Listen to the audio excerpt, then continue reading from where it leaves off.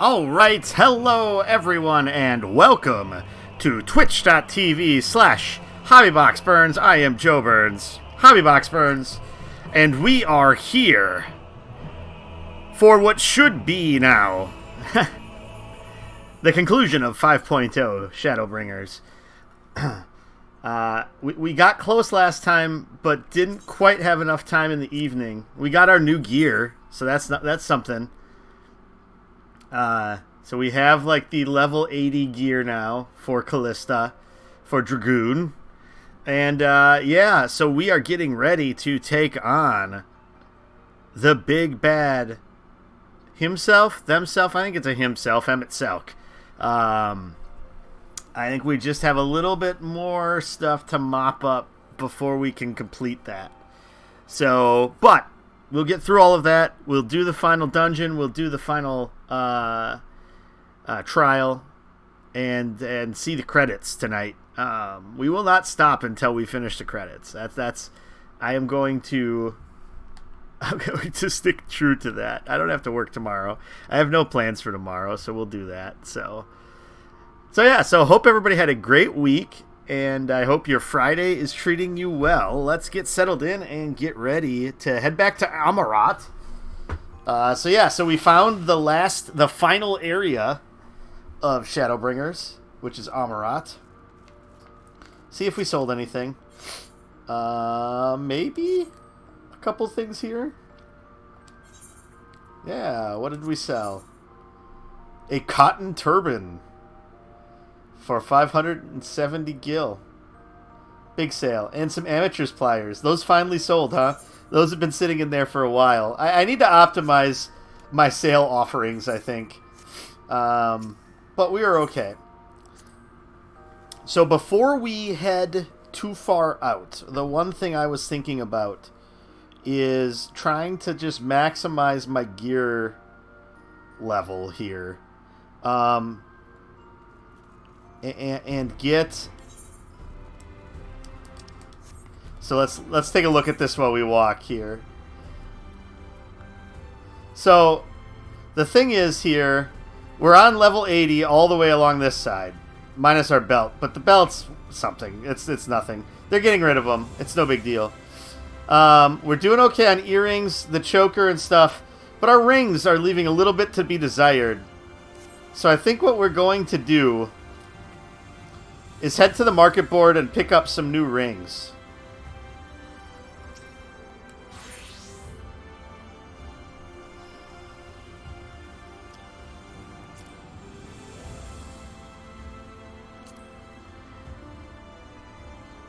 The Exarchic Ring of Slaying, huh?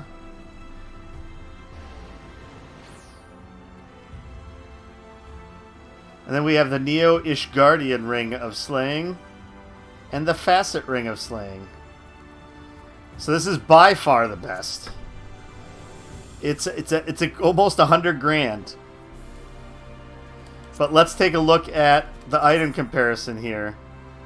So that's almost 100 more strength, like 75 more critical hit or 65 more critical hit. A lot more vitality also. So I think we have to go with it here. So we've got one of those. This is up there as well, so I think this will be our other purchase. Oh, there's no items of it. So then I guess it would just be... Well, we could go to 78. Let's see how much these cost. 50 grand? We'll do 50 grand. Alright, we are back under 300 gil, or 3 million gil now. But that's alright. Once I'm finished with the main story, our main scenario quest, we could focus on maximizing guild techniques. That is something we can definitely do. Let's go to the Mender here first before we do too much.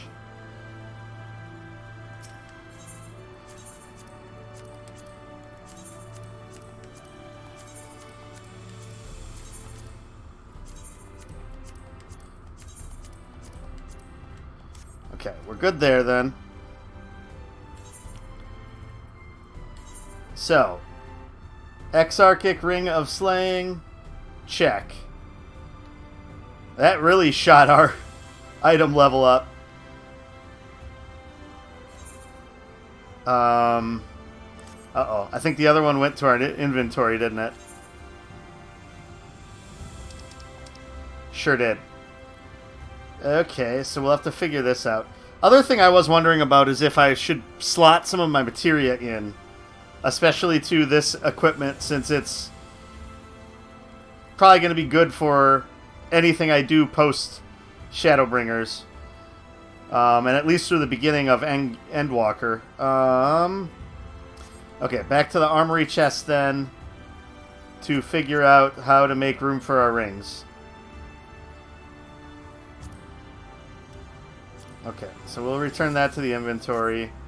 That means then that we can go to our inventory and just equip this. And go back to our character. Re-register. Alright. So now I think we are set. Nothing to see here. Okay. Dick. Do I have to finish the main scenario quest in order to get those there? Alright, so off to the Macarenses Angle.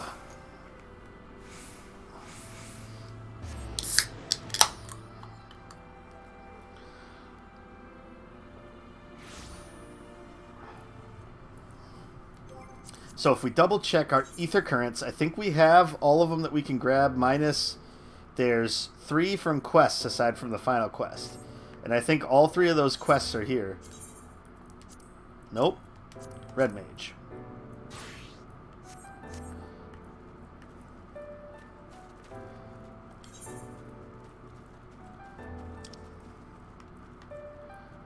Yeah, so we have all 3 of them here. So we'll grab these quests on the way through there and see what it is these huge dudes want us to do for them.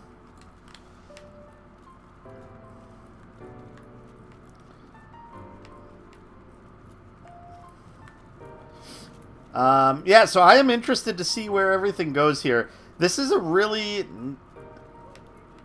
neat / weird place.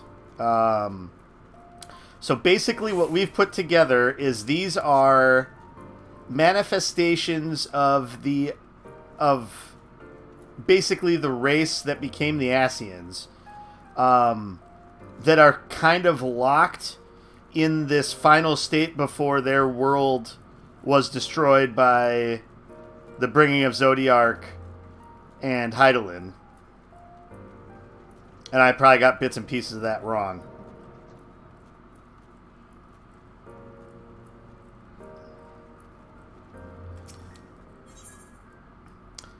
Responsible creation. The bureau attendant seems to be regarding you like a lost young child.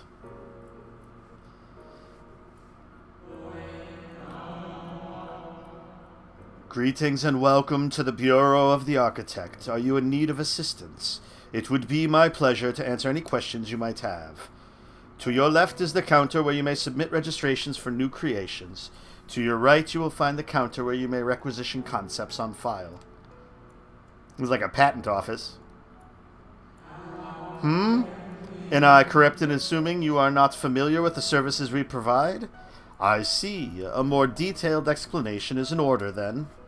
You understand that by harnessing the powers of creation, we can give physical form to all manner of concepts, yes?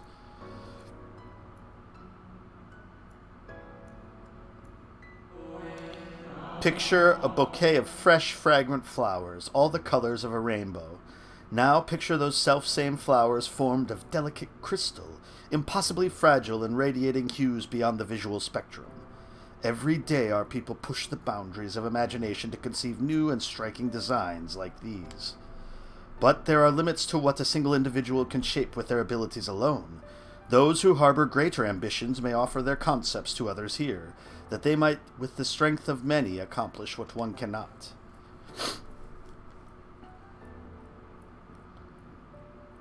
So these are like lore dump quests. Not all concepts are approved for wider distribution, of course. Dangerous, subversive creations pose a risk to everyone, and so it is only after a comprehensive evaluation, after a concept is judged to further the greater good, that we permit it to be shared with the community.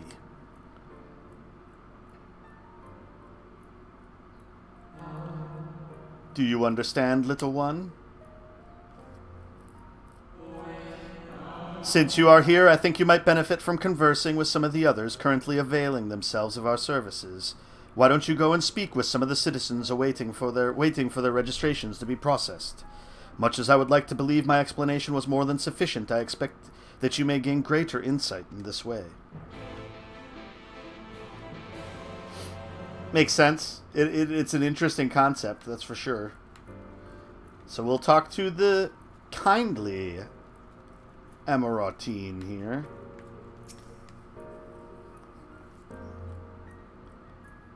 Ah. Hello, hello, little one. So rare it is to see one of your size roaming about here. Come to learn about the Bureau, are we? I'm here today to register a new creature. Boneless and with semi-translucent skin, it drifts through the air like a dancer on a summer breeze, its tentacles trailing behind. It utilizes gas bladders to propel itself from place to place, you see. I'll admit it's not the most elegant of designs. I'd not shed a tear if it were rejected, quite frankly. But what can I say? I take pleasure in conceiving unorthodox designs. A beginner like you shouldn't take after me, though.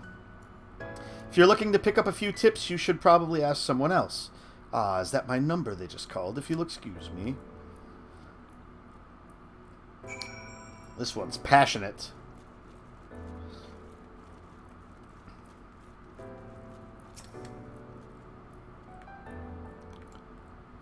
Are you the child I saw speaking with the attendant earlier? I thought so. So young and already so eager to learn about concepts and creations. That curiosity will serve you well, little one. I've been credited with a few popular concepts, I'm proud to say. I'm hoping that my latest will be equally well received. Autonomous figures. I say my latest, but really it's the product of many others' efforts and individual insights. But such is the case for every masterwork, I reckon. Autonomy notwithstanding, these creations know no fear. They are wholly devoid of emotion and will without hesitation or resistance engage in any dangerous activity, even if death is assured. There's a beauty in that, I think, and I hope the officials do so as well. I tell you, there is nothing more nerve-wracking and thrilling than the waiting period before you receive the result. I love it and hate it in equal measure. Anyway, that's all I've got to say about it. If you're still keen to learn more, why not pester that worrywart over yonder? Come to think of it, I think their particular creation was designed to appeal to children. This one's addled. Very addled. You there, an aspiring creator come to learn about the Bureau and its inner workings, I trust. That's all well and good, but since you're here, perhaps you can help me with a little something. I've been refining a concept of mine for some time now. Adorable little creatures designed to be the perfect plaything for any young citizen. But I'm still terribly unsure if it's ready to be submitted for approval. Which is why I was hoping you might first put it through its paces and tell me what you think. Your honest opinion. I'll have no flattery from you, young lady. This matrix will allow you to summon my creations. But don't use it here. Take it outside first. And don't be afraid to play rough. It's all part of the fun.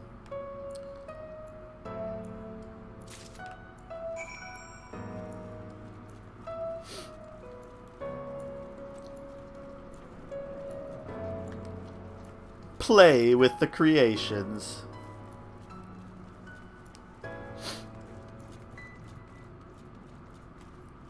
Okay.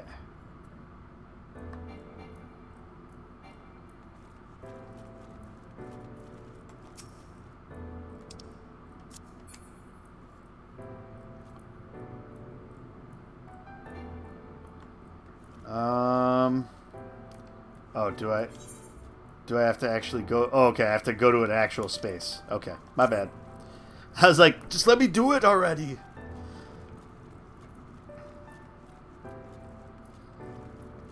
Do you have to be at the designated spot?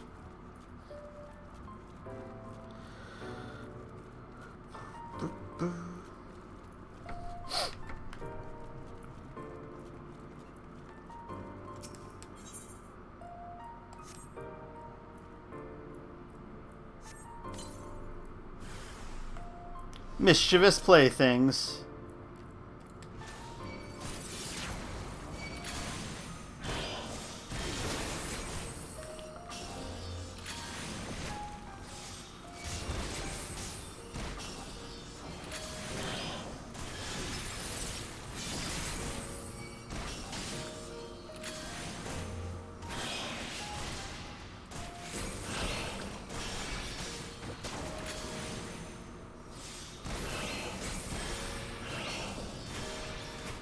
Slowing me down.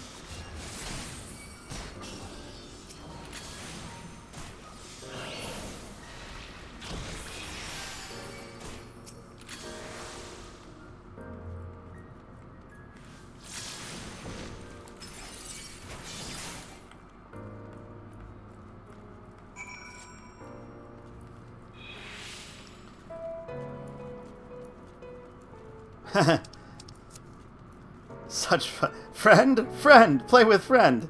Such fun, such fun. Oh ho ho ho, bye-bye, down I go. That's funny. They say fun things when you kill them.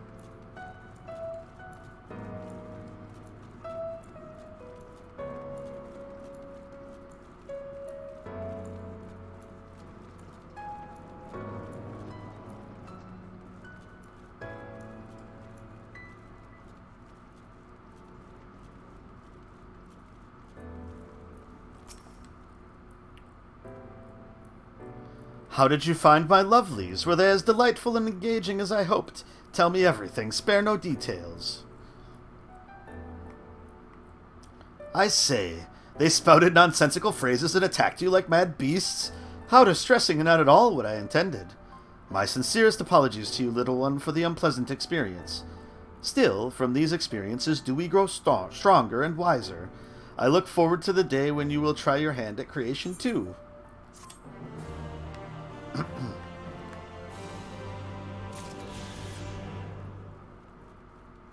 This is a neat concept.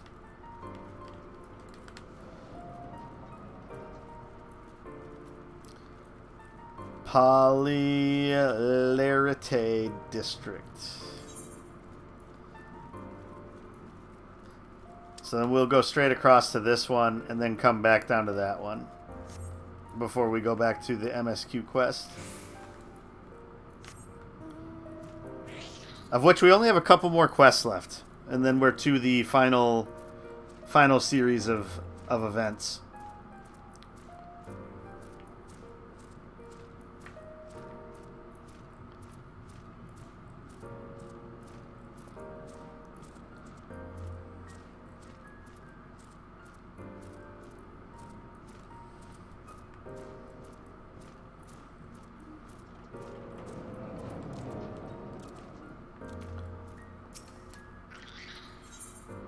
Debate and discourse. The loquacious Amoratine wishes to engage you in a battle of wits. Greetings, little one, come to debate, and at so young an age, how wonderful. Shall we retire to the benches and settle on a topic? Oh, my apologies for jumping to conclusions. My friends are not quite as fond of the Hall of Rhetoric as I am, so I have a habit of chatting up any potential conversation partners. So if you are not here to debate, I presume you are here to learn about the mysterious and esoteric goings-on here. 'Twould be my pleasure to act as your tutor in these matters, if you will indulge me. The Hall of Rhetoric is, as its name indicates, a place where citizens may freely gather to discuss and debate all manner of topics.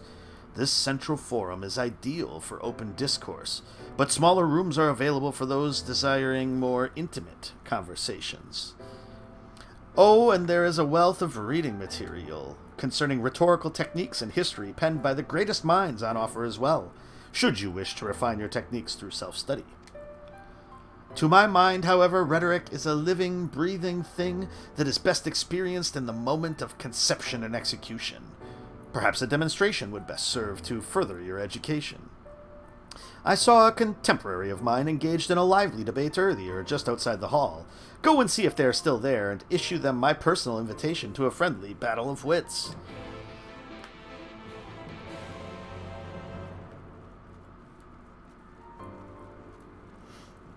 Bum bum.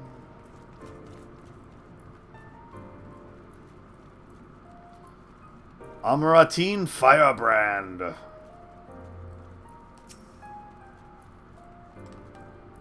But that is precisely my point, that their obsession with this so-called mandate to approve only the most beneficial concepts for wider distribution, never mind the ridiculous subjectivity of their criteria, has led the Bureau of the Architect astray from its original purpose.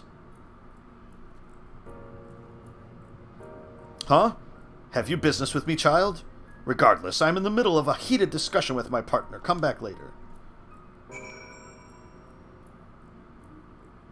Alright, well, let's keep pestering. No, no, no. My position has nothing to do with the intrinsic value of unique identity, and whether or not it is retained. Rather, I posit that the reproductions of a given concept are inherently imperfect, and thus they are themselves unique, albeit in minor but significant degrees. And most importantly, this variance is not to be condemned but celebrated. Better that than to strive in vain for an impossible standard that, even if met, would leave us lesser for lack of diversity. The Amaratines appear to be engrossed in their debate, utterly deaf to you and your pleas for attention.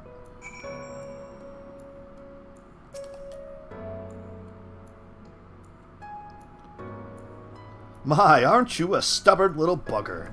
It's strangely endearing, I must admit. But we have all the time in the world. Why are you so insistent that I speak with you this very instant? Ah, you are acquainted with that chatterbox? I suppose I do owe them a debate or two, and now is as good a vacation as any, so be it.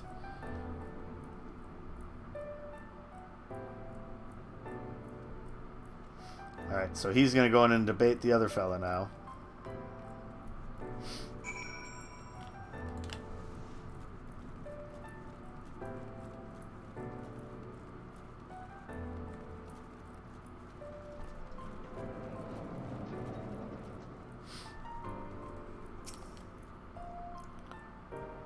So you're to be an observer. No, no, that will not do. You must be an active participant. You must engage in the discourse. Only by doing will you learn and grow, little one. I see you found my friend. Thank you, little one. Then without further ado, let us commence the promised debate.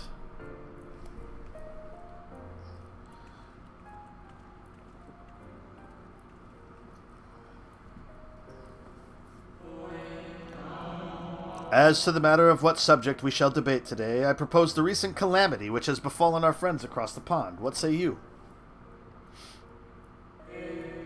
The singular point of contention is, of course, whether or not Amarat should intervene on their behalf. I believe we should. The scale of the disaster which threatens that distant metropolis is of a scale heretofore unseen, and so equally considerable resources must be committed to counteracting its effects. I disagree. The scale concerns me less than the nature of the proposition itself. Who are we to unilaterally intervene in the affairs of those half a world away? Are we to be the saviors of one and all? Such arrogance may well lead to our own downfall. Truth to that.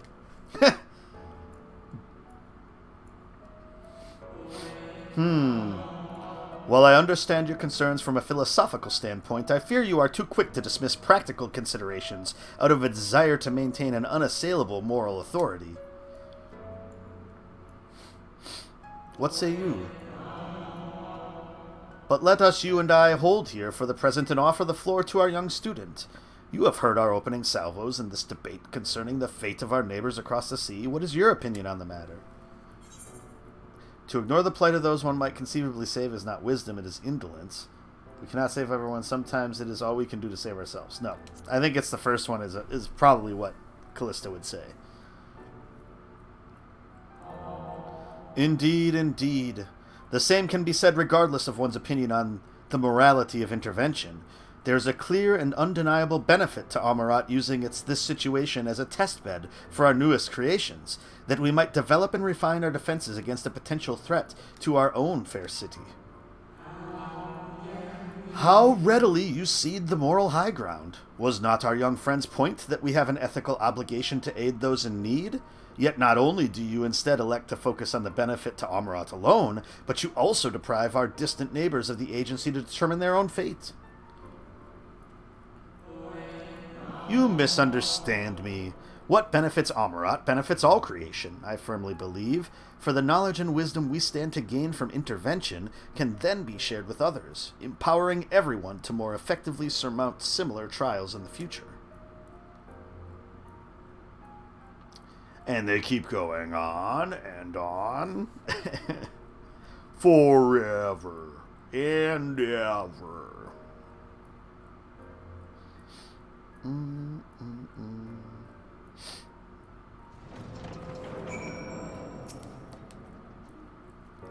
I must say it has been far too long since I engaged in such a refreshing exchange of ideas.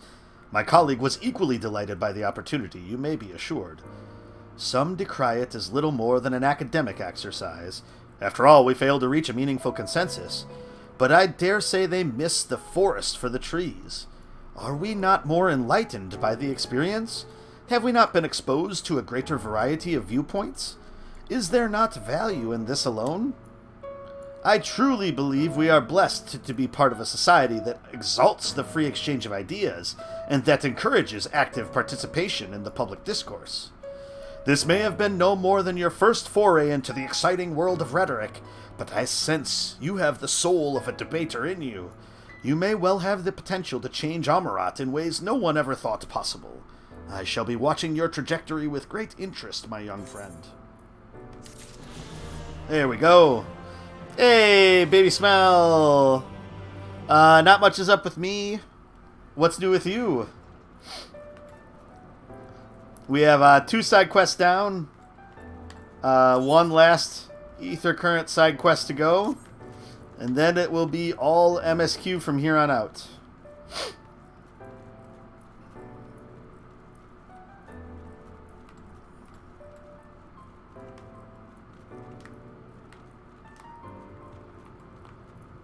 Dum, dum. Oh, it must be the one at the bottom. Yep. A patronizing Amaratine.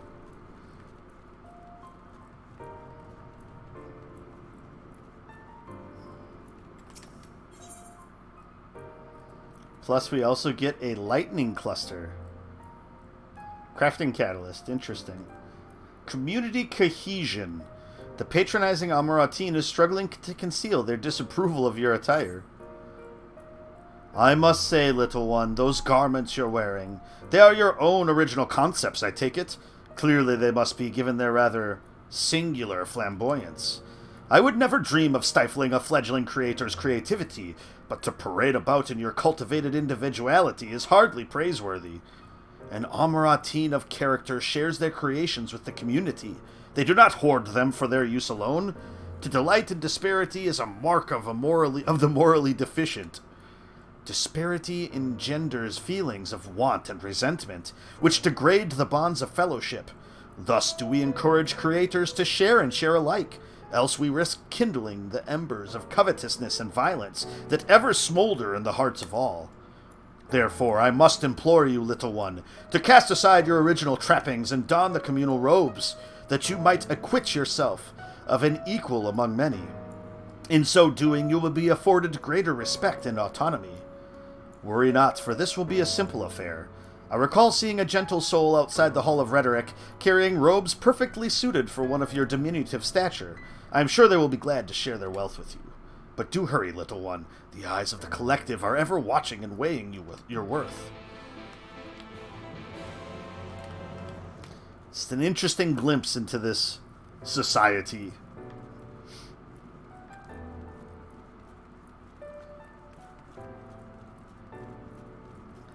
Well, I mean, whether it worked or not, is this a scenario in which communism worked? Whether it worked or not, I guess it probably didn't work since their entire race is mostly destroyed. Aside from a few people, right? So, I don't think it worked. Oh ho, aren't we looking rather smart this evening? What can I do for you, little one? Someone wants me to wear robes. Robes to serve in lieu of your ensemble? Ah, how prudent. Alas, I have nothing I can offer you at this present time. The ones your associate saw me carrying earlier were a failed experiment. I never intended to make them so small, so I disposed of them shortly thereafter. A failed experiment? But it started with events that were out of their control. That's true! By your bemused expression, I gather you find it odd that your elders can fail in so simple an application of creation magics. It is more common than you may realize, little one. In this instance, a gaggle of children was passing by as I held the image of the robes in my mind's eye. Simply by becoming aware of their presence was the form influenced and the final product changed. All things considered, it could have been worse. Just the other day I was attempting to conceive a white-haired lion, when all of a sudden this exquisite eagle alighted on the nearby railing, giving me quite the shock, and dramatically altering my initial concept. Was that how a griffin was created? Yes, indeed, it was a most unexpected development, but not an altogether unwelcome one. Great strides are often born from unexpected impetuouses. But even inspiration has its limits. For all the wonders we have wrought, I do wonder if there will come a time when we have fully explored the potential of our powers, when there is truly nothing left unmade, and only iteration and imitation and stagnation remain. Well, we're kind of at that point now. But such esoteric matters need not concern you, little one. For now, I would encourage you to embrace your creativity and work your magics without fear of failure. Nevertheless, it would still be in your best interest to don the appropriate robes to avoid excess scrutiny.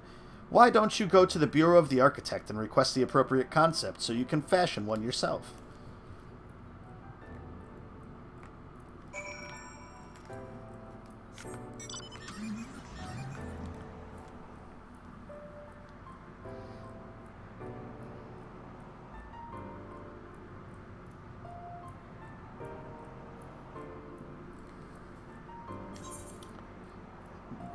Takes so long to travel through these streets. Oh!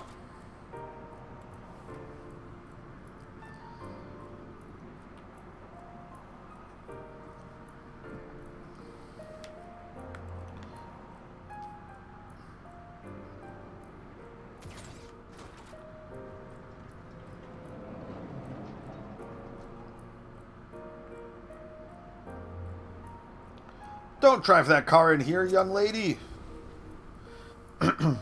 Welcome to the Bureau of the Architect, little one. Are you here to request a concept for personal use? If so, what sort of concept did you have in mind? People want me to wear robes. Ah, communal robes. That will take but a moment to prepare, but before I fill your request, I should caution you. Pardon me for asking, but your creative potential is, relatively low, is it not? We are trained to assess these things, and I fear that you do not possess the ability to express this concept in physical form. It's almost as though you completely lack it, though that can't possibly be. But regardless of the reason, you needn't worry. We have special tools that may be used to address this very eventuality. Going at mobility scooter speeds, it's about right. I will furnish you with an etheric rope you can use to restrain one of the misbegotten cubuses that congregate in the plaza north of the Academia Aniter? You will need to weaken your quarry before you can reliably bind them, but once you have, you can repurpose their energies to create your own robes. Anteater? Yeah, could be Anteater. So now where do I have to go? Something about cubuses? Oh, hey. Exploring a new area that we haven't been to yet.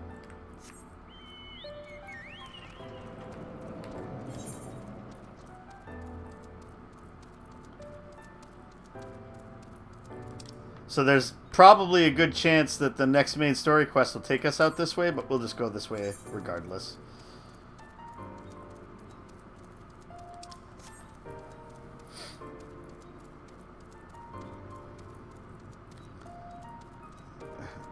The Oneaters?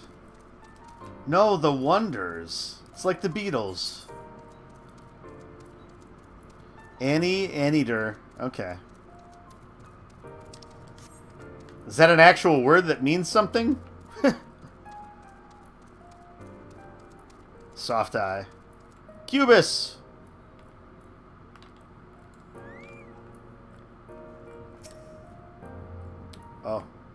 We should go down here and see if they're weaker for me.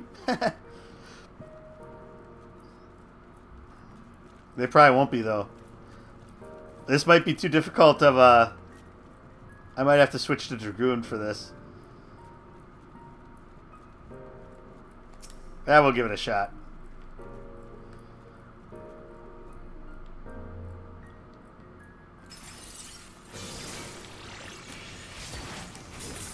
Whoops, I screwed up. I wasn't quite there yet, was I?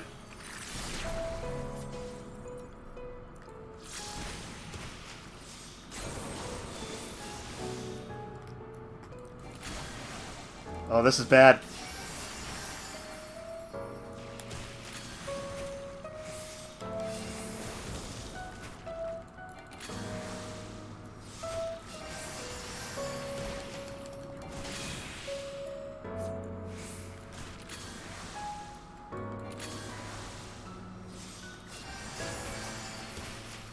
This is real bad. Like, by the time we weaken it, it could just, like, outright kill us with an attack anyway.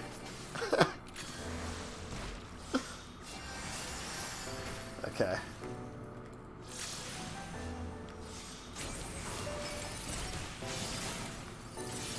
Oh, I killed it. Shit. Alright, we'll try it one more time.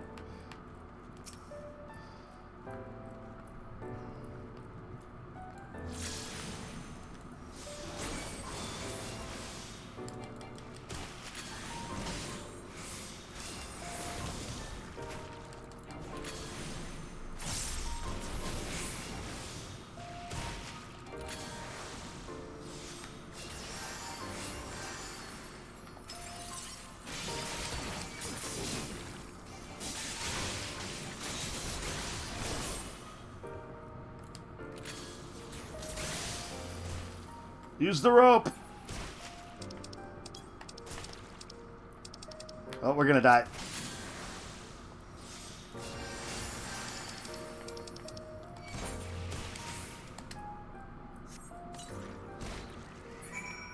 Ooh, that was... That got close.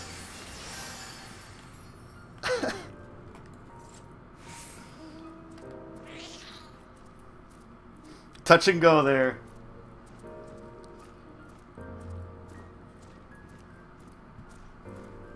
Would have been a long trip back from Gridania. When I haven't selected, just press square and use key item. Gotcha, okay. Instead of having to try to, like, flip it around to select.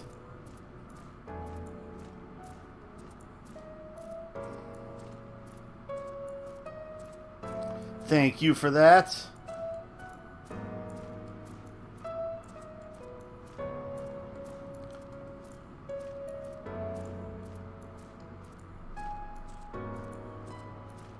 If I have the key item on my bar.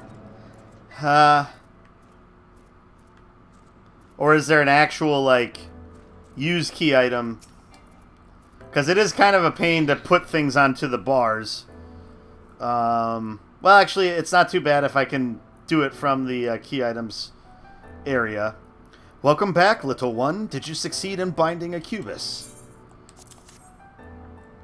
Here's my cubus bag. Lumps of cubus flesh.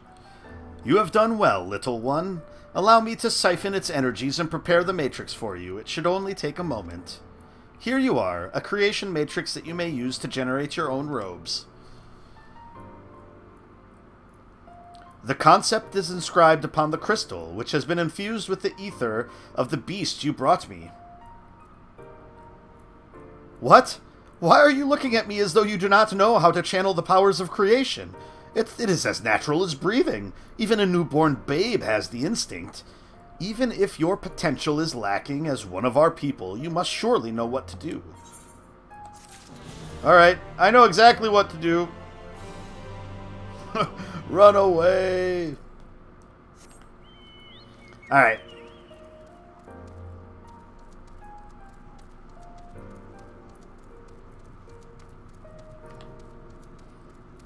Yeah, I suppose I could place it in one of these spots.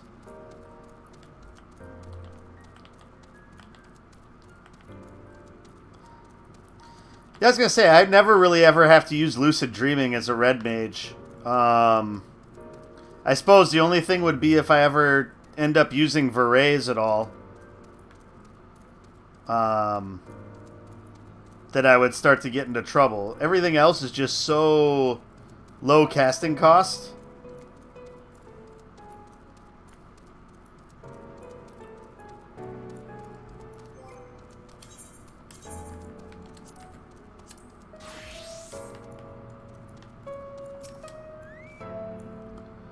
Well, that was an experience. I'm not sure I care for being treated like a child, but it did make asking questions less suspicious, I suppose. A greater purpose. Elfino is awaiting the return of your other companions. We can compare notes once the others return. Hopefully then our next move will become clear.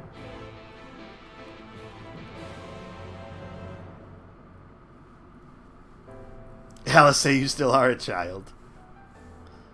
They are kind of ageless. Like, how old are they, actually? I'm sure it says somewhere along the way. But they're probably like, what, teenagers? Maybe 20?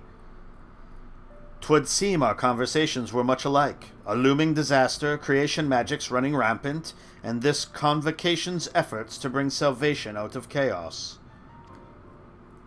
I suppose there was a talk of little else in the time when these events came to pass. Ah, Urianger, if I may, what are your thoughts on the ancients' art of creation? A fascinating discipline indeed. Aught the mind can conceive may be rendered in reality. All that is required is a clear concept upon which to focus one's will. 'Tis not dissimilar to the primal rites taught by the Asians, wherein ritual ceremonies breatheth life into figments of myth and legend. Which makes sense. I see we arrived at the same conclusion, then. The people who lived in the age before the Sundering were blessed with vast reserves of mana. No matter how draining these creation magics must be, it seems they paid the cost with not more than a fraction of the ether which coursed through their own bodies. If we were to attempt the same, such spells would soon deplete our energies, and then seek to draw the balance from elsewhere, from a hoard of crystals mayhap, or from the very land itself. Thus, when this art of creation was placed into our hands, it became in effect a means for destruction. An interesting matter which no doubt bears further study, but despite all these revelations, I worry we are no closer to finding Emmett Selk. Has anyone learned aught which might lead us to his location?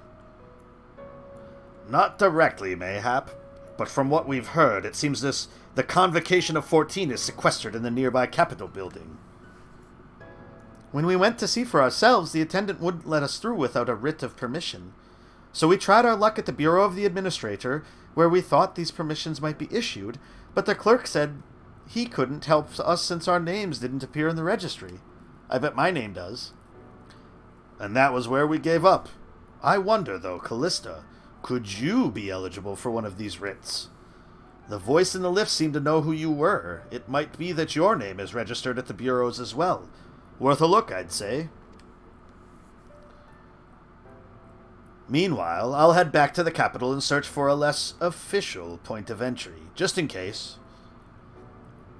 Pray allow me to accompany thee on thy reconnaissance. An arcane perspective may prove needful. Whatever. Do what you want. Ahem. I think I'd like to speak with more of these ancients. Maybe they know something that could help cure Callista's condition. Would you mind coming with me?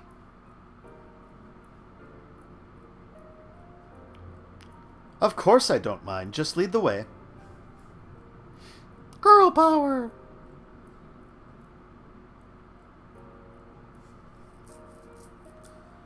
Then Y'shtola and I will busy ourselves with further exploration.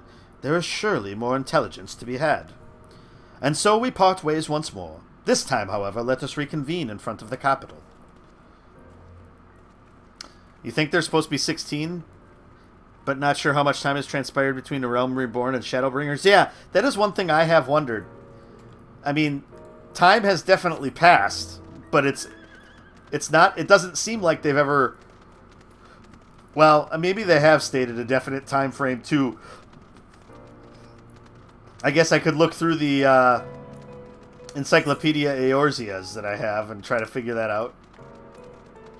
I'm sure some of the dates in there would help.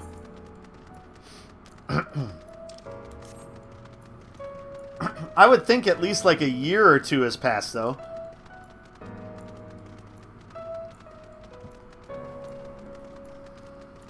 Hard to tell.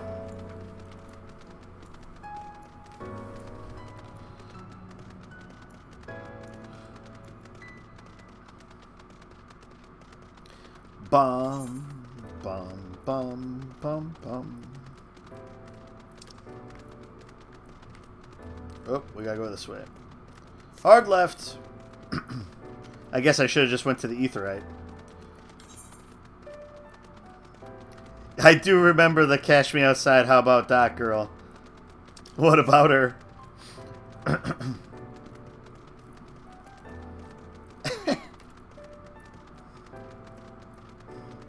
What's that been, like 5 years now? Maybe not that long. It's been a while. She's 18 now, and she instantly has her own OnlyFans. That's about right. The whole world revolves around OnlyFans, right?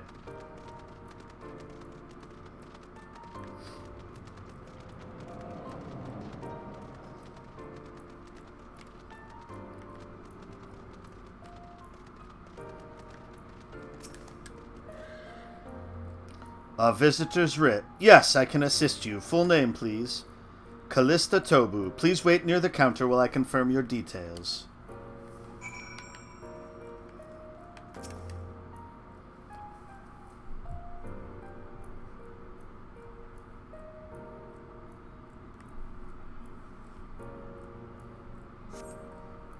Callista Tobu, your application is ready for collection. Do I have to have it, like, stamped by like 80 people or something? As your residency was approved by MSQ himself, further forms of identification will not be required. Here are your application documents. Submit them at the Bureau of the Secretariat, and the clerk will issue you with a visitor's writ for the capital.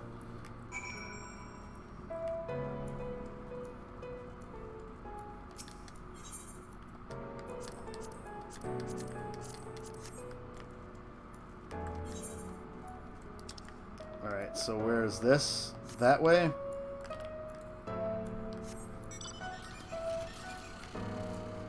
You're just going to say that you hate OnlyFans? Never mind. How creepy it is that there are people on Twitter who admitted that they had been waiting for her to... Yeah, all that stuff's pretty gross.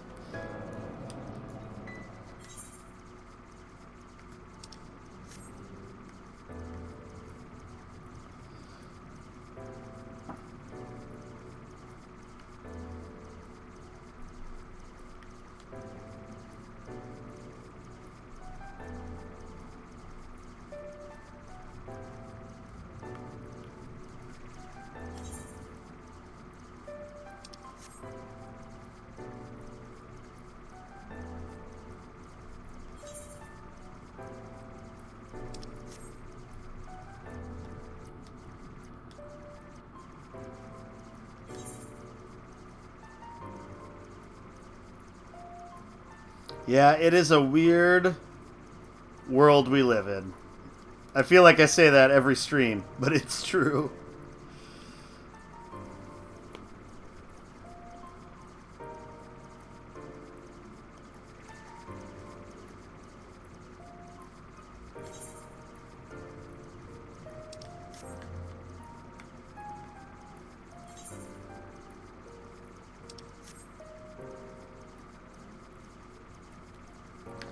Yep.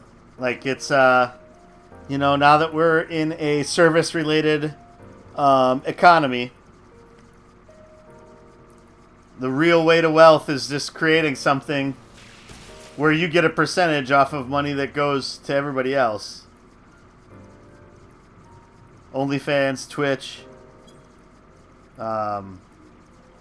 Patreon, like all those where it's like, well, we're helping other people, you know, get paid for things, but we're taking our cut. YouTube. Next, please. My writ application. Visiting the capital, are we? Please take a seat. Your name will be called once your application has been processed.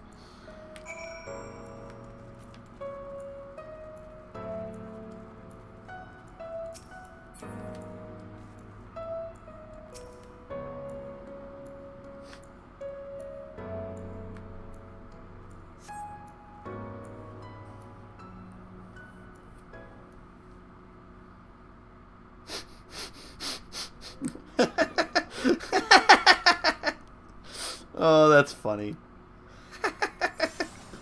Oh no, that's not as funny.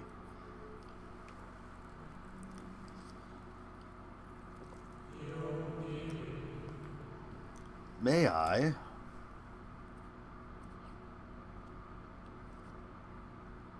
Imagine a lot of, yeah, like half the size still. You, I think, are from a time beyond ours. Have you followed in the wake of MSQ? We can actually find out. Nay, there is no cause for alarm. I am simply a shade, here and not here. I know only that my name is Hythlodaeus, and that this city is a recreation. A phantom moment plucked from the well of history. So this one's like a self-conscious. These others seem unaware of their pale existence, but I wonder if MSQ's mind was distracted when it came to my reconstitution. A stray thought would have been enough. Hythlodaeus will realize the truth, for example. We were close friends once, you see.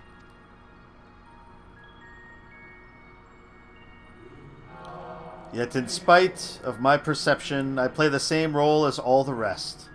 A bit part, meant to bring color and noise to this well-crafted stage. Too much scrutiny, and we shall burst like the fragile bubbles we are. Thus, I tell you again, my presence is naught to concern you. I wish only to share your company whilst we wait.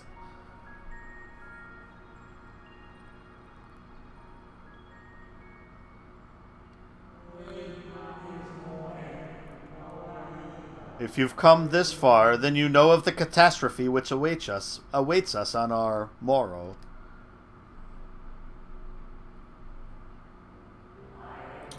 The final days.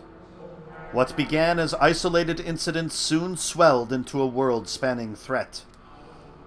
The Convocation of 14, well, it was 13 at the time, endeavored to create a will for our star. They would repair the fundamental laws of order and halt the spread of destruction. But creation on such a scale required an immense source of power. Of those of us who still lived, nearly half offered up their lives in the name of salvation. Huh. Interesting.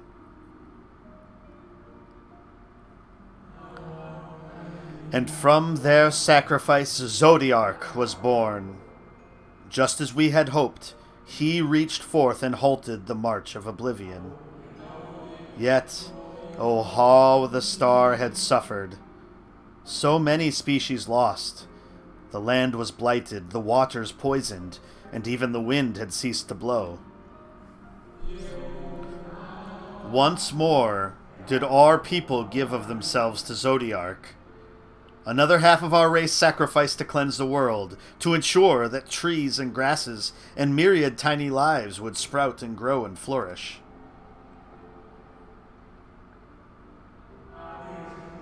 The cycle of life had begun anew, and we reconsidered the means by which we might protect it. The Convocation decided thus. We would nurture our world until it was bursting with vitality. Then, when the time was right, we would offer some portion of its living energy to Zodiark. In return, he would restore to us those brethren whose souls he had fed his strength, and together we would resume our role as stewards. There were, however, those who disagreed with this plan. They argued that enough had been sacrificed to Zodiark, that this new world should belong to the lives newly born. These dissidents surrendered their life energies in the creation of Hydaelyn, an incarnation of their opposing belief, and for the first time in history, our people stood divided. Know you, then, how this conflict ended?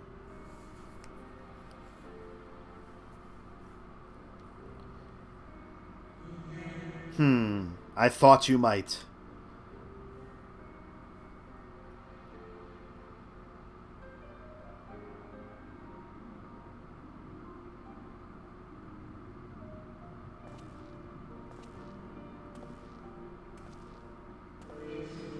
MSQ has ever been a champion for the will of Zodiark. The original plan may have been set back by millennia, but he will have not abandoned his course. He will pay the price for our return by whatever means is necessary.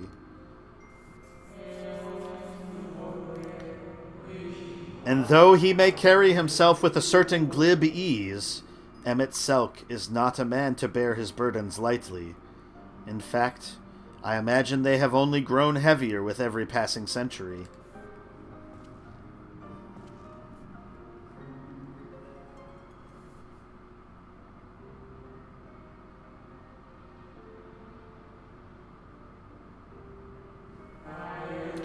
"'Tis truly a terrible weight he has chosen to carry." So yeah, so you were left cognizant, Hythlodaeus, to be able to make us feel sympathy for MSQ. That's why he did this. One of his former friends and not like an enemy, so to speak. Callista Tobu.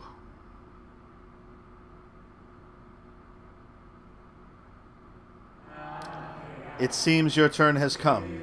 Pray do not let me keep you.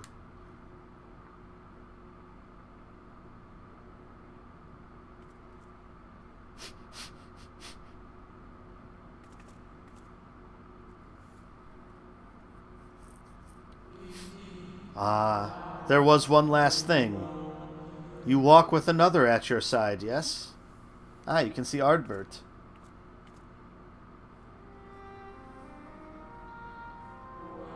Nay, I see no definite form, just the faintest suggestion of a second soul. I doubt it visible to anyone but me. Otherwise, I assume only you can see and hear this ethereal champion? Ha ha ha ha. Your connection is hardly a coincidence. In our time, the two of you were one. The color of your souls tells the tale. A hue that distinctive cannot be mistaken, no matter how thin the soul is spread. Ha! This is just the kind of fate I might expect for one such as she. Surely MSQ has recognized the hint of her in you.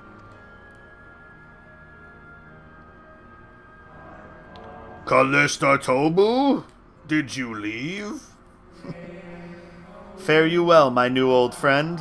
May you find what it is you seek.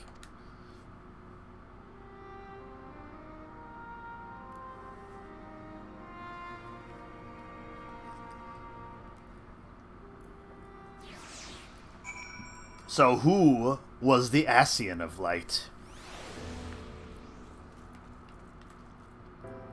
That's probably not the actual name, but... Your visitors writ as requested. When you wish to gain admittance to the capital, simply present the document to the attendant within.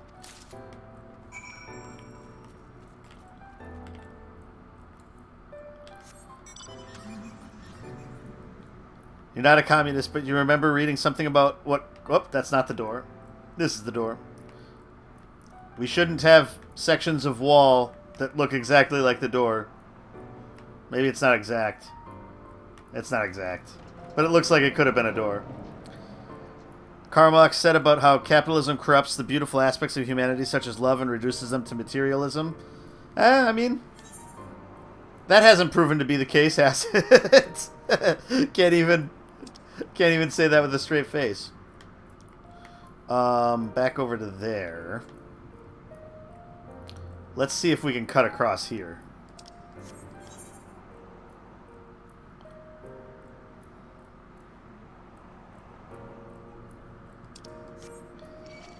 Yeah, I mean, there's truth to that.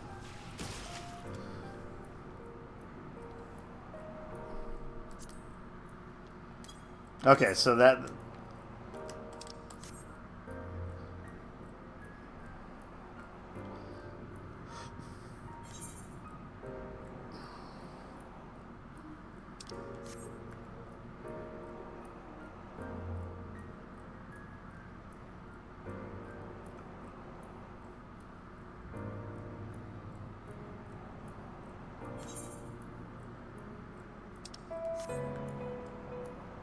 I discover a new location, the capital.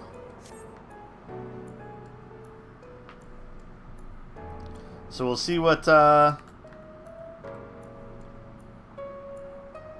friends were able to find.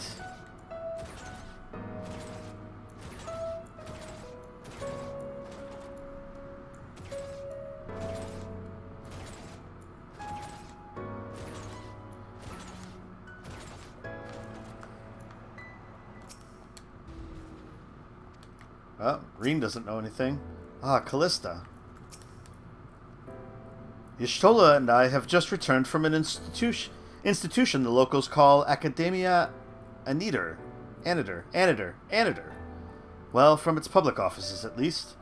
We thought an Asian place of learning the ideal spot to research your condition, but it seems we lacked the credentials to enter the Academia proper.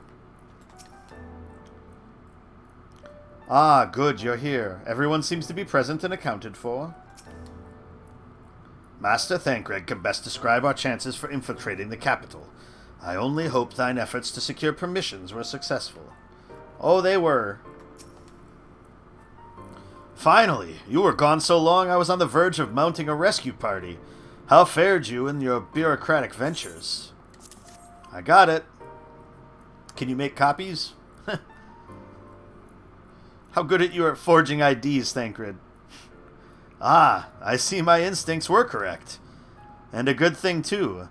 Urianger and I weighed our chances of breaking into the capital, and official entrance is by far the more attractive option. The capital boasteth not a single armed sentry. 'Twould seem that in their time they did not deem it needful to post guards. The windows and doors, however, appear heavily warded. Though mightily did we strive, with strength mundane and magical, we failed to budge them even a fraction of one ilm. Mayhap 'twas simply the case that MSQ's recreation did not extend to their usual function. We didn't try everything, of course, but we thought it best to conserve our time and energy for more pressing matters. Speaking of which, Reen and I tried asking about a cure for you. The problem is, these ancients didn't exist beyond Amarat's today. They will happily tell their own tales, but whenever we attempted to explain our situation, the conversation quickly became muddled.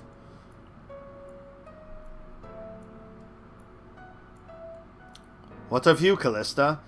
Was aught worthy of interest said during your efforts to obtain a writ?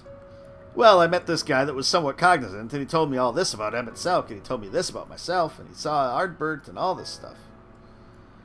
A great sacrifice of life in exchange for their brethren's resurrection. And you say all the Asian scheming has been leading to this? All this time. But if they still mean to enact this plan, then things won't end with the rejoining. Aye, I thought we knew their intentions in full. Restore the world to its former glory, and in turn empower Zodiark to reclaim his throne as the will of the star. Yet that was merely a step along the way. I hesitate to put into words, but we have to assume that following the final rejoining, the Ascians mean to draw on the lives of the Source to make their sacrifice to Zodiac. That does seem the most likely scenario. Mayhap those who ally with the Ascians would be spared that fate. But what value is there in surviving when all our history, all our struggles will be erased? I cannot conscience such an act. Of course not. And that's to say naught of what MSQ plans for the Exarch's power. Do we stand by and let him threaten our future as well as our past? We need to find him, Callista, and when we do, make your mark. Change the course of history in a way that's felt by those who came before, and those who came after, by everyone you've ever met.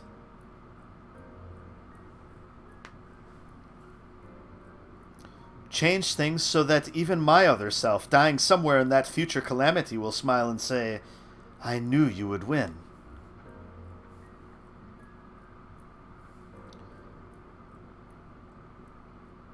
Is fighting MSQ the only way?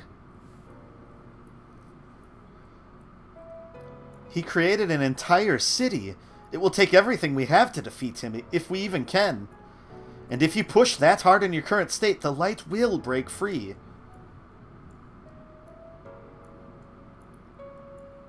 The decision to press on lies with you, just as it lies with each and every one of us.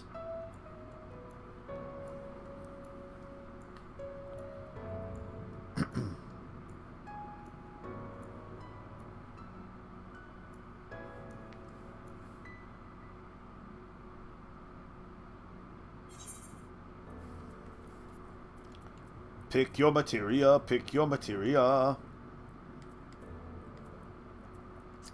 We'll take some of that. For when Red Mage gets high enough to use it. Hey! Now we can fly around. We'll move a lot faster around here. Reen appears to be brooding over her choices, her faintly trembling hands betraying her mounting trepidation. Thancred stares quietly into the distance. He seems calm and assured, his easy stance born of confidence rather than false bravado. Urianger glances your way, his expression hesitant. You can see the struggle as he agonizes over the words he wishes to say. Y'shtola meets your gaze with a strained smile. You seem to recall her wearing the selfsame expression when speaking with Lys and Runar. Elfino is lost in thought, his eyes downcast. There is, however, no sign of the self-doubt which once assailed him at the falling snows. I'm sure Alice is all set and ready to go. I'm going to take a very quick break here before we continue on, because this probably seems like the best spot to take a moment. So, yeah, I'll be right back.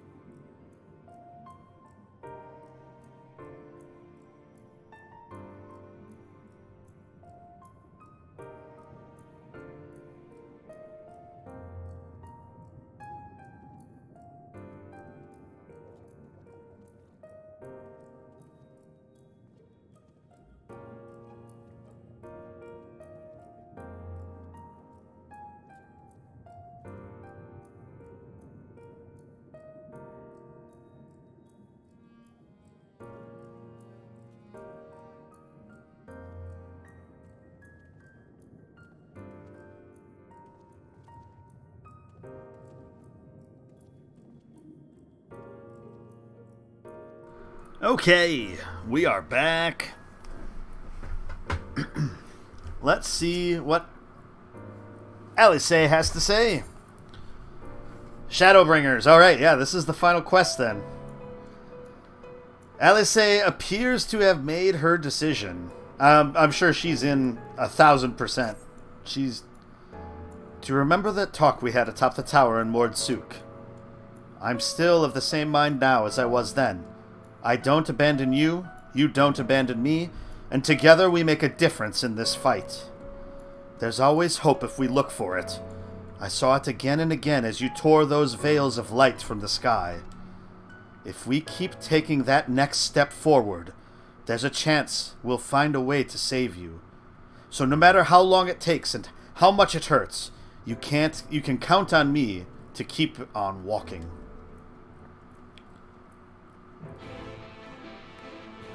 Okay, so we gotta work our way around everybody. Valthry spoke of the disaster we would bring upon our own heads, the ceaseless conflict. Imagine how he would sneer to see what's become of the first, not to mention your perilous predicament. And yet who can deny the fire your deeds have ignited in people's hearts? You achieved what my logic and ideals never could, uniting disparate peoples under the banner of hope and common purpose. Without you, that giant Talos would never have raised its head. I have borne witness to many such miracles at your side, and would do so again. This is but another obstacle in the road. So come, let us travel it. Drag me through wonder and danger, as you are wont to do, and I shall endeavor not to slow you down. Urianger is next. As well thou knowest, if we are to usher Emet-Selch unto his rest, we must needs bind his Ascian soul, and then shatter it with overwhelming force.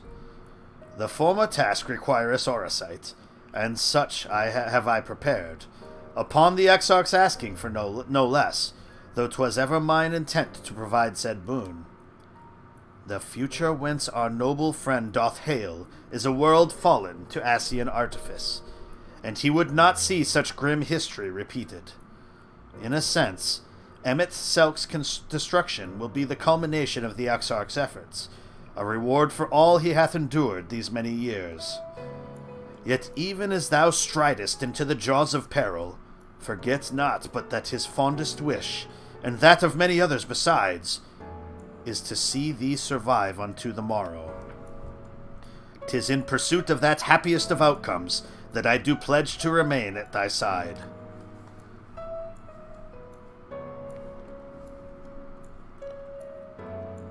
Y'shtola? Our time in the First has been a never-ending succession of trials, as arduous as our path in the Source ever was.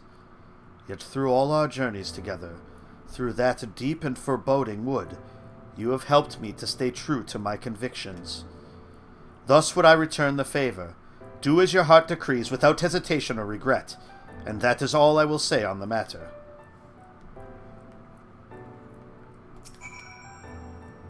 Well, this has put everyone in a solemn mood, hasn't it? Honestly, we're not even sure this will be the end of it. But I suppose we should speak our minds when we have the opportunity. You taught me that much in Amareng. So forgive me this moment of sentiment, Callista. By dragging me into this sorry mess, you've given me the chance to think and act as I should have. For Reen's sake. Words cannot express how much this has changed my life, or how grateful I am for your support. So I shall express my gratitude through action instead. No matter where you decide to go, I will be there, guarding your back. Alright, Reen. You're the most trepidatious of all of us here. What's going through your mind?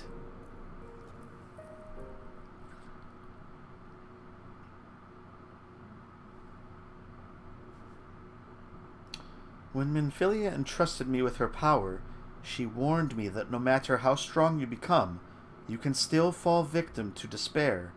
You can still feel powerless. And she was right.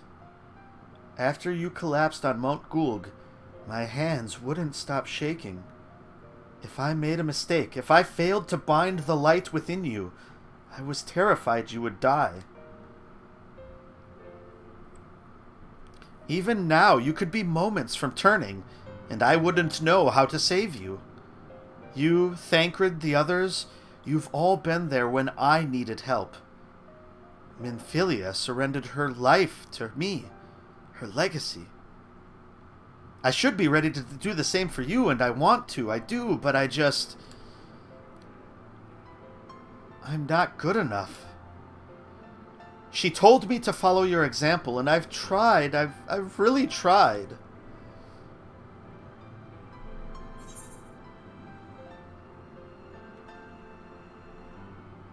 Then you shouldn't hang your head. Are we really having this conversation again? Yes. I mean, she's very young. I shouldn't?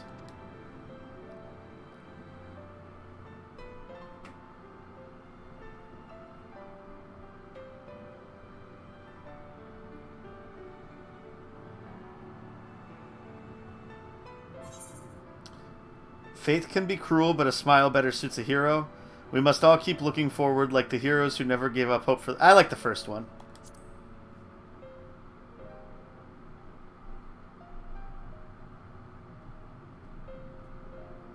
Oh!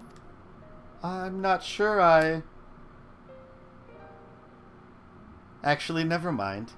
I think I'll understand it better if I try it for myself.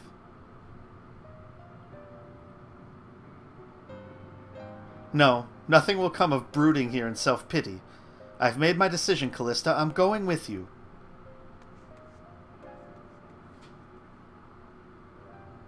Alright. Well, there we go.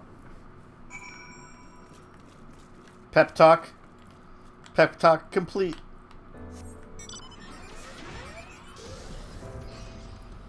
Hey, it feels good to fly. Especially when it takes so damn long to move through the city.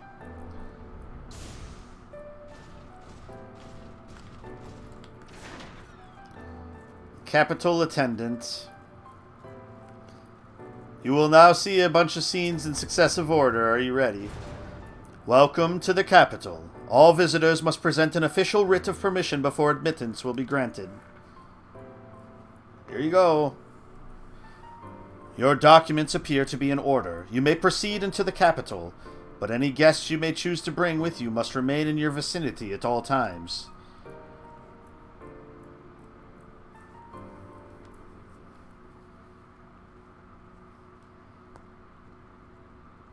Buddy system again.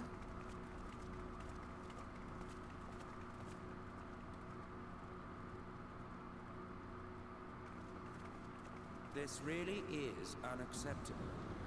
I gave you very specific instructions. Emmett Sulk.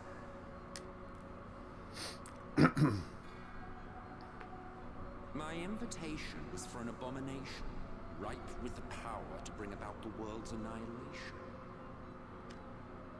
Not this half-broken thing. Whatever am I to do with you? And I see you insist on keeping the same familiar company. Are you so lost without them? It is not she who is lost without the familiar. Not content with remaking an entire city, you aim to fill it with the reconstituted souls of the dead. I may have gotten a little carried away in my attention to detail. Added a few unnecessary flourishes. Well, there's no point trying to hide it. Yes. Once the rejoining of worlds is complete, Zodiac will regain his full strength and shatter his prison. Then we shall offer up the Source's remaining inhabitants in sacrifice, that we might resurrect our brethren who died to bring Zodiac into existence. But what was it that you came here to do exactly? Stop that. We came here to stop you. We came here for the Exarch.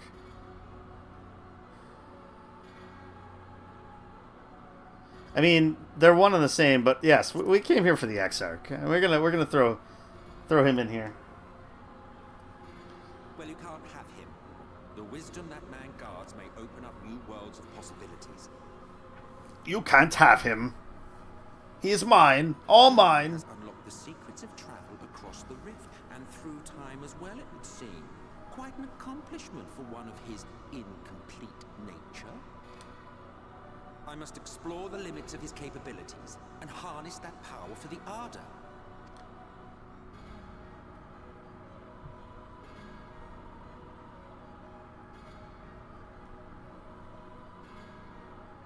Even now, after I like how your boyfriend is more important than all of creation.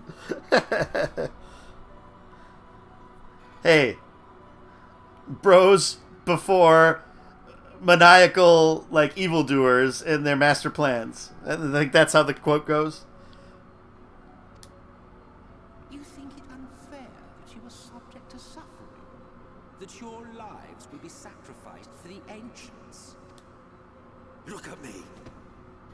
I have lived 1,000 of your lives. I have broken bread with you, fought with you, grown ill, grown old, sired children, and yes, welcomed death's sweet embrace. For eons have I measured your worth and found you wanting. Too weak and feeble-minded to serve as stewards of any star.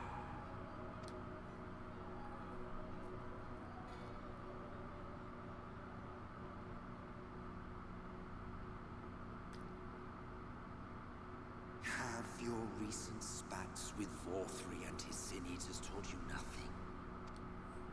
Have you not learned that your ignorance and frailty beget only endless misery? Oh, I mean, and how's your endless misery going, Emmett Selk?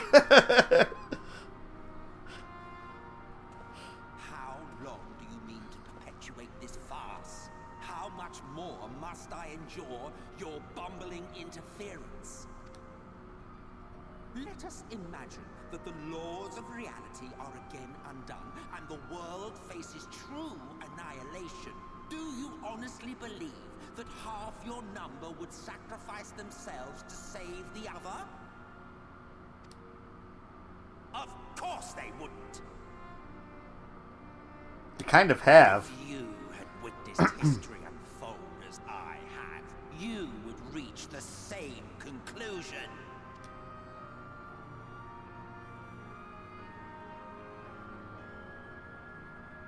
You cannot be entrusted with our legacy. I will bring back our brethren, our friends, our loved ones. The world belongs to us, and us alone.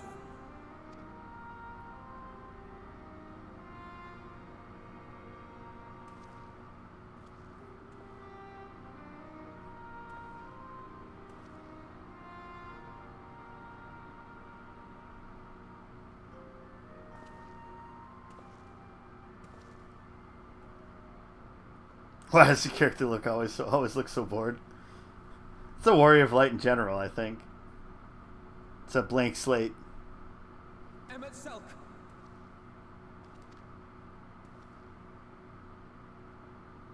We understand, truly, but it makes no difference. The ones you love are in the past, while ours are here in the present.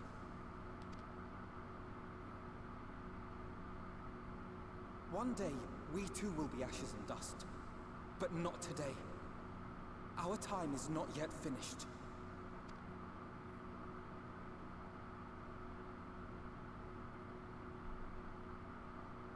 We share your conviction, and that is why we will not abandon our course.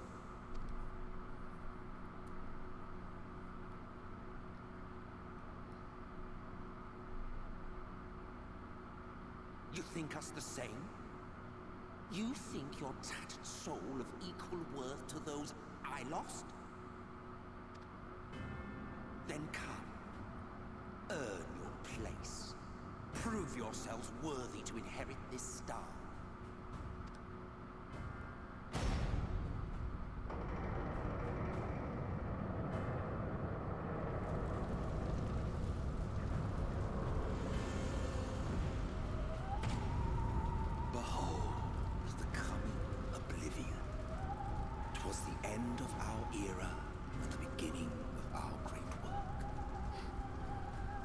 fitting backdrop for your final judgment.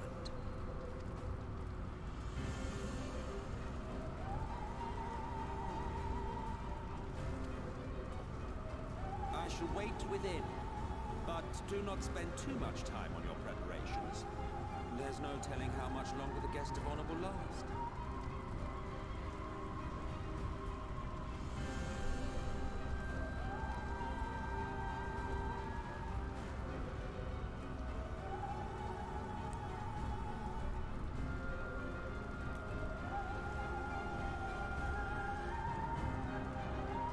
So is this like hell?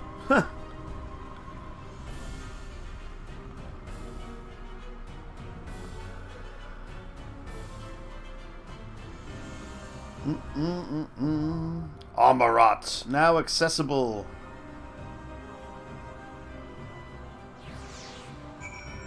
Alright, let's queue it up then. Oh, when we hit 80...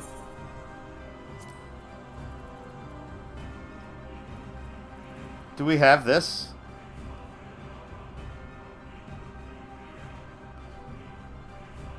Delivers a jumping fire-based attack to target and all enemies nearby with a potency of 600 for the first enemy and 30% less. Cast instant. Okay, so this is another jump.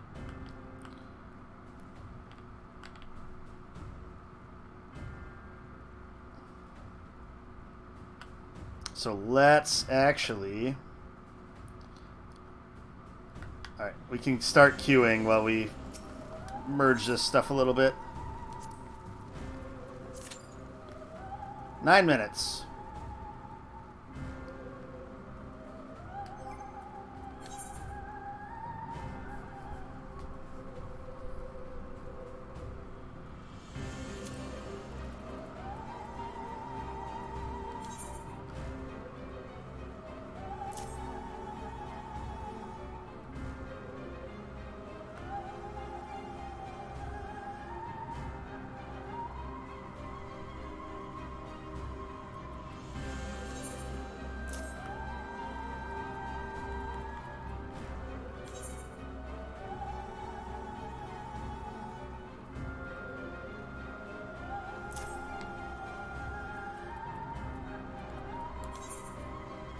Alright, rearrange that stuff a little bit.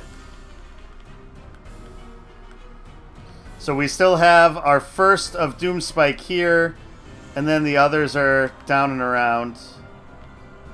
Healing's over there.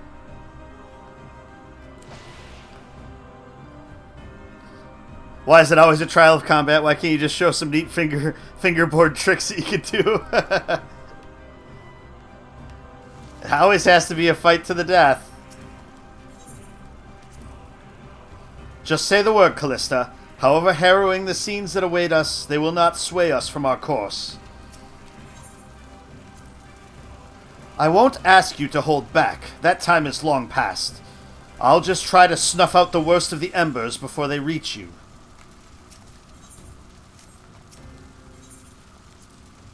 I reasoned that MSQ would not harm the Exarch until he had learned the tower's secrets, but his parting words suggest otherwise. Let us make haste. Your friend may not have the luxury of decades to wait for you this time. I can feel it beyond the flames. A darkness waiting to swallow our light. Wherever you are, Minfilia, watch over us and guide our steps. Ready when you are, Callista. If it's proof he wants, we'll give him a fight the likes of which he's never seen. In those final days, 'tis said that monstrous beasts were set loose in the city. Terrors made flesh by societies run rampant. If MSQ hath been faithful in his reconstruction, then we must be prepared to face many such abominations.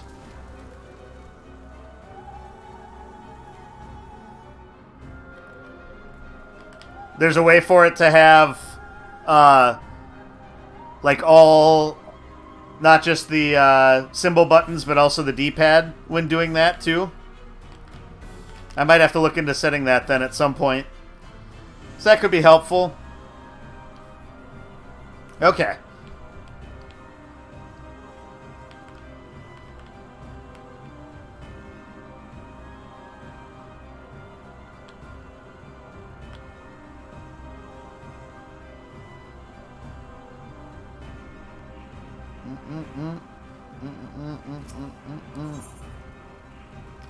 To the depths of the Tempest, to the ocean floor itself, you have come to rescue the Crystal Exarch from the phantom city of Amarat.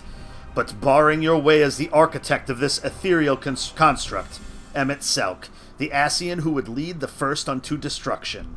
The light within you strains at its corporeal confines, threatening to break free at any moment. Time does not favor the warrior of darkness. You must brave the final days of Amarat and confront Emmett Selk in the very midst of this recreated calamity. If I do my both left and right shoulder buttons, I think it's this bar. My second bar is what shows. So is the other one my... Oh, it's not the third bar.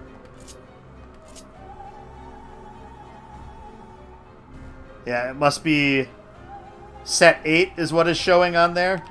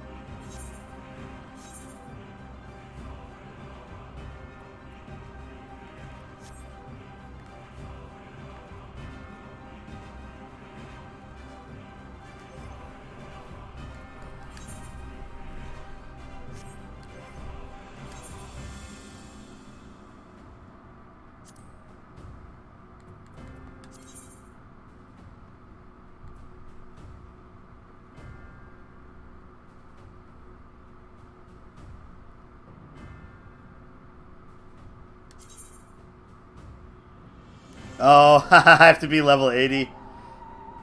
I'll have to go to a melder to meld that, actually. I never tried melding something at that level.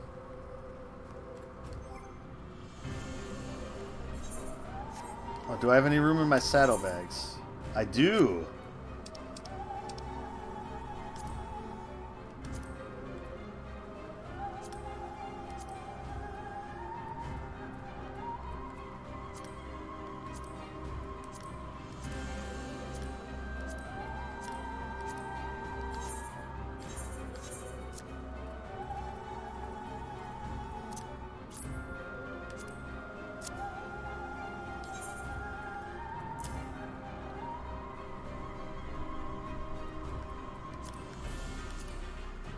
Alright. That gives me some room. And then I can do this also.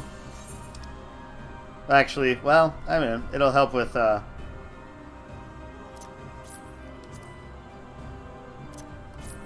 help with damage being dealt.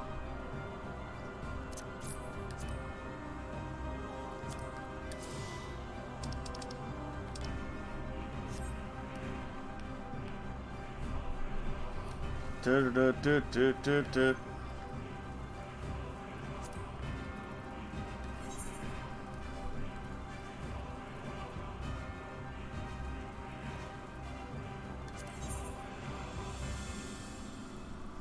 5,000 left I can sell.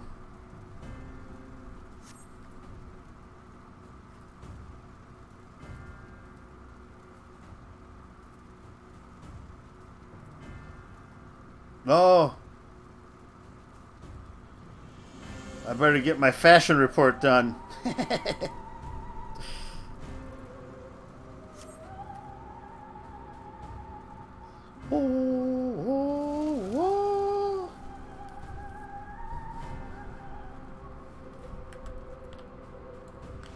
Oops.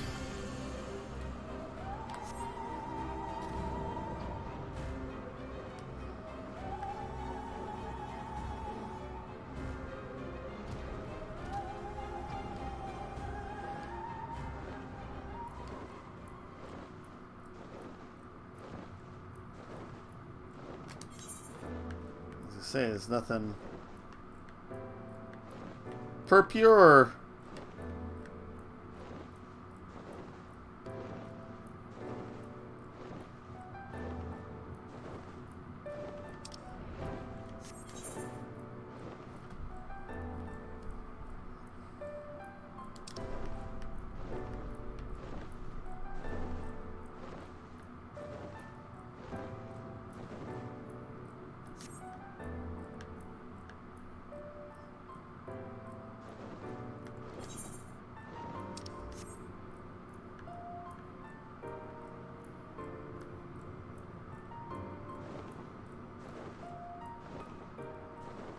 The Caliban Gorge.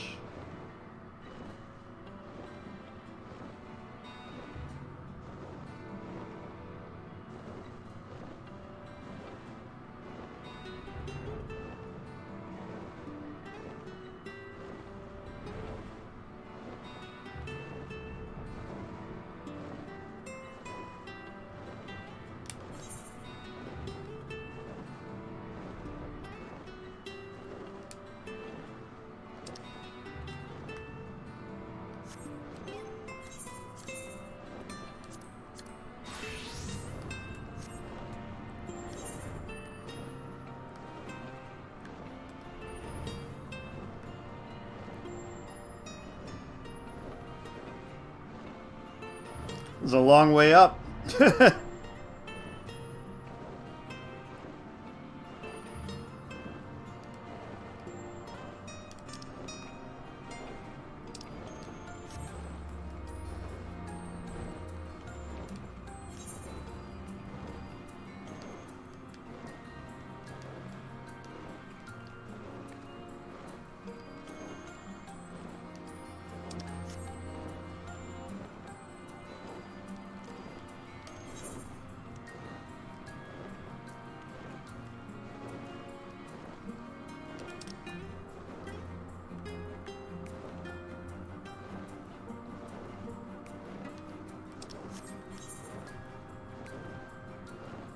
Discover all the bits and pieces of the map here.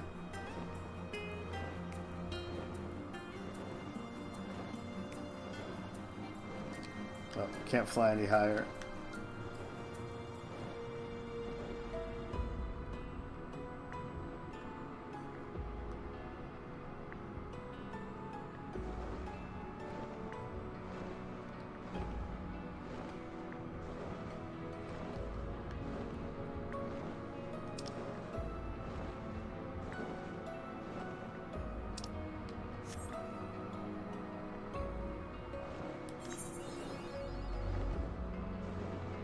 There. Found everything.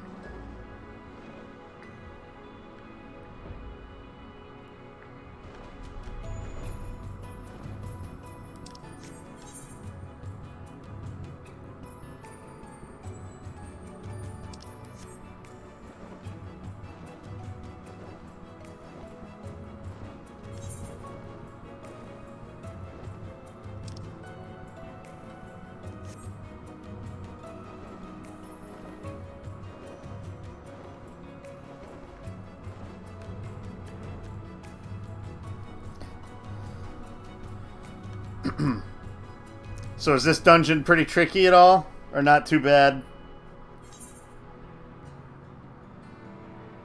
From your recollection?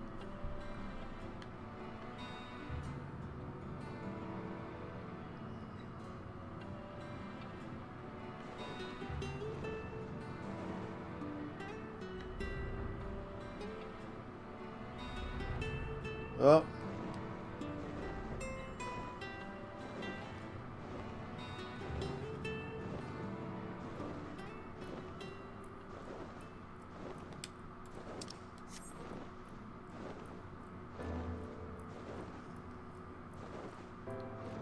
Enabled to... Let's see here. Character configuration. Hotbar settings. Custom. Oh, okay.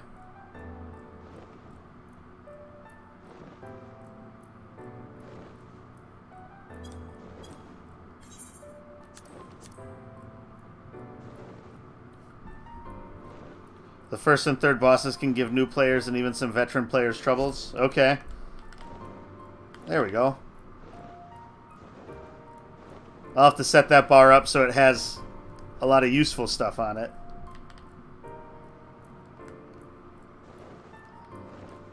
Always good to have more options.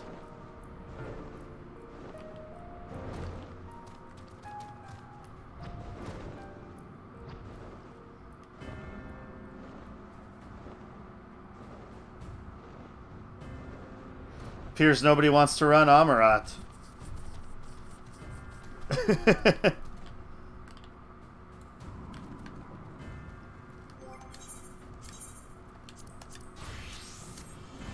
We'll give it a little bit more time. If all else fails, we can run it as a trust. It'll just take more time. Maybe it'll be really difficult to run it as a trust too. I guess I don't know.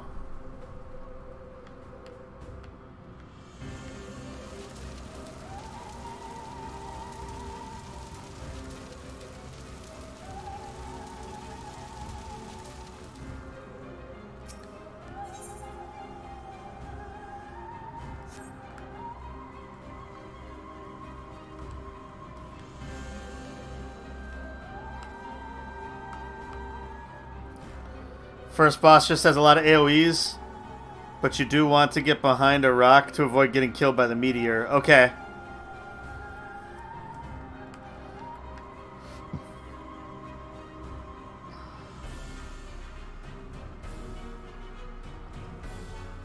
So gotta pay attention to the floor. Are they really fast AoEs like that one boss battle that gave me a lot of trouble?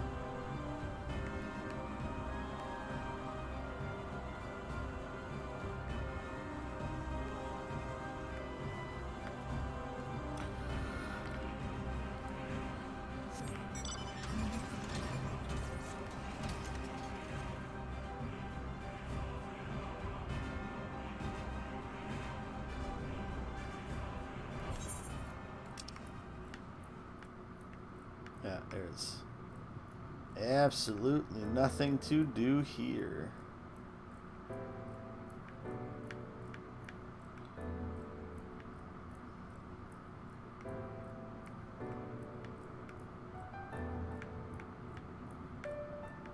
There aren't even that many fates down here. There's like only one active fate right now in the whole zone. Well, technically two, I guess.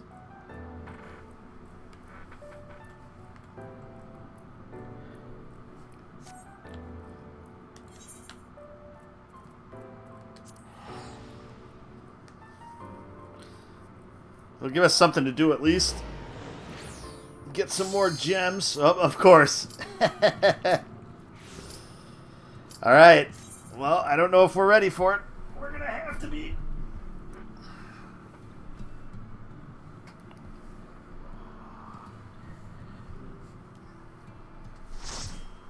Alright.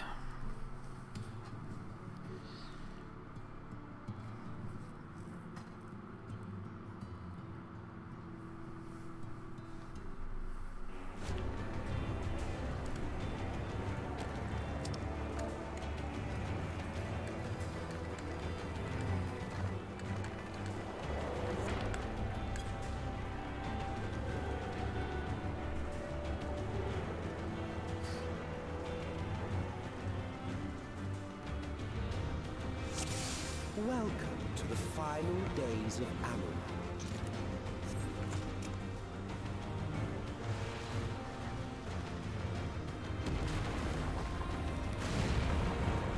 Oof. The fabric of our star began to fray. And the unchecked energies of creation begat malformed beasts.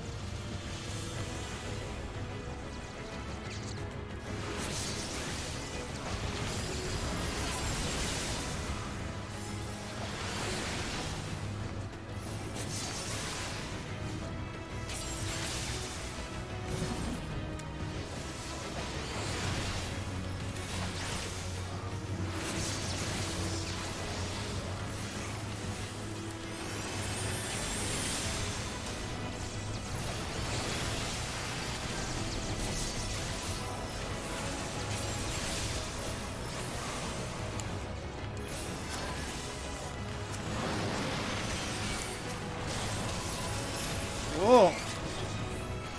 I got aggro.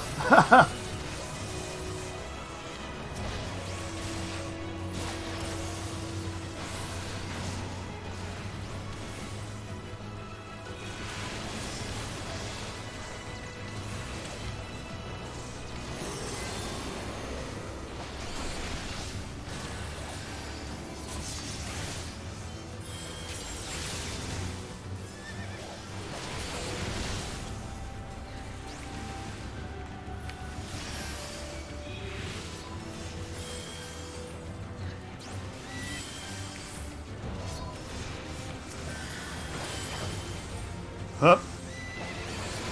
Stand on those lips when he does the laser attack. Down the middle of the arena? Okay.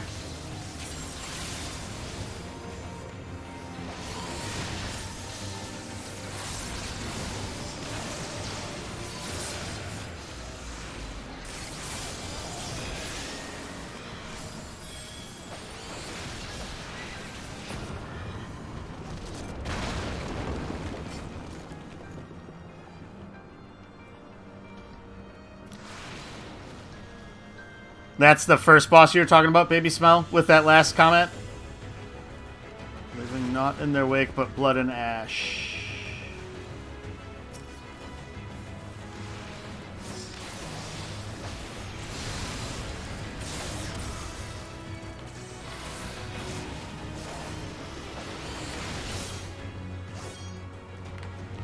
That's the third one? Okay.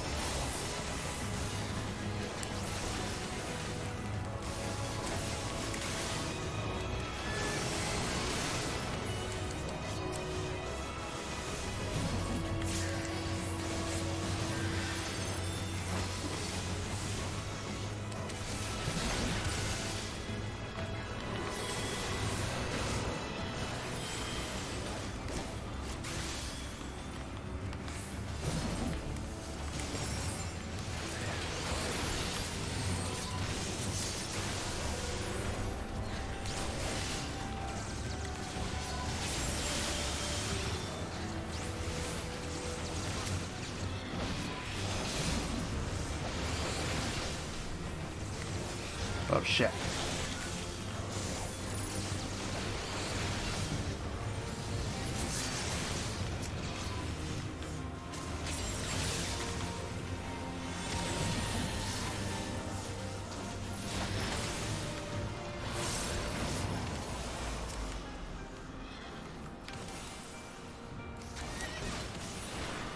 Just as prayer gives rise to pridals, our dread made manifest our deepest fears. Alright. So AoEs.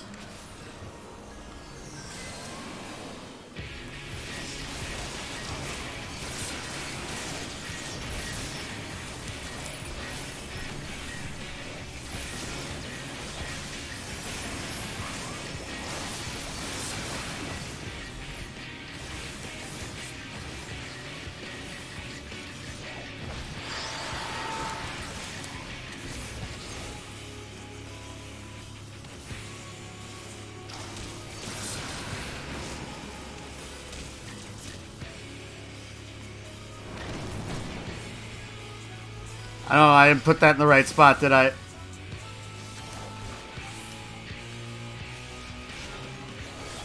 Oh, that's my bad. I gotta get behind this.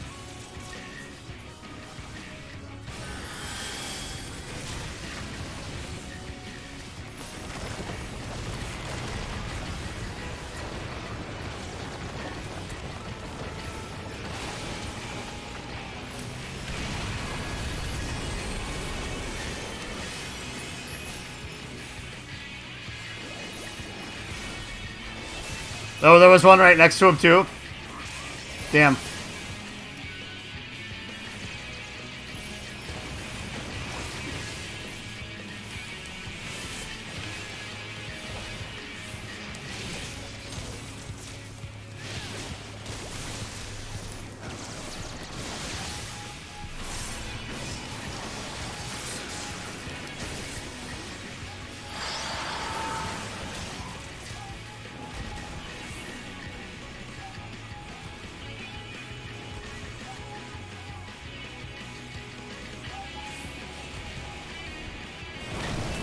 I'm toast. I'm so screwed.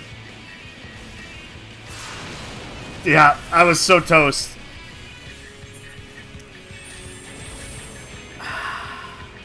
So what was I supposed to do different there?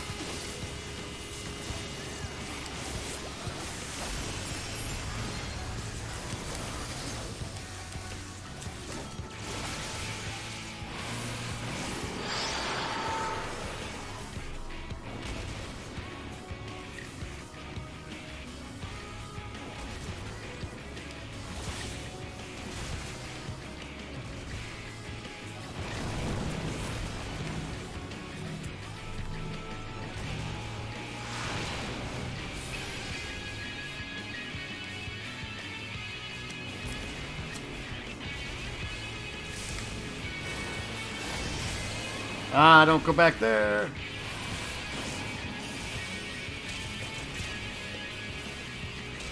Oh, I can't get around this, can I? Oh, there I can.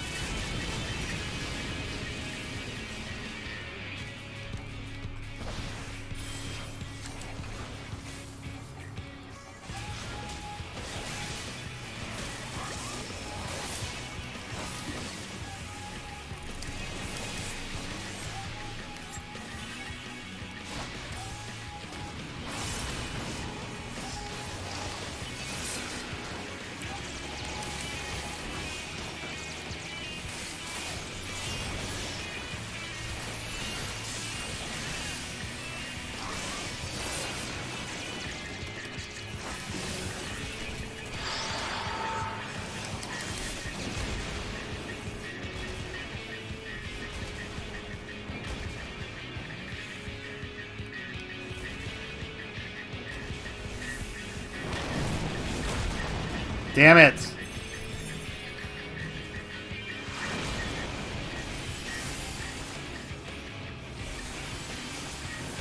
No, that's fine.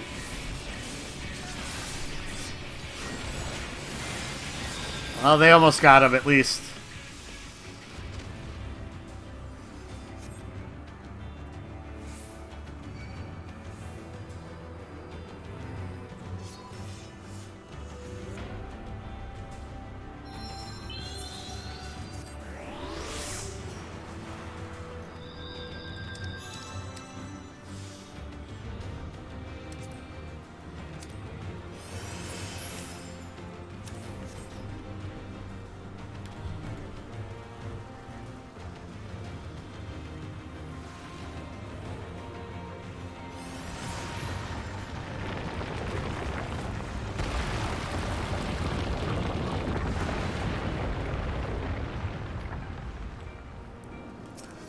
Yeah, there's just so much going on. It was really hard to follow.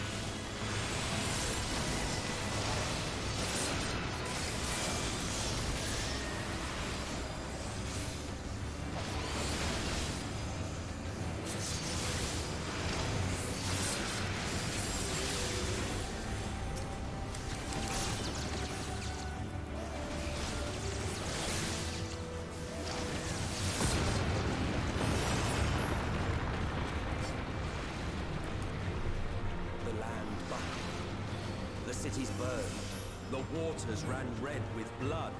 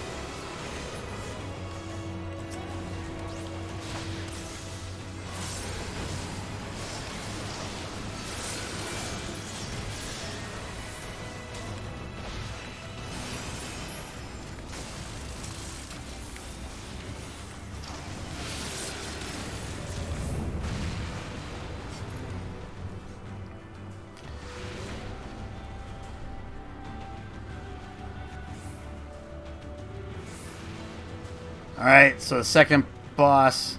Kill a bunch of mobs and burn the boss down before he kills everyone with his channel. Okay.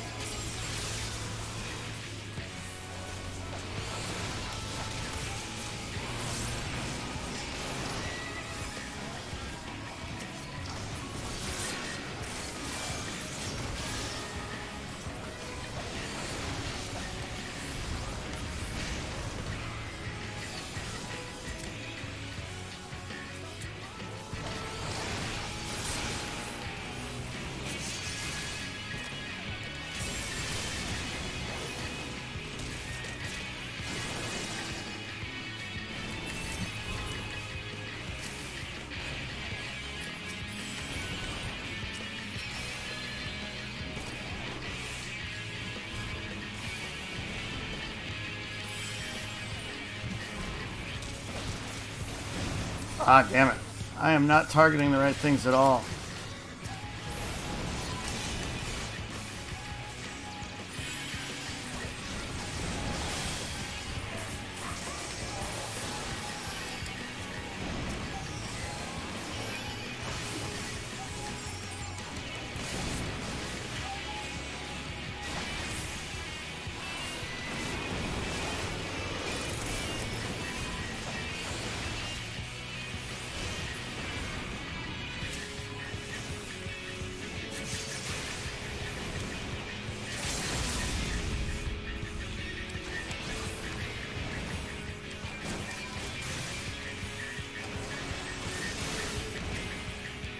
Holy shit.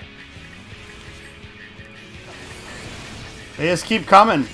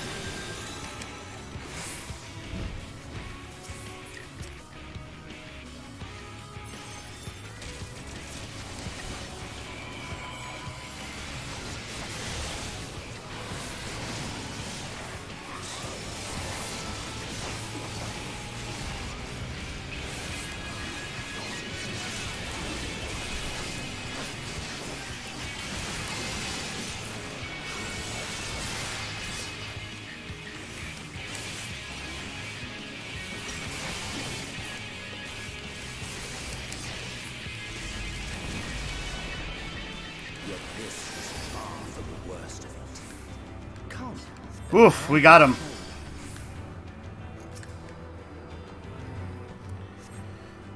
Oh, this is tense. A little further. So, third ball, you want to stand on one of the lips of the arena that juts outward. Avoid the ones that are glowing as they will break apart under you. You also want to pay attention to the heads that appear on either side that fire energy beams. Whoa.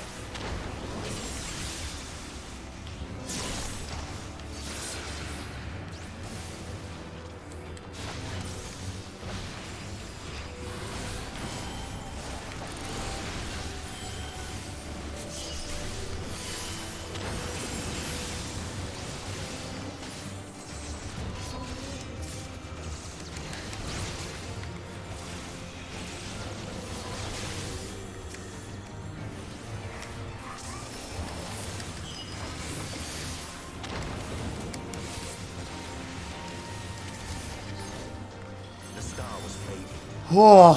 To weave its laws anew.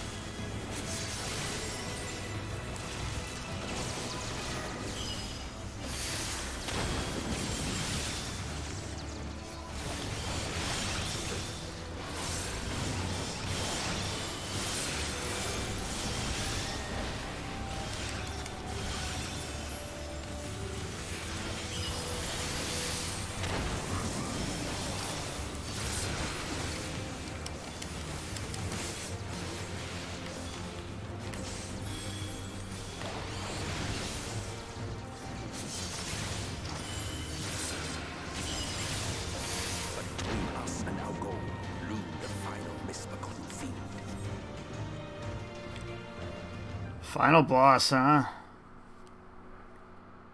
Yeah, he's died quite a bit more than I have. I'll take that.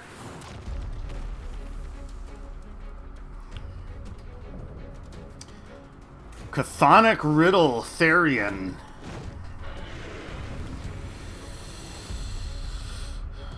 Stand on one of the lips of the arena outside, just outward. Oh, I gotta get there first, huh?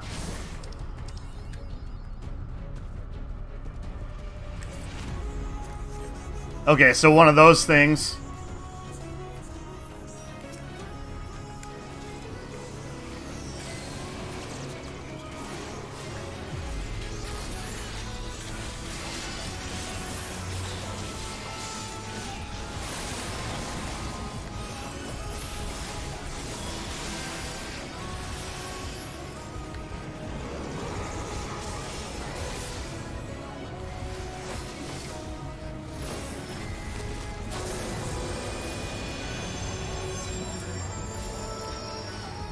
Like that.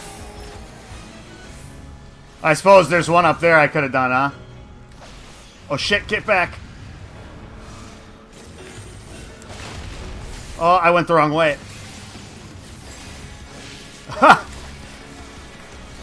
Damn it.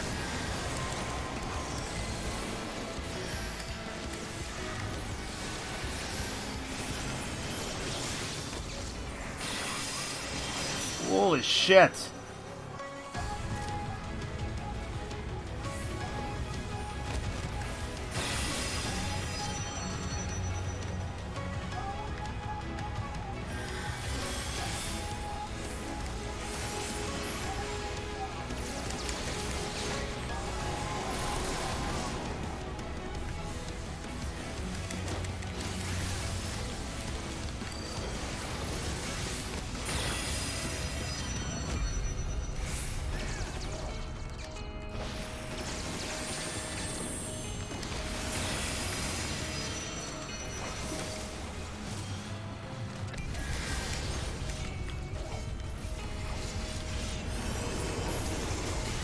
Shit.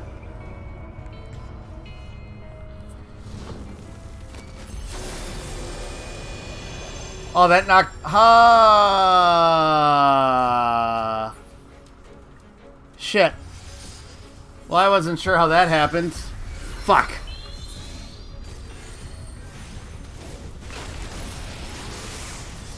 Did I?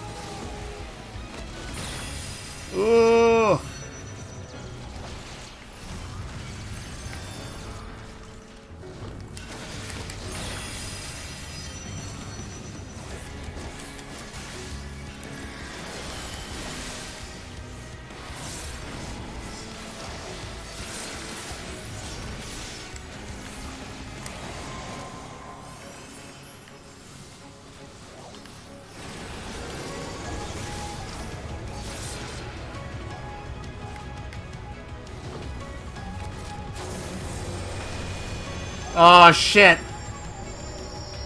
That one was, like, broken, so I wasn't supposed to stand on it. Son of a bitch. God damn it. Sorry for swearing.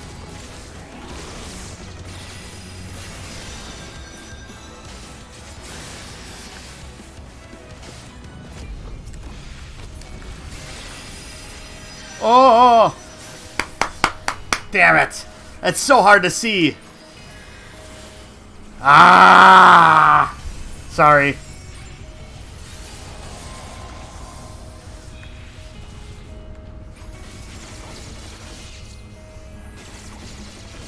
Well, despite my massive screw-ups, they're doing okay right now.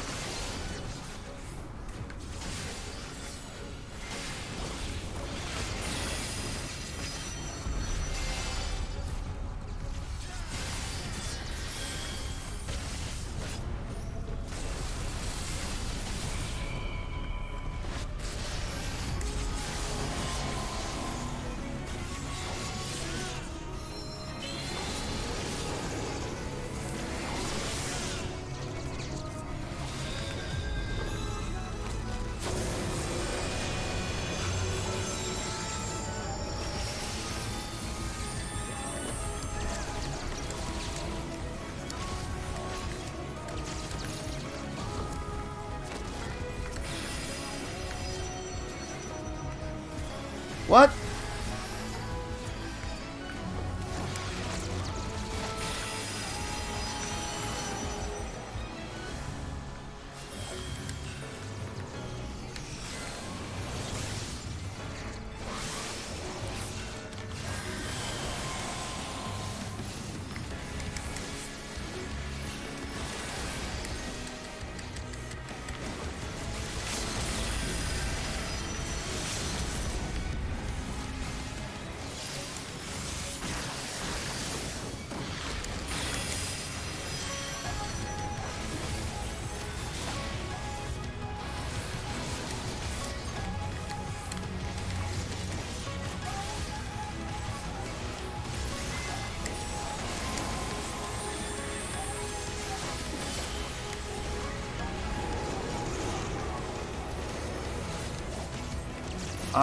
How do we get away from this?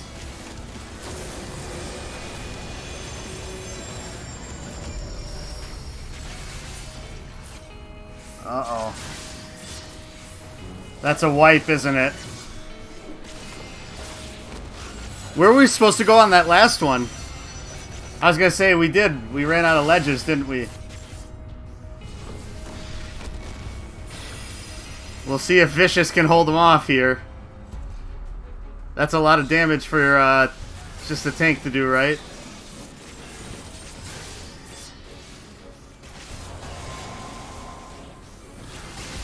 I've been trying to... It's just things have been a little too hectic to, like, tether with someone. I've been trying to, like, just... Because it still works if I do it on myself, right? Or do you have to select somebody else?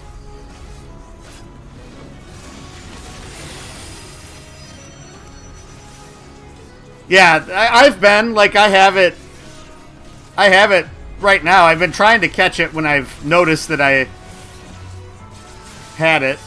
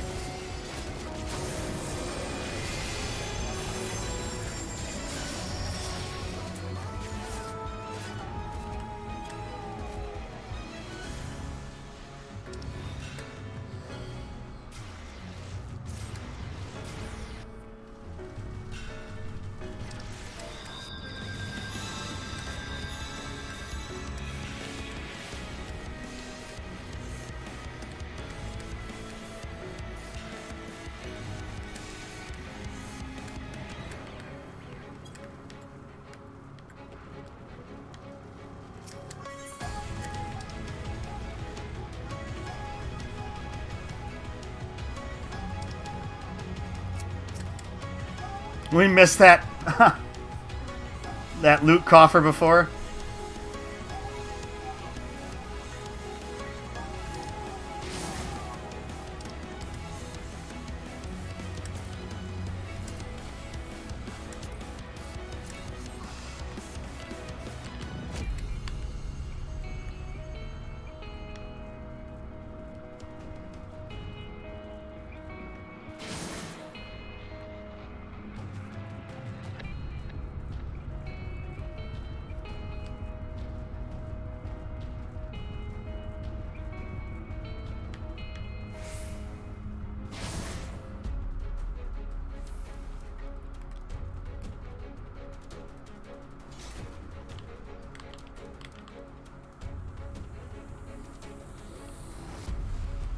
I do forget Battle Litany a lot because of where it's at on my bars.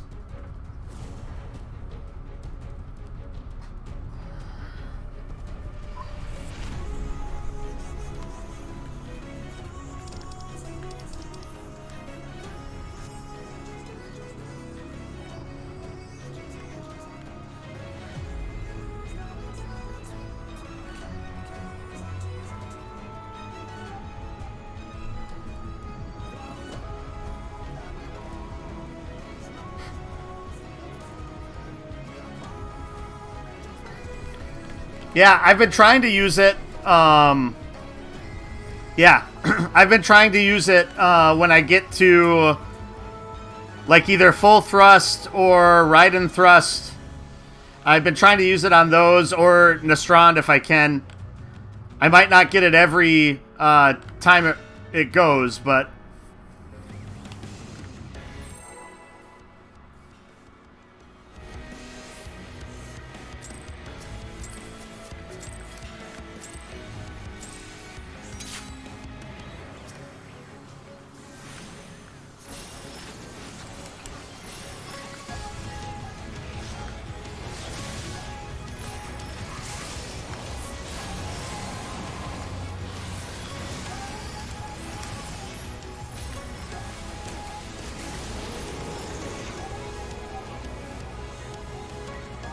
I should go to the one on the side, right?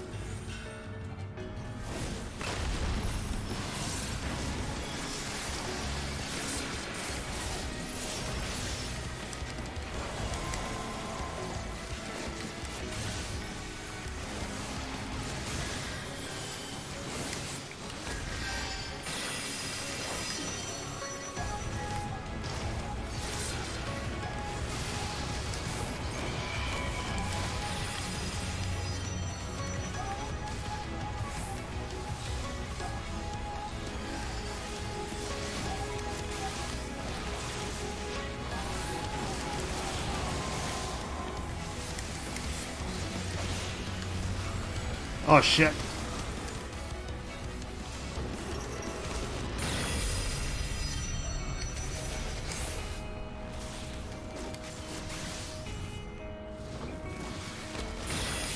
Oh, fuck.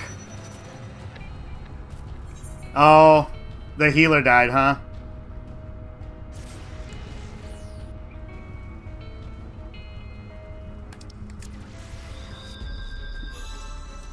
Stop using AoE. Okay. The healer must have fell off, right? Okay. That's what happened.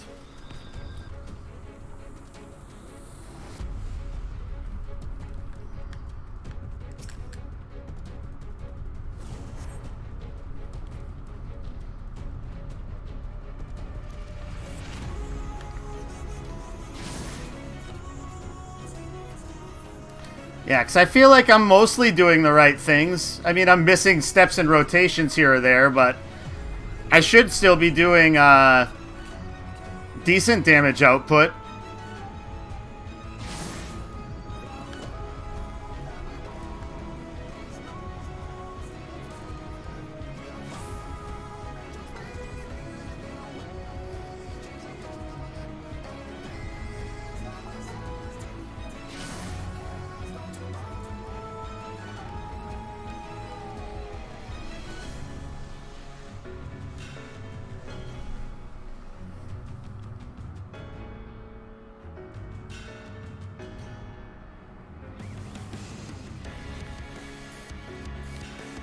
Alright. So we're just waiting on him to get back. So can I've been looking into that. Can I do that on PS4? Because it seemed like the only ways to do some of those things, it seemed like we're on PC, right? PC client, or is there a way to hook it up to the PS4? Yeah. So I can't really do that. I can just approximate.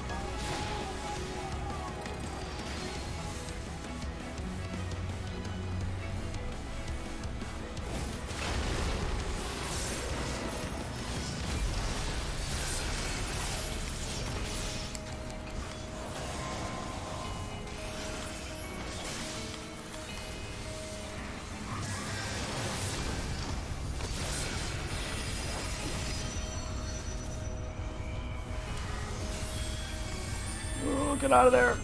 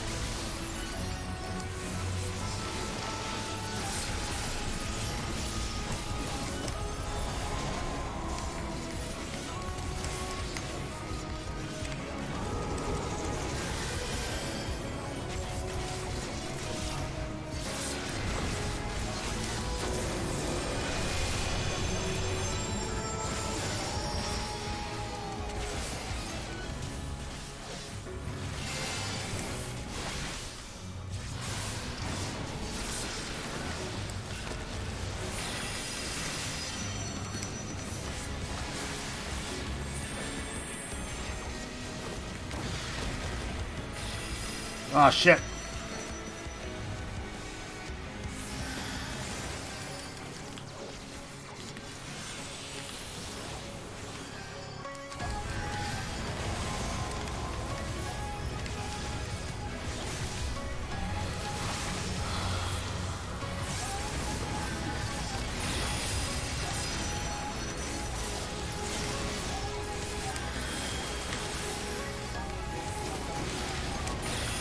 Whoa.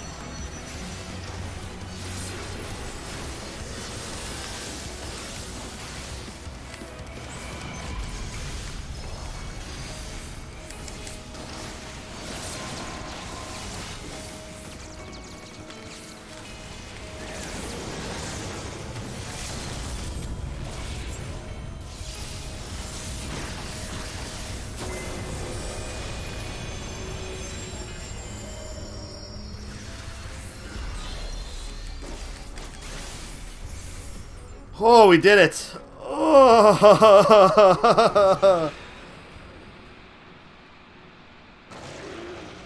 The Stone Sky Sea Challenge successfully.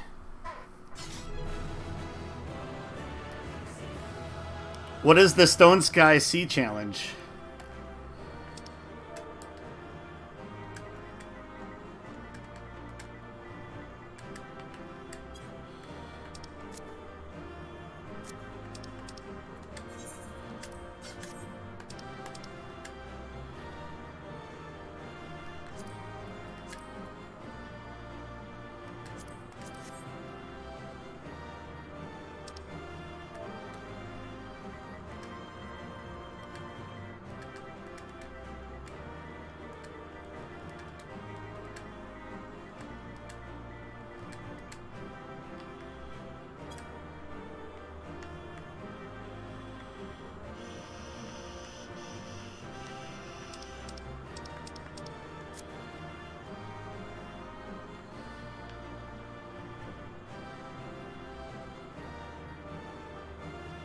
Hey, Ox. Good to see ya.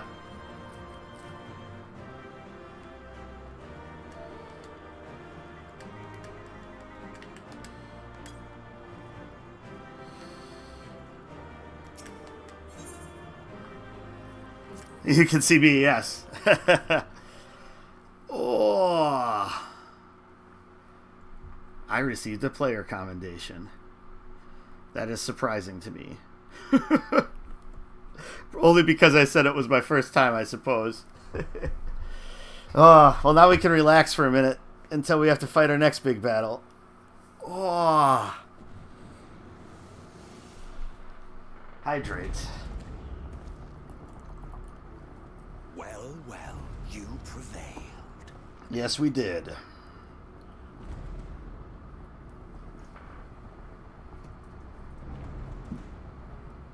Nevertheless,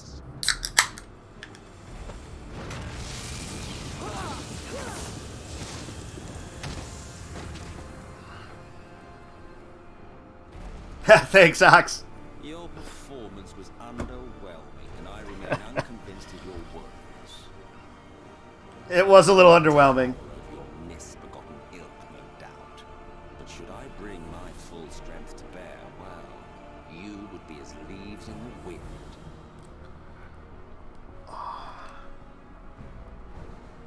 The gulf between us is a reflection of the disparity between the world as it was and what it has become.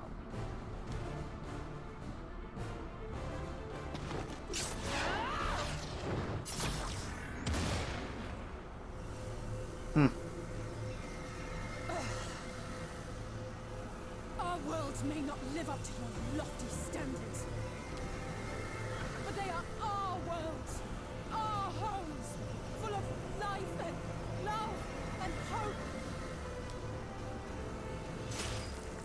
And we won't stand by and let you destroy them!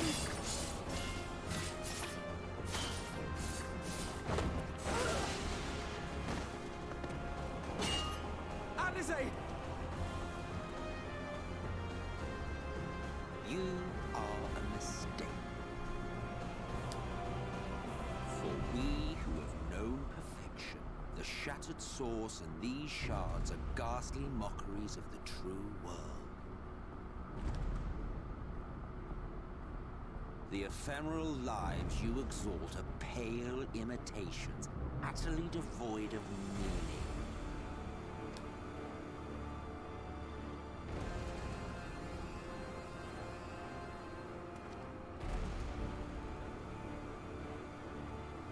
Belittle us all you like, but we will rise again and again, and give the lie to your insults through word and deed. We define our worth, not the circumstances of our creation. Yeah. More prat. You're a huge fan of prattle. Come on, MSQ.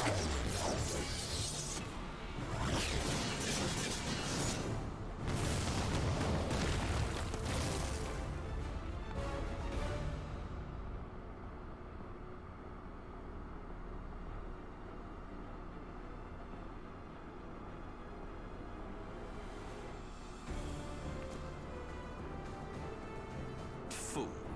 Who are you? No one. Nothing. I thought we were Once I have pals. claimed my heritage, my first act will be to expunge your stain from history's weave.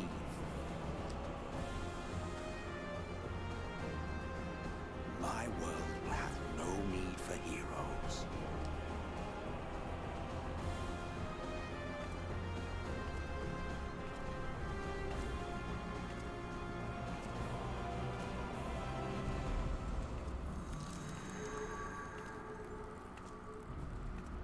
Still fighting the good fight.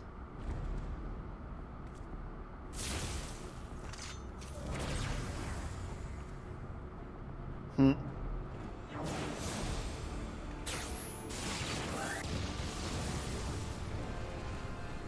It is true that all we hold dear is fated to fade away, but that is no reason for us to forsake it. To take what steps we may, and thus mark the road for those who would follow. To strive for the best of all futures. Be this not also thy purpose?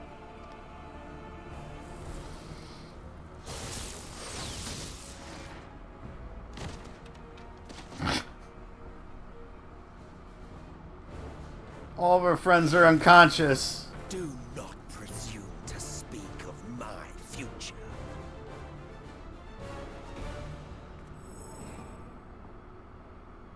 And you? Why waste your final moments in futile defiance? Weary wanderer. No fight left to fight, no life left to live.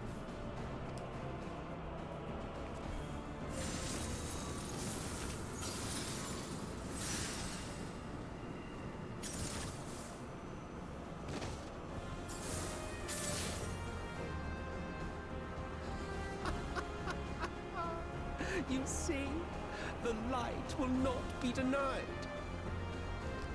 Surrender to your fate, and let the transformation take you. Rise up in madness and fury. Devour the vermin infesting the land which is rightfully ours.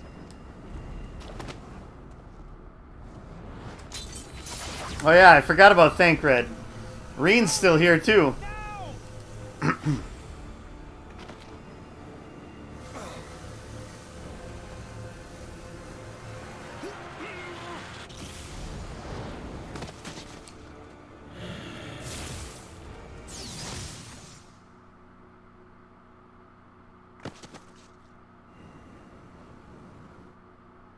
Fight it. You have to hold on.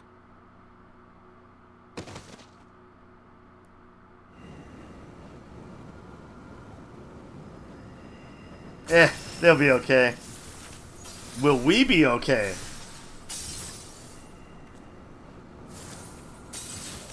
They're just over-dramatizing near death.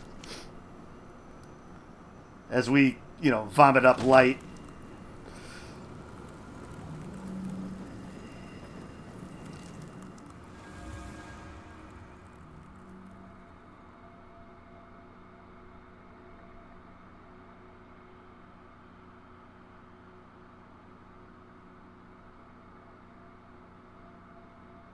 If you had the strength to take another step, could you do it? Could you save our worlds?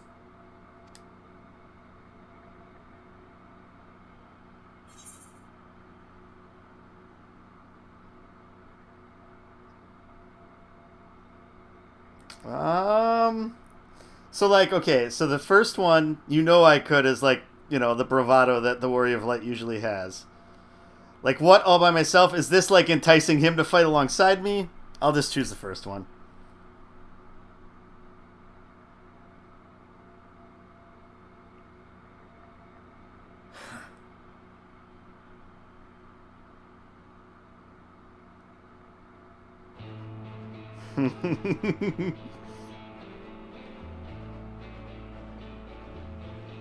Take it. We fight as one.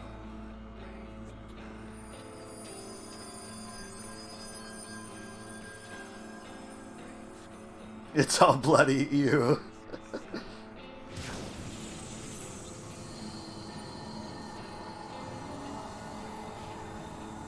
This world is not yours to end.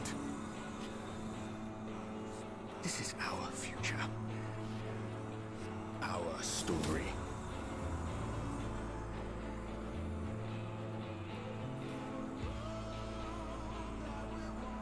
No, it can't be.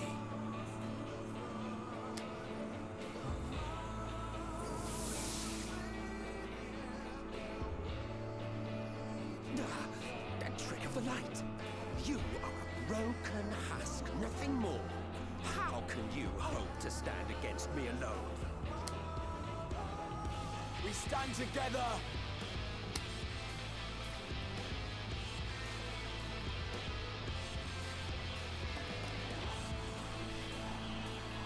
How do I'm surprised you can stand at all. I could not well leave matters half finished. Let expanse contract, eon become instant.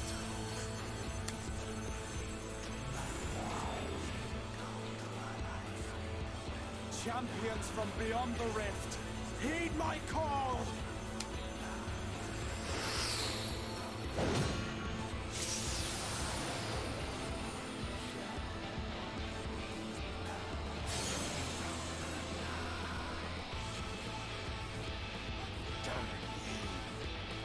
Damn you all!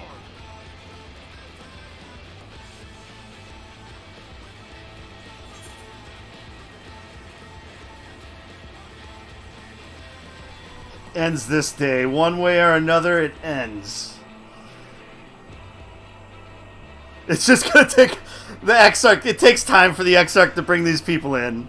Very well. Let us proceed to your final judgment. The victor shall write the tale, and the vanquished become its villain.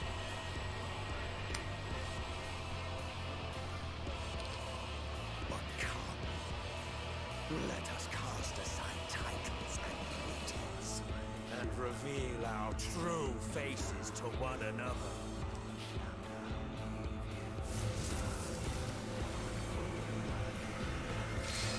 I am Hades, he who shall awaken our brethren from their dark slumber.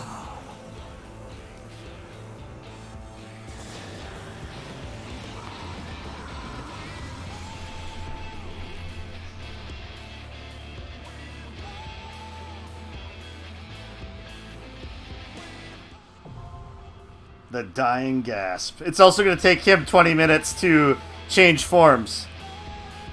Please have it. Be patient. I swear it's worth it.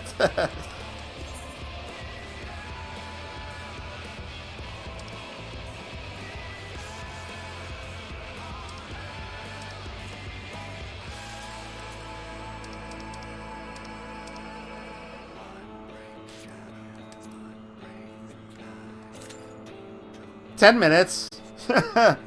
Supposedly.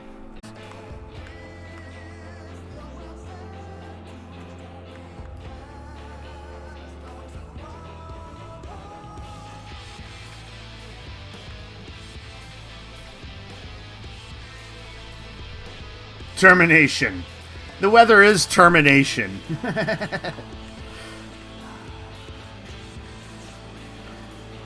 Oh, okay, yes. Since we have time. So Stone Sky Sea is the dummy challenge mode introduced in patch 3.2. Offers trials tailored to various high-level duties in which players will be tasked with destroying a striking dummy. The strength of the striking dummy varies depending on the difficulty selected, with all trials having a time limit of 3 minutes. By completing those challenges in the allotted time, players can gauge their ability to perform in the duties associated with each challenge. Interesting. So are those in the...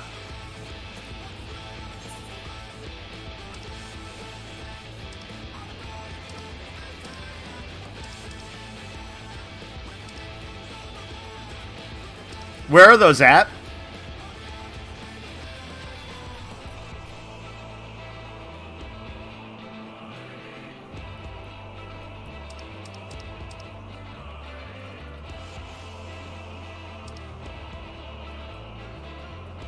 Let's play a quick game of 4-player Mahjong.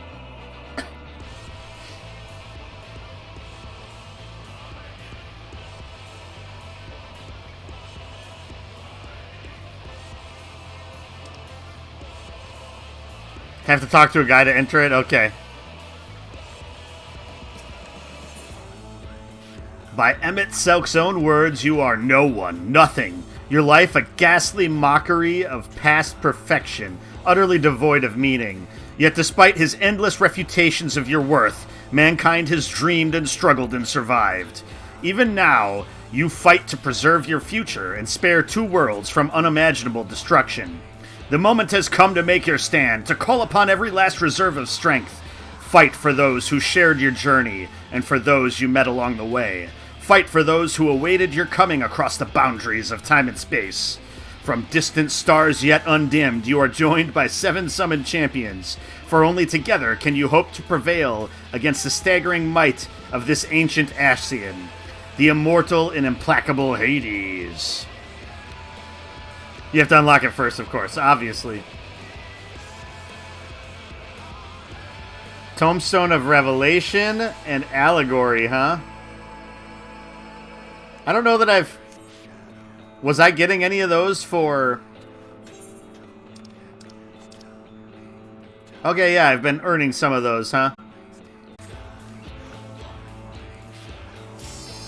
Alright. The final battle.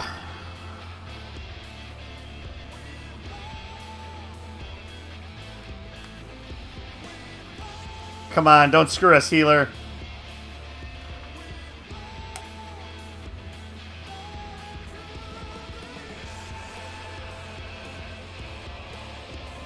I guess if a healer can't even be bothered to select commence, are they the type of person we want healing us in this final battle?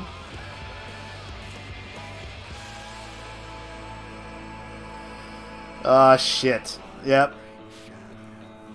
Oh. Of course. Cripes.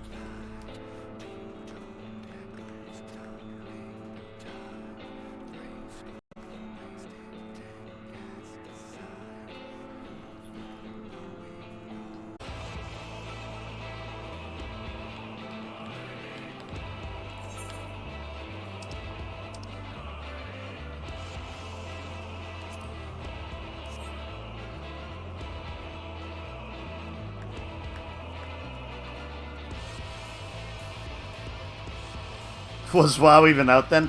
WoW was out for a few years at least at that point. So I'm trying to think. I first played it, I think, in 2002.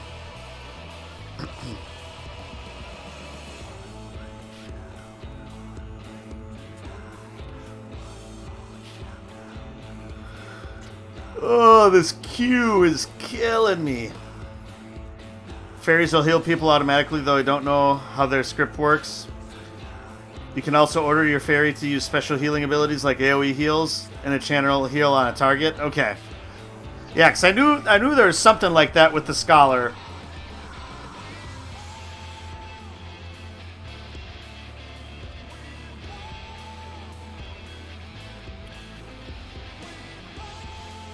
Yeah, I've been debating what, like, because it probably makes sense for me to, especially with the role quest stuff. There we go. I feel like it makes sense to try to level up one of each role towards level cap at least. I don't necessarily have to get there now, but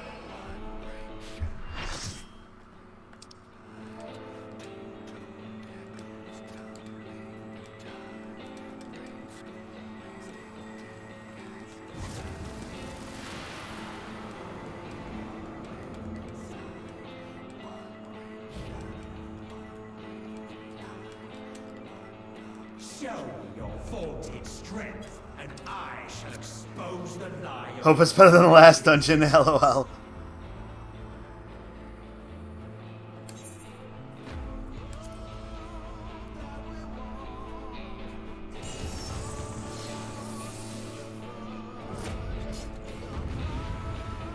Took you guys long enough.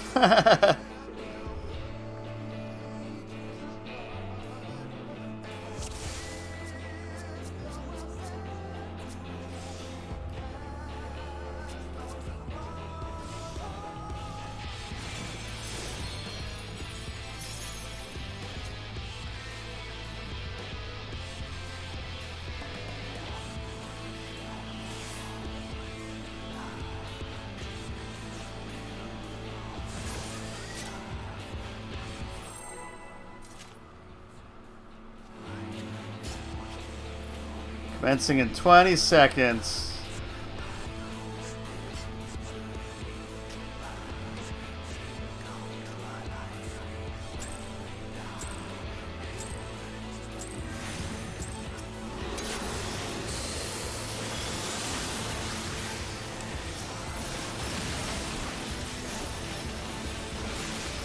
Zoom out.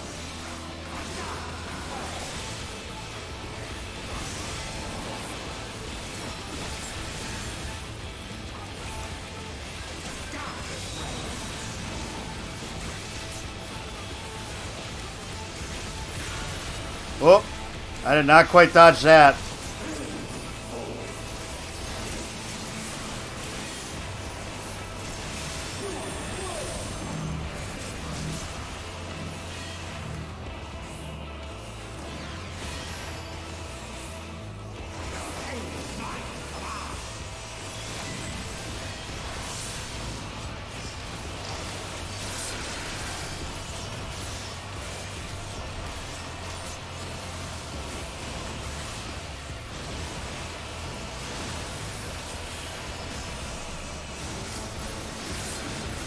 Shit. Okay. I was missing something there.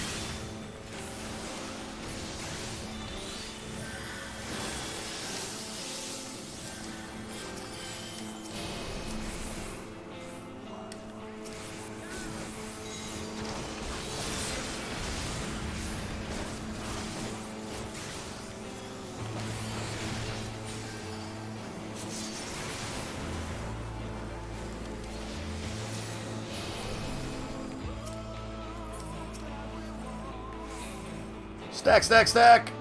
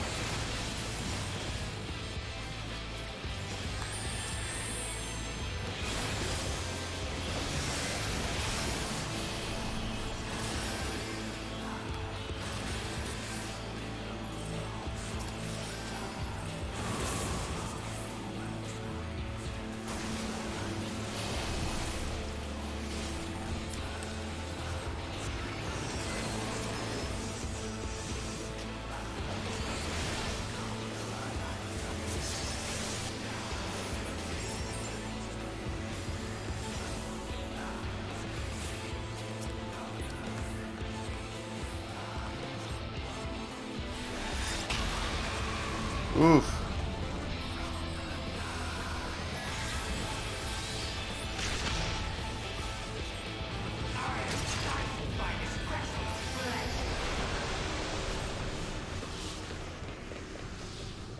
The limit gauge resets.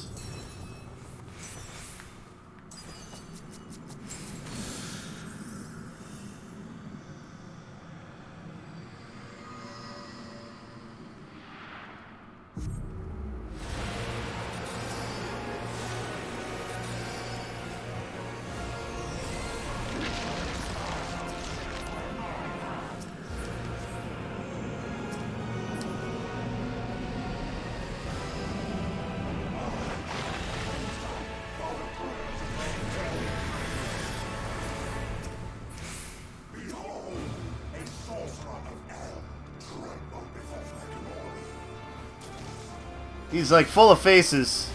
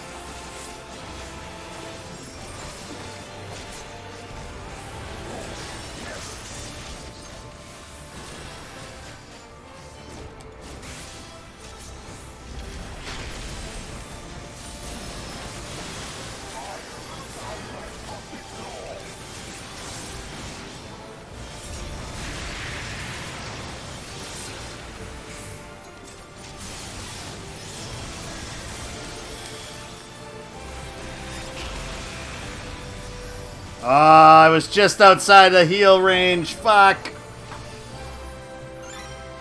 God damn it.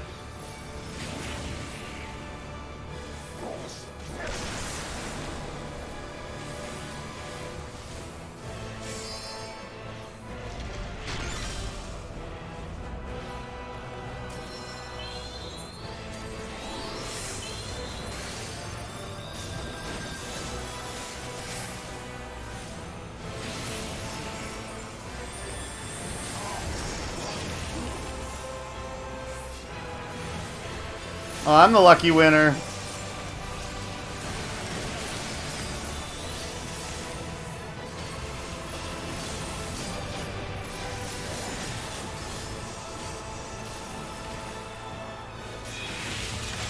Thank you for getting me out of the jail.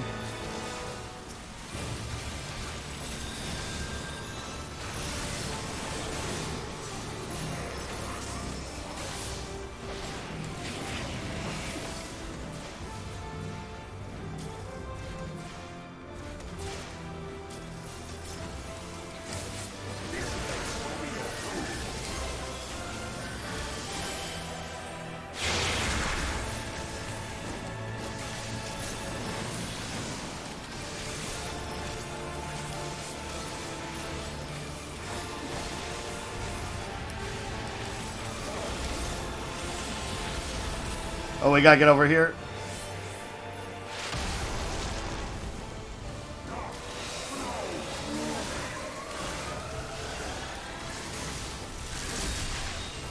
Shit! I'm an idiot!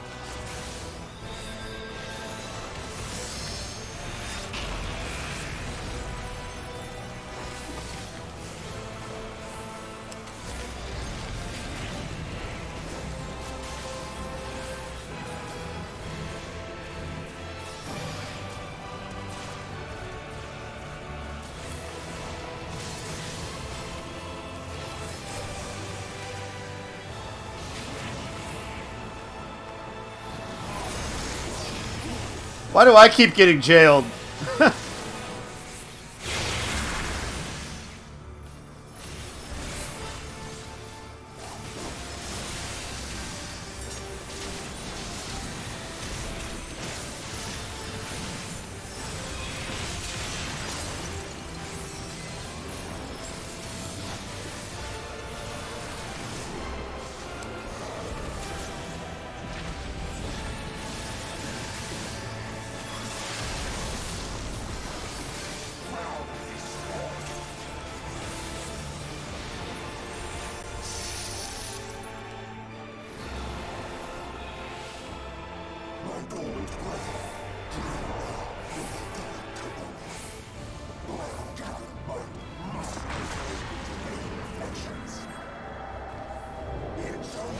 At least I'm healing.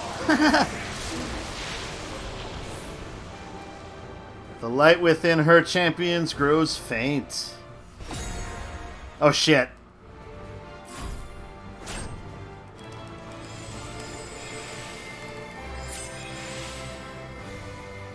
Oh come on! Final guy, no! No! The dancer died! The dancer couldn't do it.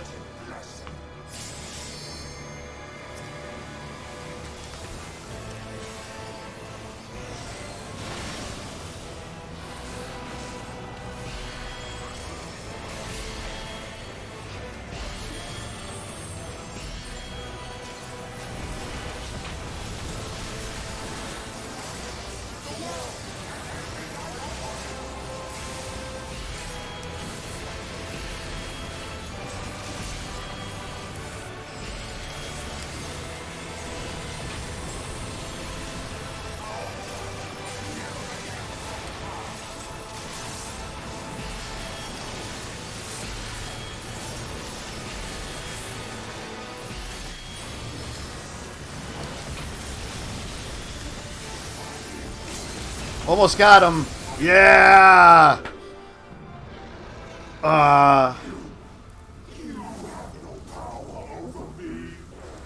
Some of those attacks I just missed the Q too late. How many battle res do you have? It's all on a cooldown timer.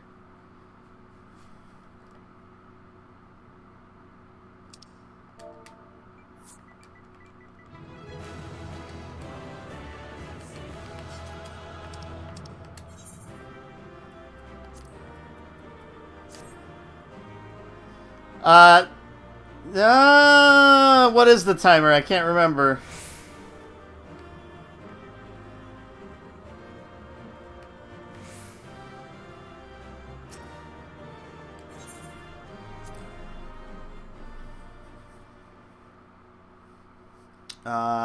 Is it 90 seconds or 120 seconds? Might be 120.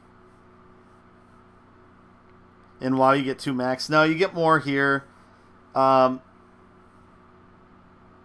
I can check after we get through the cutscenes here and see the conclusion.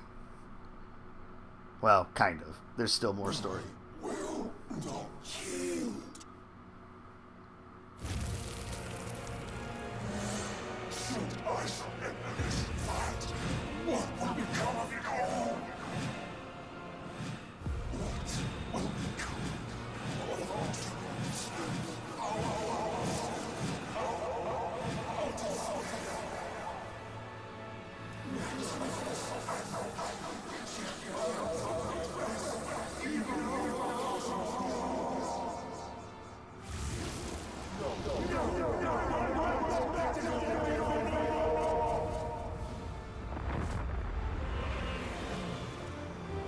Ah, that's what it is. That's what it is.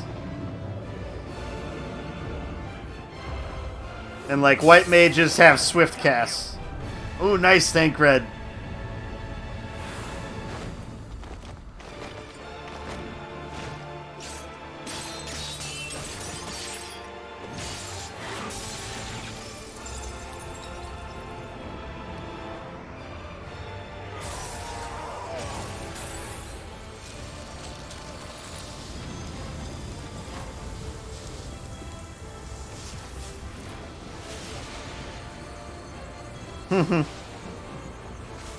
Such infernal strength!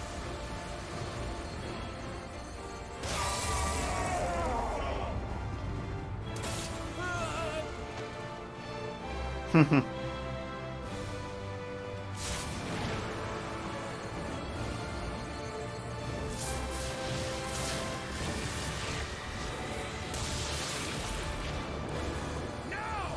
Strike with all thy might!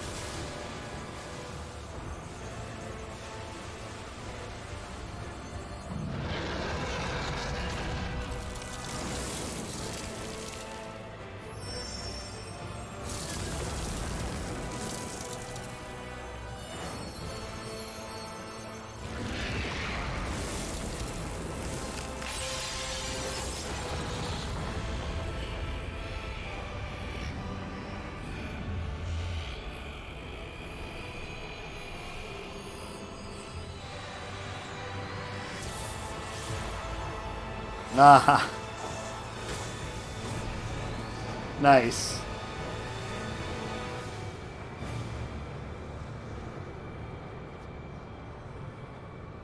Of course it was Ardbert's axe. That's awesome.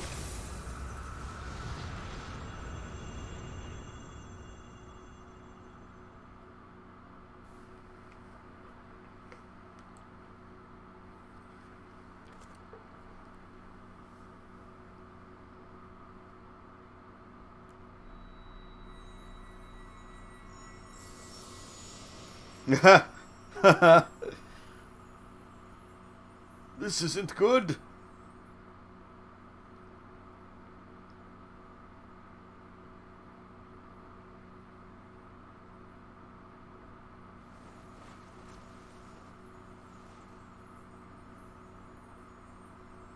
Remember. Remember us.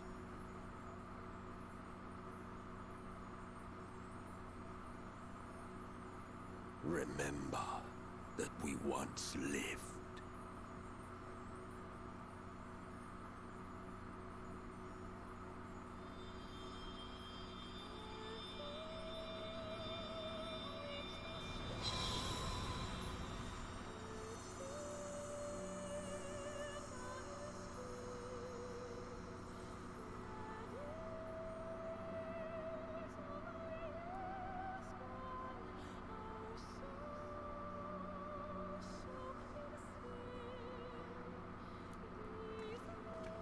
It's over.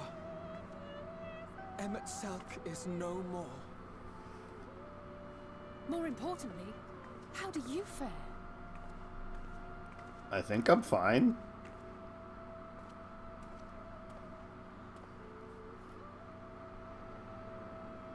What dost thou see? Nothing. Her ether. It is as it used to be. As a disciple of Zodiac, the Ascian was the darkness to your light. I can but assume that when you set your strength against his, the light within you was spent. No, it's more than that. under the strain of that incredible flood of ether, your soul had begun to break apart. Yet now it seems somehow restored.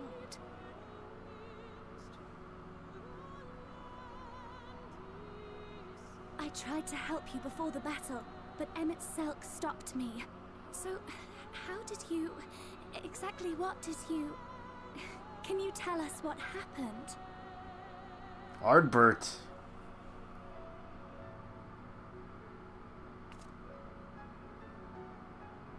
Oh, they probably can't see the axe. Or can they?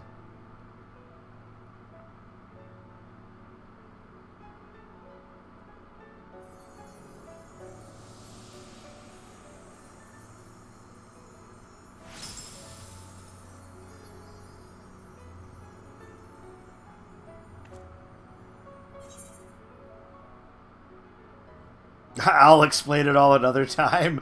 Dick move. I had help from a hero of this world. I see.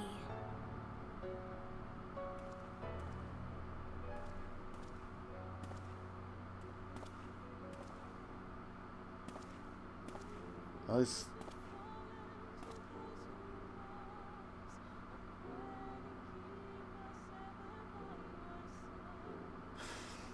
Where to start? I believe I owe you all an apology. And you, most especially.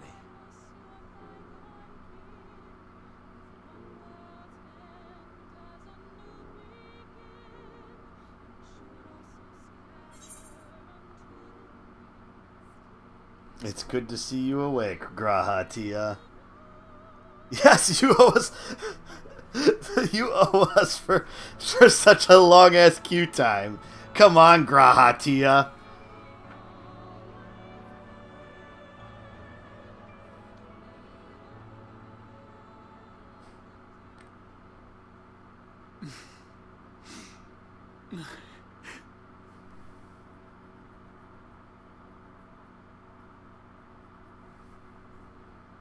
Well, it is good to be awake.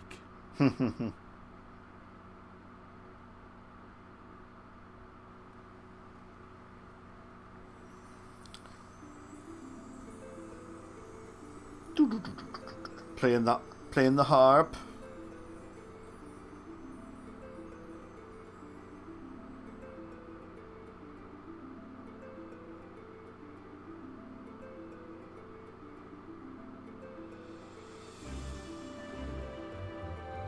So this is the credits then, I would guess? Or is there another cutscene before that?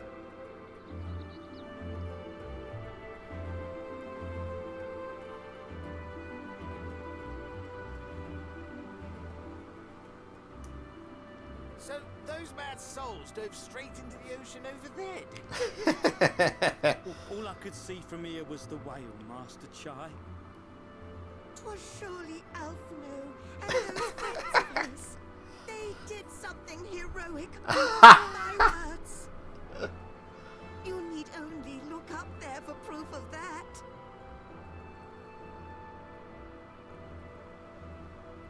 As you say, my love. Those two. Sure to be back any moment now. Any moment.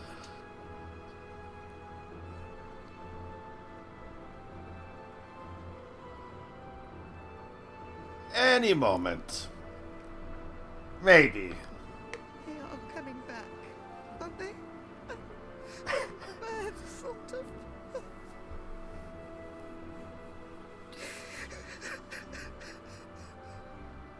There, dear.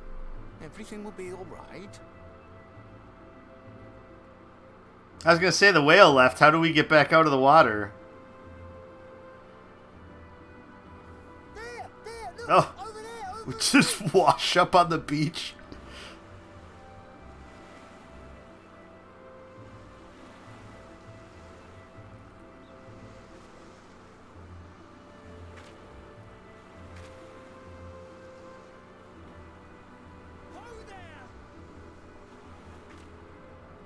Greetings! You all right?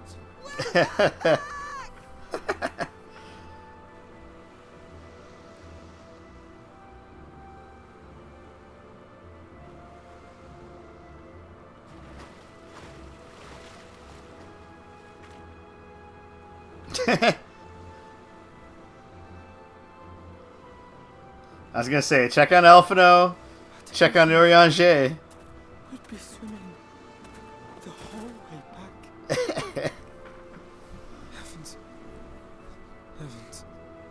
Take me. Alphino! Oh, hells.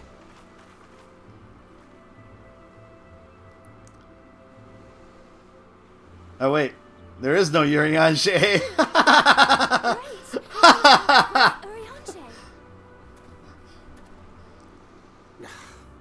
He must have fallen behind. But shouldn't we look for him? He'll wash up sooner or later. For the love of Alphino!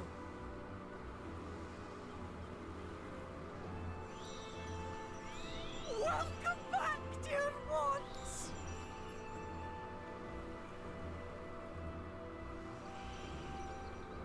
And thus did salvation come to the first.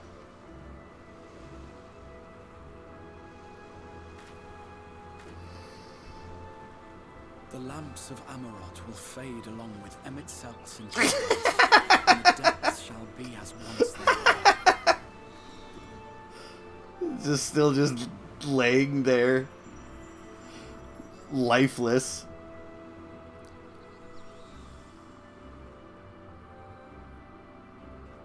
Mount Gulg will one day fall, and the Talos below yield to wind and rain.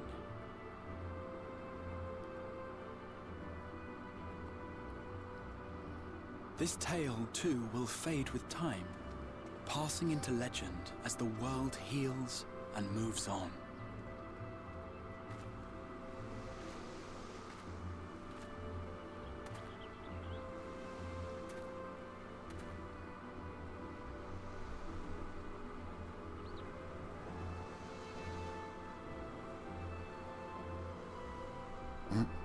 Nevertheless,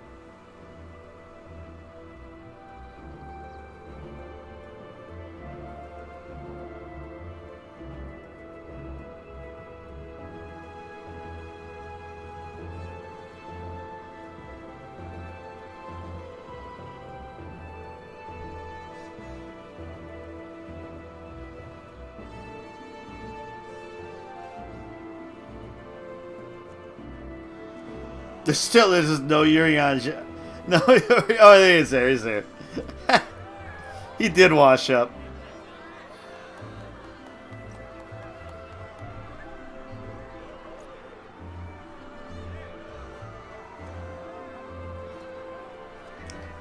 Yes, except for there's more story after this, leading up to the next expansion.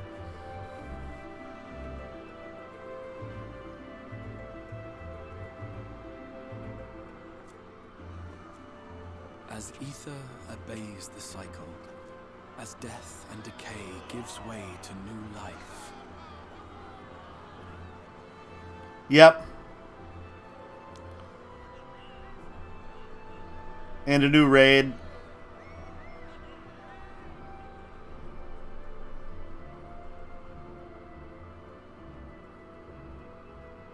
So too do the memories we share inspire others to rise to greatness. For we who walk before may lead those who walk after.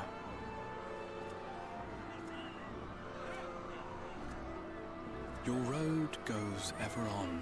Yeah, like a week and a half is when 5.5 comes out. As does your legacy. So the goal was to finish 5.0 by then. And if I have time, get caught up. So through 5.1, 5.2, 5.3, 5.4. So we shall see. The hero's lot, to touch the lives of countless others. Excuse me? You're the Warrior of Darkness, aren't you? Kind of. It's complicated.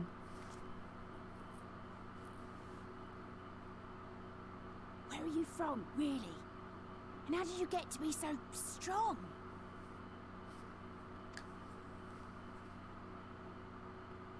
I ate my Wheaties.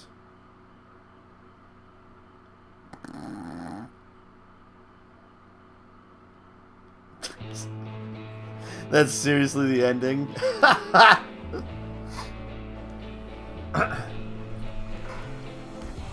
Of course, silent protagonist gonna be silent protagonist.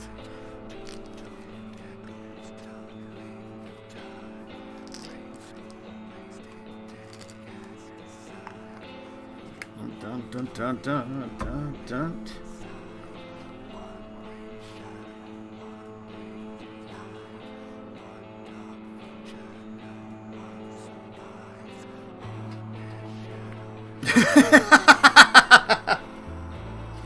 Quiet, baby smell.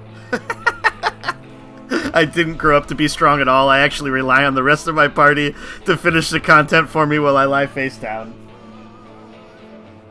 For the most part, I did alright.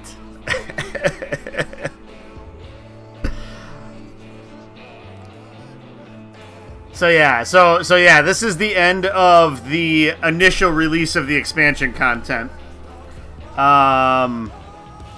In between, there's typically... In between expansions, there's typically 40-ish quests. Something like that.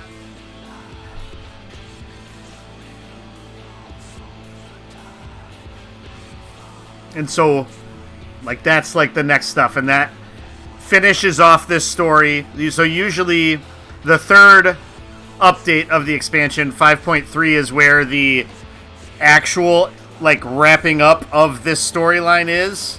Like, this is the finish of the main arc, and then it's, like, tying up the loose ends. Usually there's one other, like, boss to fight, one other trial at the end of 5.3. And then the next couple expansions after that are all building to the next expansion then.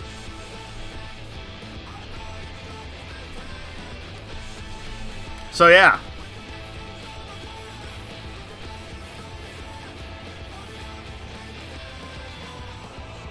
But yeah, I checked after I logged off. After I logged off last time, or right as I was logging off, I was at a little over 30 days of playtime. So it was a long time coming to get to this point. Hey, but we're there. And I started playing right before, or right as Stormblood came out, I believe. It was later that summer, or into that fall, after Stormblood came out.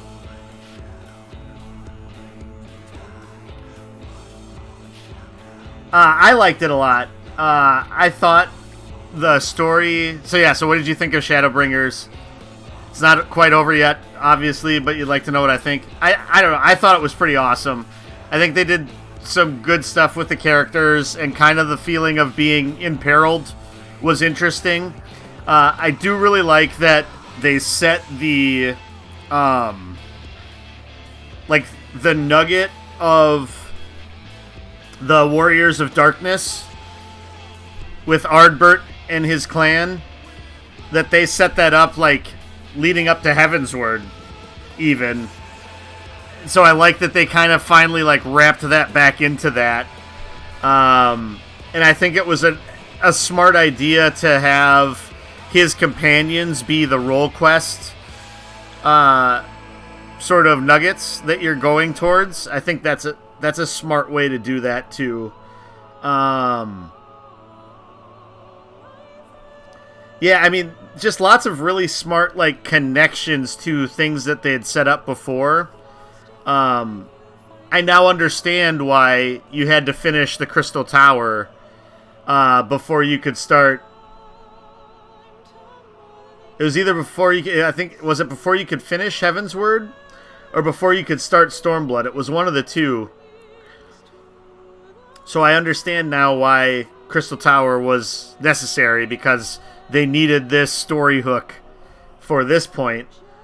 Because none of the other Alliance raids have been required yet. I do need to do those. So that could be another thing that I do from a content standpoint on stream. Though I don't know if I want to look as much like a failure on stream with those.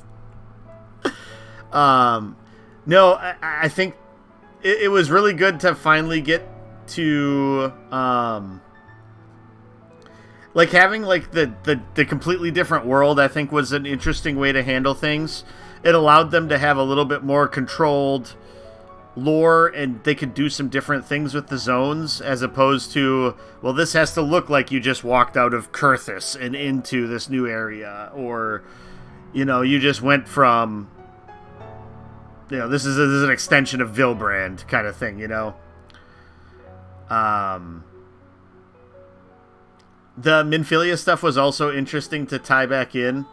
I wish they would have done, so like that scene that they just showed on the screen, they only had that one scene of the person turning into a Sin Eater. I was really expecting them to have that happen at least a couple of times. Because that was crazy when, like, the face contortion stuff that happened. That was, like, some horror-ass stuff. Otherwise, like, story-wise, I think they, like, having the different chunks tie into the different characters, I think was interesting also. So it's like, you go get Elfino, you go get Alice, you go get, you bump into Thancred and Reen. And then it's like, oh, we gotta go get Urianger here, we gotta go get Y'shtola here. I think that was a really good way to kind of build the party back up.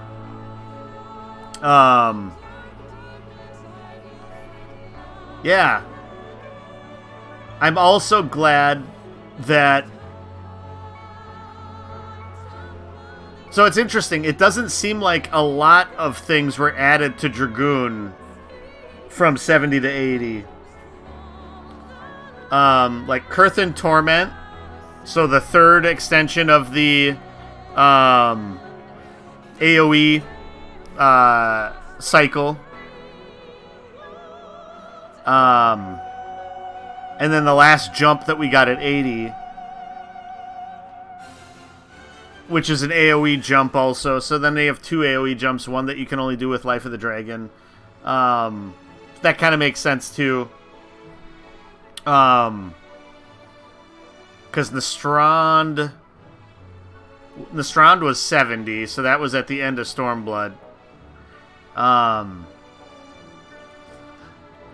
So yeah, there maybe could have been more, but I'm also glad that I don't have too many more things to try to find room.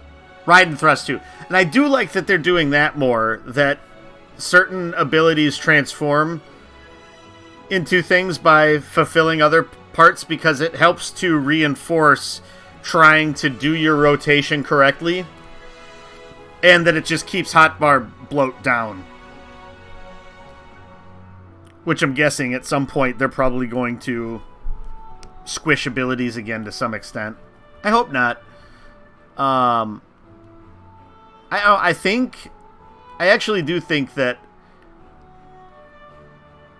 Dragoon's in a pretty good place. Like I think it's fun to play.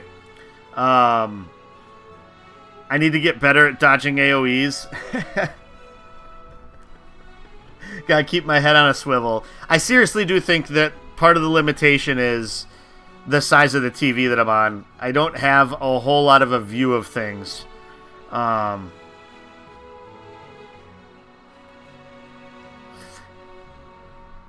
You don't like it because you don't like doing positionals, so you don't like being punished for it. Yeah, and I guess that's why there's like True North. So you could use that to eliminate the positional requirement when you really need it.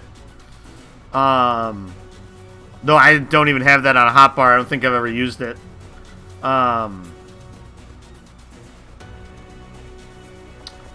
Each of the... So I'm trying to remember what was what here. Because the burn was still pre-Stormblood. Or Shadowbringers, I mean. The music... I mean, the music's still fantastic. I think they've just continued to do better and better things with that. Ranjit was a cool kind of like enemy to bump into a couple of times. They did the stuff with Ranjit that they did with Stormblood with Xenos, where you fight him a couple of times and he's hard to beat, and you're getting better against him. I do get your criticism that you had, Baby Smell, the other day of when you're playing as the other characters, it's not quite as rewarding.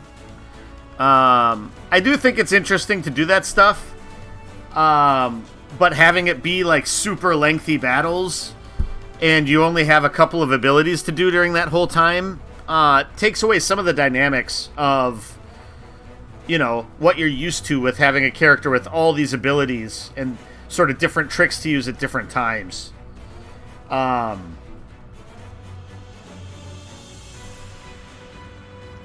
So yeah. I think the other thing that was nice about them having this be a different world was that it basically allowed them to do different things. So like having the Crystarium and having like different areas look different ways. Some of them were better than others. Like Amaring was a little blah. The Tempest was a little blah in spots. But it was interesting, like, just today, like, using the flying mount for the first time and just how long it took to rise from Amarat up was interesting. I do think, from a story perspective, that it is good that they finally brought back the Ascians. Because really, through Stormblood, the Ascian story arc kind of took a complete backseat. I still really liked Stormblood a lot. But I am glad that they brought that in, and I have a pretty strong feeling that that's going to be a major part. Well, obviously, it's going to be a major part of the Endwalker arc, seeing as how that is the end of the Hydaelyn Zodiark saga. You also like to say you have another complaint to the game as a whole, is that it seemed too scared to kill off their main characters permanently. I mean, yeah, aside from earlier on, when they did that a couple of times. Granted, I guess, one of them not so much.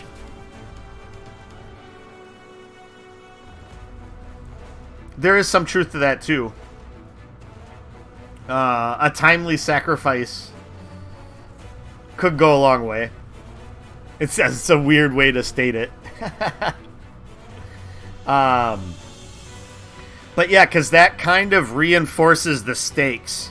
I do have a feeling that with Endwalker, seeing as how that is the end of this entire arc, there is a high likelihood that that might happen to more characters that we've gotten to know through time.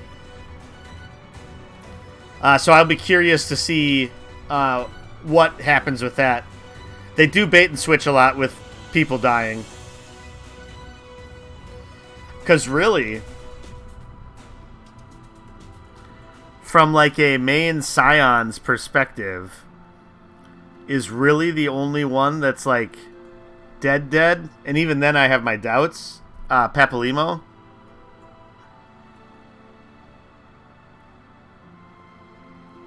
Well, Minfilia technically now, seeing as how she like gave all of her strength to Reen. Because then you had like the Moan Brita and stuff like that. But she was like, we're going to add her in so we can kill her right away kind of character. Like you barely got to know her and then everybody's crestfallen. You know? I'm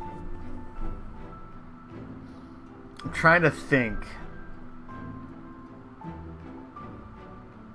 Yeah, and I say Papalymo maybe because I do have a strong feeling that, so in Stormblood, the end of Stormblood, when you're, I mean, she was fine. It's just you barely got to know her, and then she's dead, right?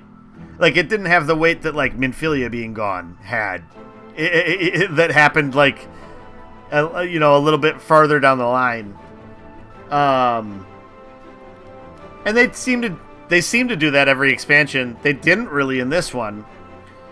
So like in Stormblood, it's not Curtis. Curtis was Lisa's father. Or maybe whoever the commander guy was. Like they did that with him in Stormblood too. Like having him die when what's-her-face did her thing. I can see her face. Fondola? Fordola? Fondola. that's not Fondola. Fordola.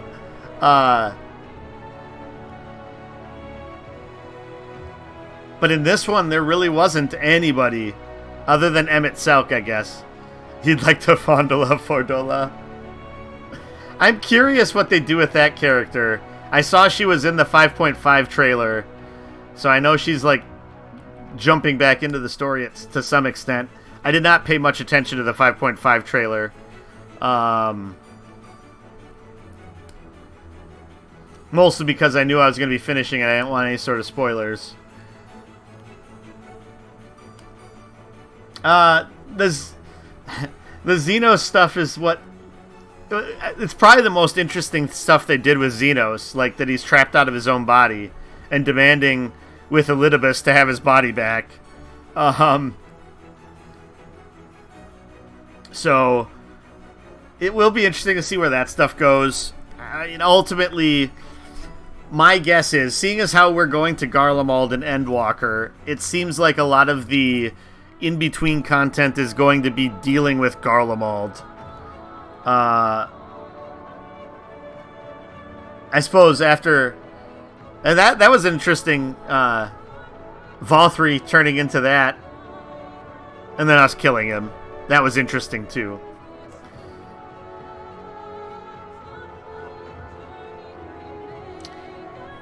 Other final thoughts on Shadowbringers. I think it's really good. It like, so many people have said that, like, from a story perspective, it's on par or better than anything else Final Fantasy has done. It was really good. It's hard for me. It's really hard. I always try to, like... It's, like, recency bias is a thing, right? So, the thing you just played, the thing that you just enjoyed, is your favorite thing at that point, right? Because it's fresh in your head. So then, there's also the counter of that, where you're like, oh, well, maybe this isn't so great because I just went through it. So I won't be able to judge that until we get farther down the line. I do think from a story perspective, it had a lot more stakes to it than... it was kind of back on that par of where Heavensward was. And granted, I really liked Stormblood. Like, I like Stormblood a lot. There were parts of Stormblood I enjoyed more than Heavensward. As a whole, I think Heavensward was a better story than Stormblood was. I do think Shadowbringers was better than Stormblood.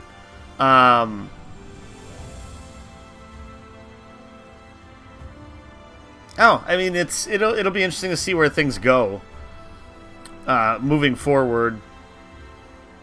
There's still quite a few threads. It'll be interesting to see how they pull those.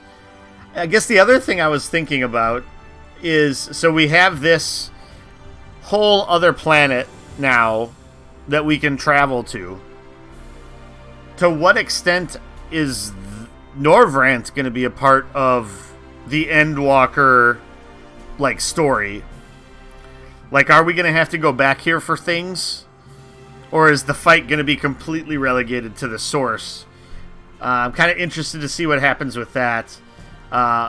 One would also guess that, like, the Exarch and Reen will stay in Norvrant. Does that mean that Thancred stays in Norvrant, too? The stuff they did with Ardbert was fantastic. I thought that stuff was really well done. Yeah, I mean, those were some highlights in the game. I think Emmett Selk was probably the most interesting bad guy they've had in the game for a prolonged period of time. Yotsuyu was really good at the end of Stormblood and into the aftermath of Stormblood. I mean, Emmett Selk is just more interesting. And like him at the end, you know, after you've defeated him, and his like dying words are basically just to make sure that the Ascians aren't forgotten, which I think is interesting. Now, with him being Hades and the like Pandemonium being in at the end of Endwalker, I'm also super curious as to whether he has a role in that or not. Because if they're showing La Habrea, who is supposedly completely dead and we've gotten rid of him, then that means that Emet-Selch could easily be down there as well. And it would make sense. Pandemonium, which was Hell in Final Fantasy II, would kind of make sense that Hades would be in Hell.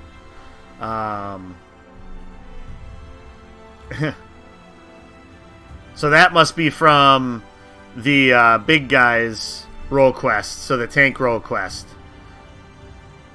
So yeah, so that's part of the reason why I'd like to get one of each of the classes to level, or roles to level cap eventually.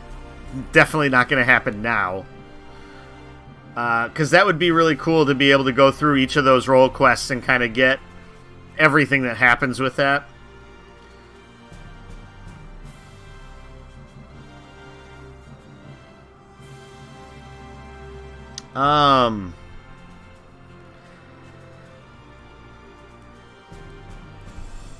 So yeah, so like, what's next with this game then? I probably could skip the rest of the credits, but we'll give them their due. I've been able to fill the time with chatting. So like, guesses as we were going through the storyline. So one of the joke guesses I made was that like we find out the players are Ascians. But like, what we did find out is, to some extent, the Warrior of Light is a descendant or one of the splits of an important Ascian. So it will be interesting to see what comes of that and how that gets developed, either leading up to or in Endwalker, because I'm going to guess that that's going to have a major sway on the conclusion. Maybe what we need to do is, it's like Jet Li's the One, and we have to go to each other planet and kill their Warrior of Light so that we can become the One to set everything straight.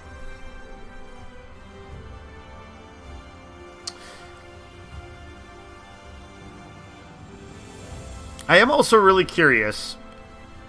So there was the flashback, or whatever the heck it was, with the Warrior of Light laying in bed, or no, looking at a book. Well, okay, we were from somebody's perspective, looking at a book, and a guy comes in and there's this attack and everything like that. So, was that... Well, like, where in the continuum was that? And it was Heavensward was the book. I'm really curious how that vision plays into all of this. Is that a vision as you when you were an Ascian? Did not all the Ascians wear the huge robes and everything like that, like they were talking about in Amarat?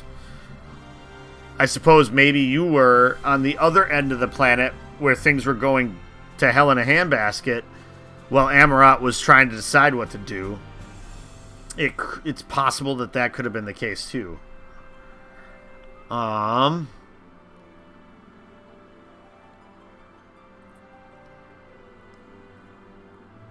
it will be good to see all of that to a conclusion. And then it'll also be interesting to see where they go from there. So like, once they like tie up this entire storyline, because you can kind of do whatever you want. I would be really curious what they do with a story like that. What kind of big overarching arc do you follow this up with? Something that was so epic it spanned the length of 4 games, basically, you know?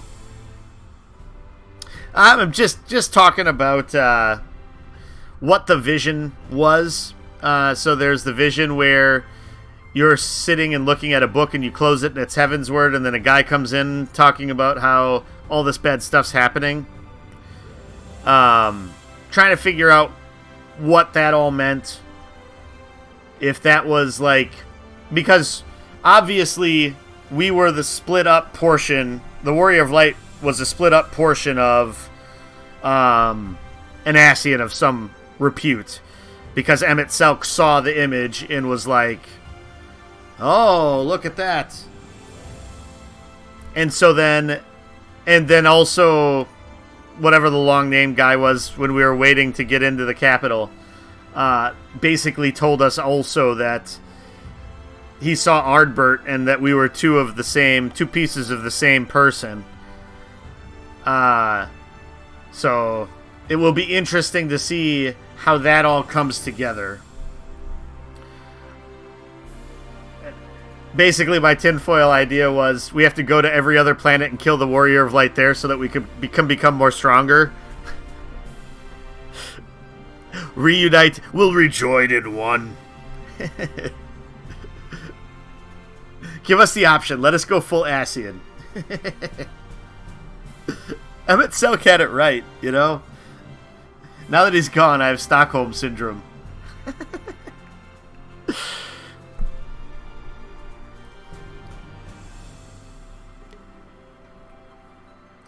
So yeah, first step now that we've finished this, is to get caught up on MSQ. Second step is, that was a vision of a separate timeline where the calamity happens. That could be it too, I guess. That makes sense. That makes a lot more sense than, like, it was when the initial separation happened and it was somebody on the other side of the world. They were writing the story of Heaven's Way. I don't know. It didn't make sense. It's real to me, damn it. So yeah, finish MSQ. Once we're done with MSQ, then I would really... I need to do the Alliance raids. Since I've only done Crystal Tower, I need to do Mahak, I need to do Rabanastre, and I need to then do... Well, I guess I don't need to. But it would be good to go through some of those other ones, I think. So that might be the next step after MSQ is done. It would be good, though, when I'm doing those, to go through it with someone around, with a class around that level. So maybe it's picking up one of the level 50 or 60 classes to play through some of those contents with. We shall see. Continue to level gathering and crafting. Once we're done and caught up on MSQ stuff, it would be good to start whittling away at that some more. Have some, like, just relaxing streams where we're doing that. I'm curious then to try... So either to take a look at least into Eureka or Boja. I don't know that I would necessarily fully go through them, but I am curious about what all of that stuff is about. I might avoid it. I might only go like a little ways down the line and then just like nope away from it. But I've heard so many people talk about both Eureka and Boja that I feel like I should try one of them just to sort of see what the deal is with it. And then, yeah, then it would be looking at if I wanted to work on leveling any other classes. It would be kind of nice once Endwalker starts if I did have Red Mage capped also before that. And I'm at 73, so it shouldn't be too hard. Do some roulettes. When I'm able to do the... So, like, I can do the 73 as a trust right now. Or run it, I guess, with other people.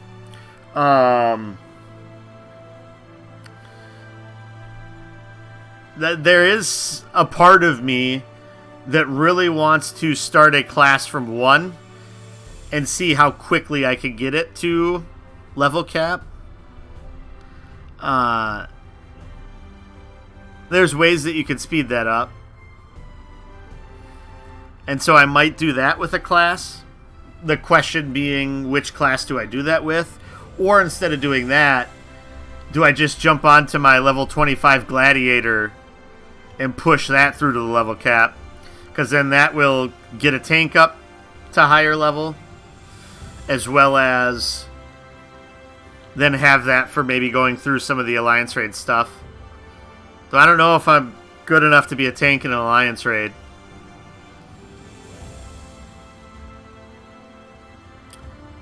Paladin's kind of boring, though. Do you, which tanks have you played? Which ones do you like? Because I'm also interested in Dark Knight. The thing is that I feel like I don't want to lose out on, like, the learning of lower levels of being a tank. So, like, what I kind of wanted to do with Dark Knight, because does Dark Knight start at 30 or 50? Is I at least wanted to get, like, my Paladin up to whatever level that would be before I would take that on.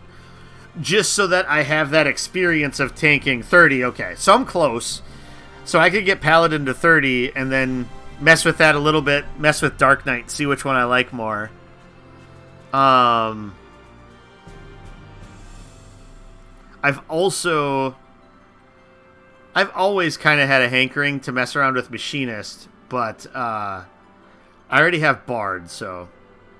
You've played all the tanks to varying degrees? If you had to name one favorite, which one would you name, Baby Smell? And what is your favorite class, by the way? I can't remember if we talked about that. You've capped Dark Knight and Warrior? Dark Knight is probably your favorite of the tanks?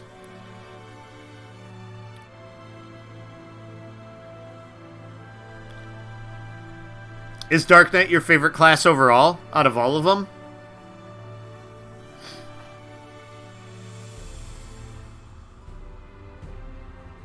No? What would be your favorite then?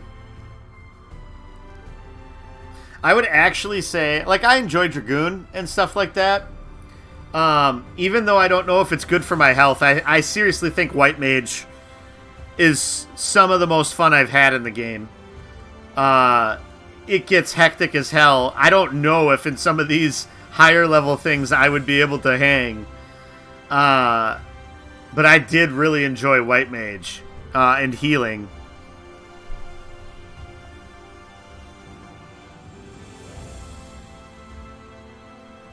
You would go with Demon Hunter, the amount of self-heals is stupid.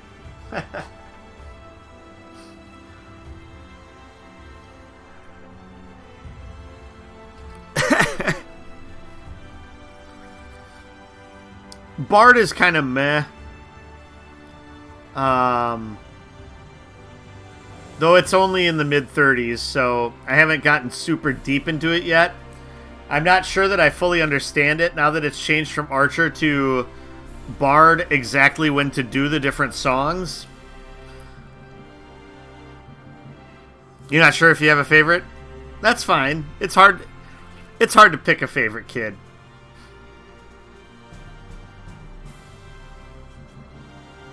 No, it's completely understandable.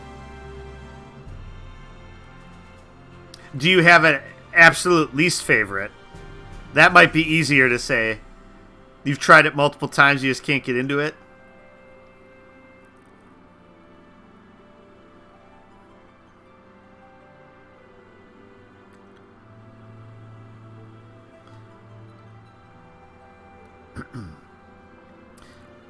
I probably wouldn't mind tank. I just always, I don't know, I get so worried.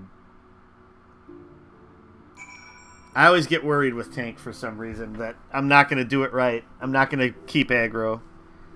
Black Mage is one of your least favorite. Interesting. Why would that be, Baby Smell? I know lots of people say that that's the best DPS class. I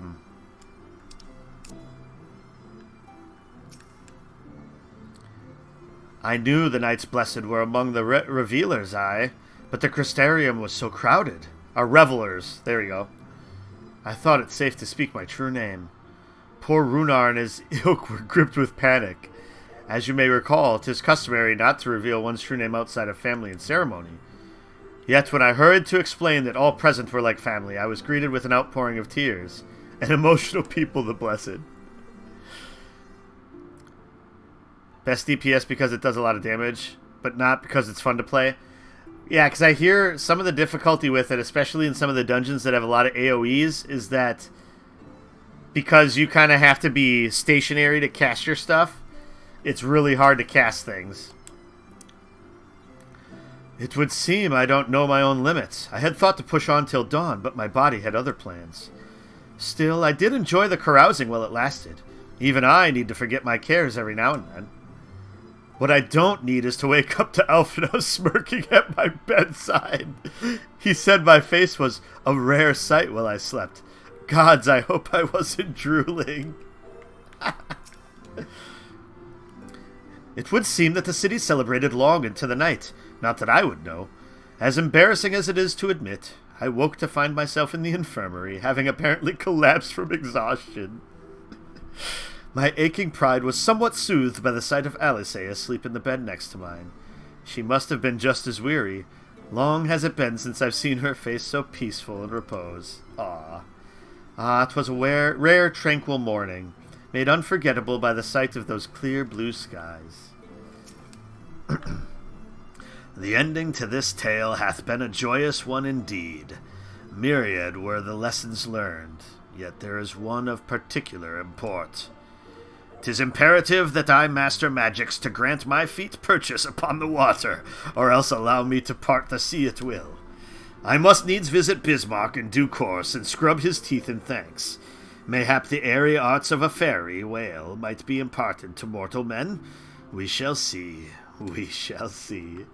The little, nugget they keep doing of Urianger not liking water is funny to me.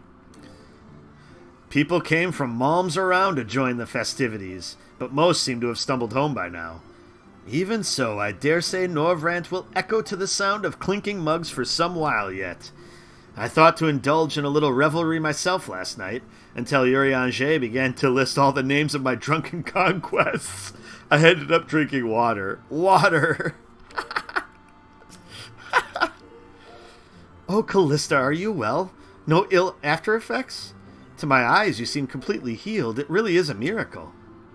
Speaking of happy surprises, I was amazed to see the crowd that greeted our return.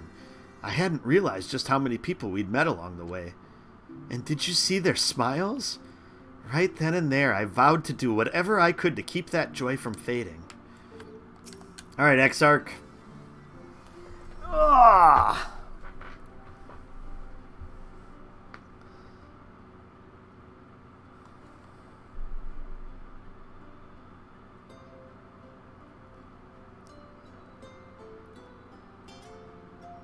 By your deeds has the blinding light been banished from these skies, and the Sin Eaters driven to retreat.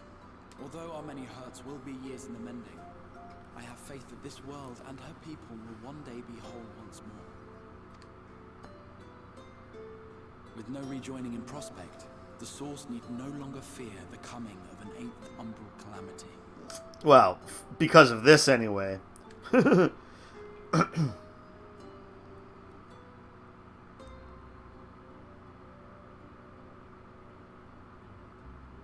And with that triumph, the future from which you came will no longer come to pass. Yet here you still stand. So I do. I wonder if that other age continues onward somehow, cut adrift from time's flow. Or have I simply etched myself a place upon this new block of history? Ah, that is true. Well, maybe it's just that the job isn't done yet. It can still be reversed. Either way, this is an unexpected development. As the summoner of your souls, my death was meant to release you back to your world. Stab! Yet I am alive, and you are still stuck here in the first. Speak for yourselves. Teleport to Gridania.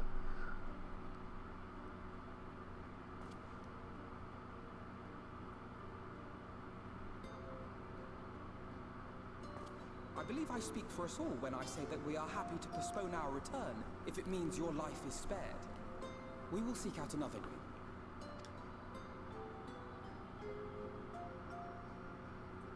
Besides, I never had any intention of rushing home. There are people here I still need to thank, and this means I might actually have time to do so.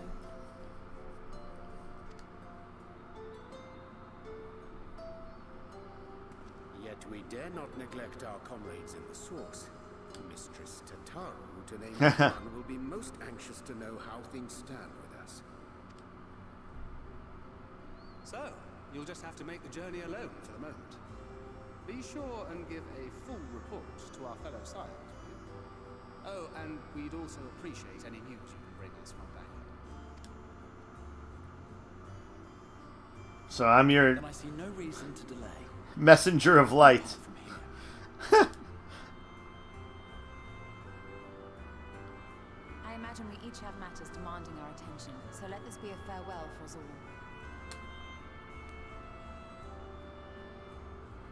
Send word when you've resummoned our friend. Oh, and do try to ensure she arrives within the city next time. Of course. I shall strive for utmost accuracy. No strange forests or unplanned passengers, I promise.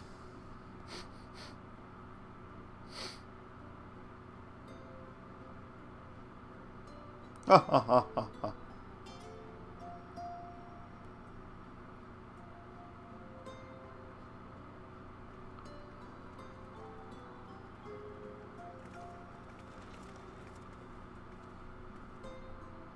I'm a little relieved, to be honest. I would have been terribly lonely if everyone had suddenly disappeared. You've got this, right? Pew! But I understand that you have to go. Safe journey, warrior of darkness. I hope to see you again soon.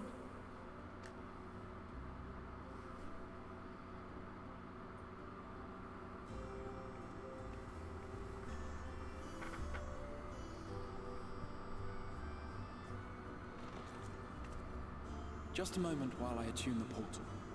Then you can be on your way.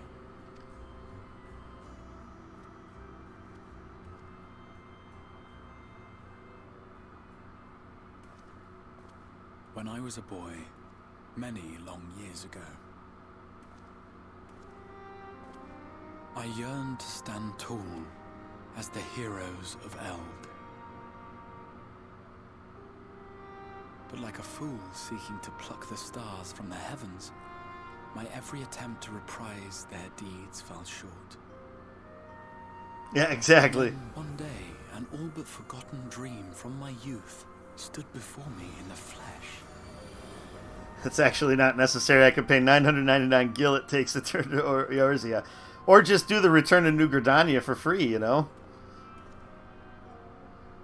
And it doesn't put me in the middle of nowhere like this does. Like I needed another reason to go back to Mordona. A hero who looked at the horizon and beyond and saw I knew not what. All I knew was that I would give anything to stand at that hero's side.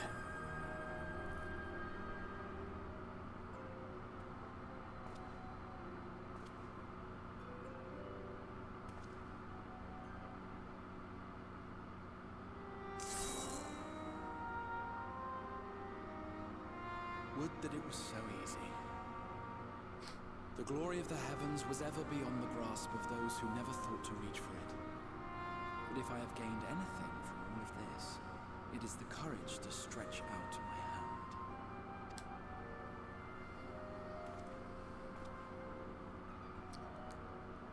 Do you hear me, Rahatia? This is no time for sleeping.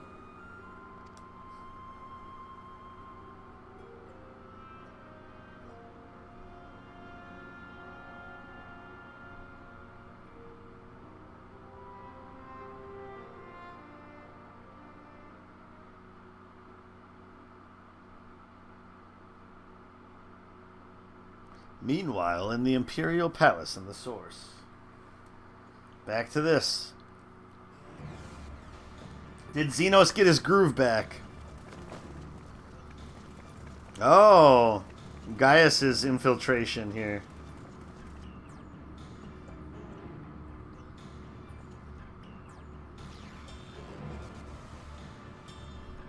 Someone beat us to it.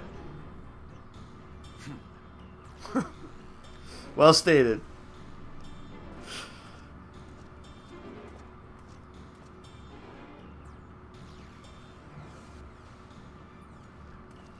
To the west gate. I want to know what's happening there. I'm glad.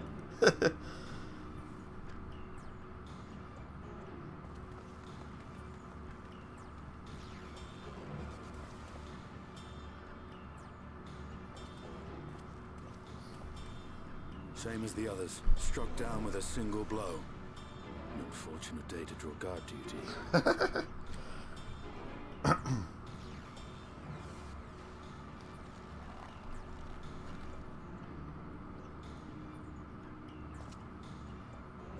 Forgive me. These were your people.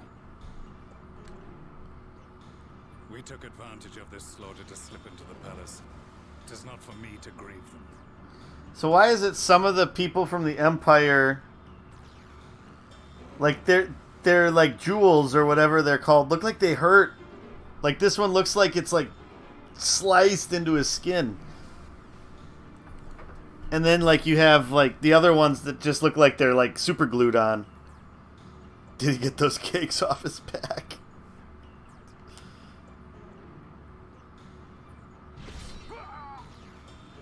That was the Emperor. Oh. Wait! Oh.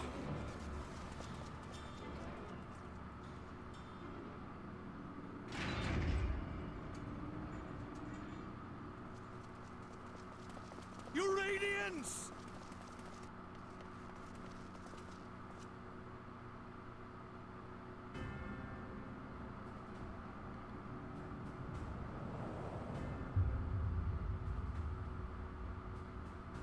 Gaius, you've missed your part in this, I'm afraid.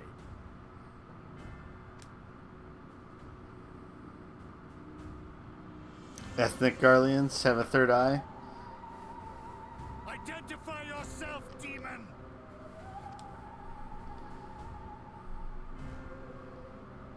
You were hoping for the Ascian.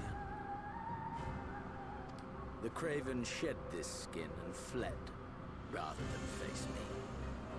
A pity. I was looking forward to crossing blades with myself. Of course you would be, Xenos. But I cannot deny the feeling of satisfaction. Body and soul reunited at last. What now? The game continues, but the pieces have changed. Only if we trust in Paragon's words. A mistake I do not intend to repeat. I don't think this isn't a fight you can win, Gaius. He speaks the truth. Elidibus is gone. Tore a hole into the rift.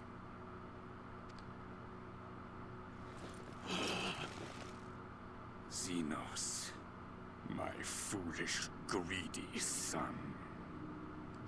Was a second life not enough? Was the Empire too rich a prize to ignore?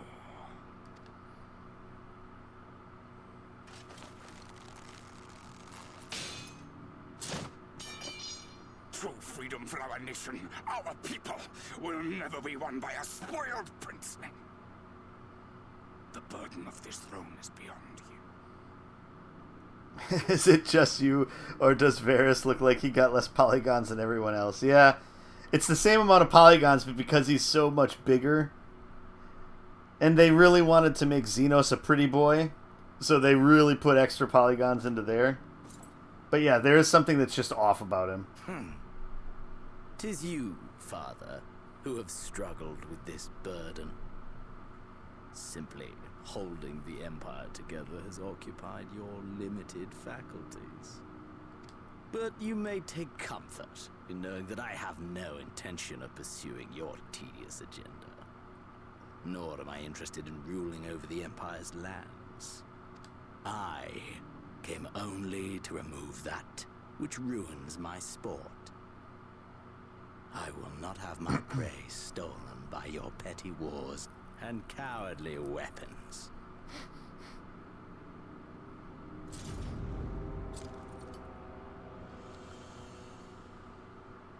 You would kill me just for that.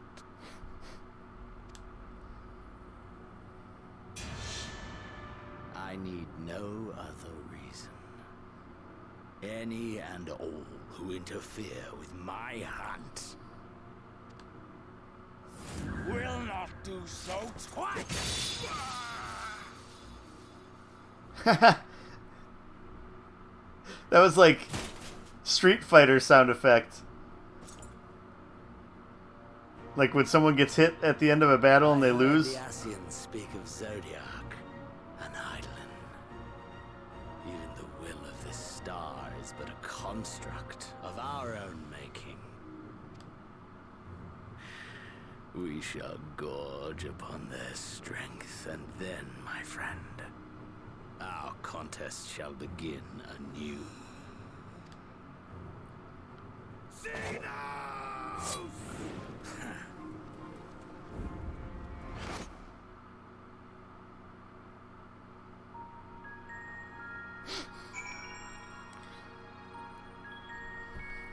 So,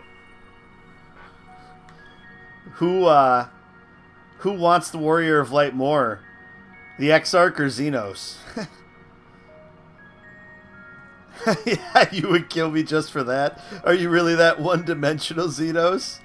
Yes, yes he is. Murder, death, kill. Murder, death, kill.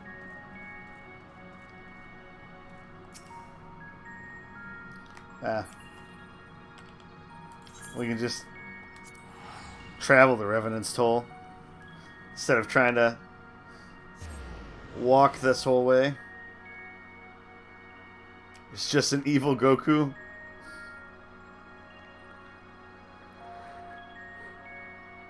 Wouldn't that be Vegeta then? Isn't he like evil Goku? Or am I grossly oversimplifying Dragon Ball?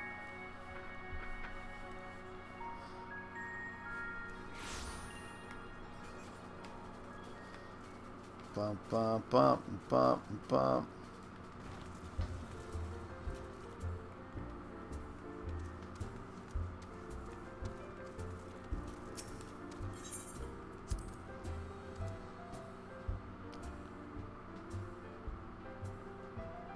So we'll wrap up this quest, and that'll probably be the end of the night. Vegeta has bigger aspirations than Goku. Goku just likes fighting.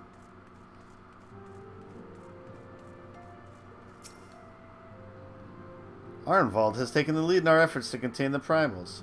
He is adamant that we hold the fort, leaving you free to pursue greater matters, and the rest of us could not agree more. Hey Tataru, how's things?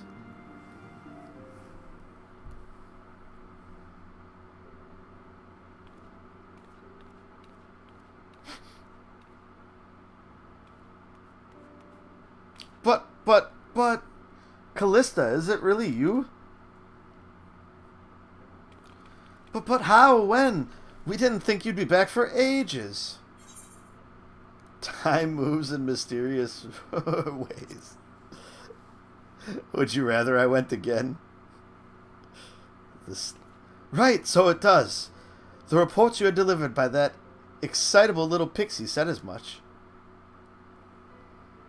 As for the situation on this side, the Imperials are still eyeing our forces from afar. From what I am told, the Garlean armies have been slow to react, and seem reluctant to commit to any large-scale engagements. It's an odd sort of stalemate. Otherwise, we've yet to see any sign of that awful Black Rose weapon we were warned about. Oh, but I suppose we did call in an old friend to help out on that count. Hee, Kryl and I had a terrible time tracking him down, though it will be worth it to see the look on your face when you find out who it is. Anyway, I was just about to make contact with this helper of ours, and then confirm the latest news from the front. Might you fancy having a rest while I do? Ah, the Warrior of Light, back where she belongs, just as if nothing had happened. Though you do seem different somehow. You'll have to tell me all about your adventures when we next have a spare moment. Until then, welcome back.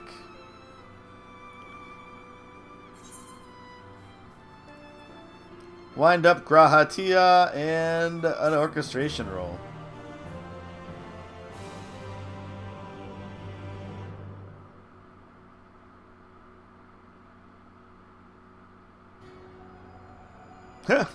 Back to the moon.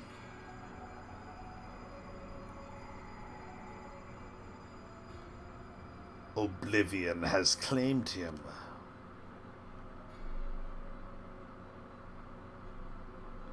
Emet-Selch, gone. La Brea, gone. I alone remain, the last of the unbroken. Once more I am moved to reevaluate the potential of these tattered souls. Ah, Xenos, never did I dream you could overpower me so completely, possessed as I was of your body, and all its uncanny strength. And now that I have shared with you the truth of this world and its reflections, who can predict how events will unfold? Not I. Emissary. What a poor jest that title has become. The flow of history has become muddied, its currents wild beyond my capacity to direct them.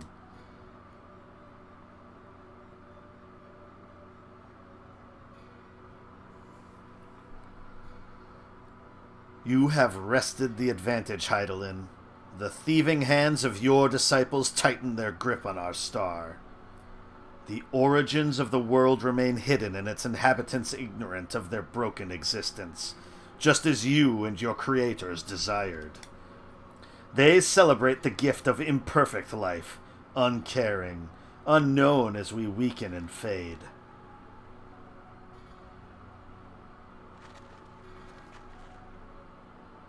But do not imagine yourself rid of us. Though your champion has indeed proven the most egregious obstacle to our ascendance, a barbed thorn in my side, she may yet be removed and cast into the abyss. Oh yes, it can be done. I will keep these heroes mired in the first, and victory will be ours at the last.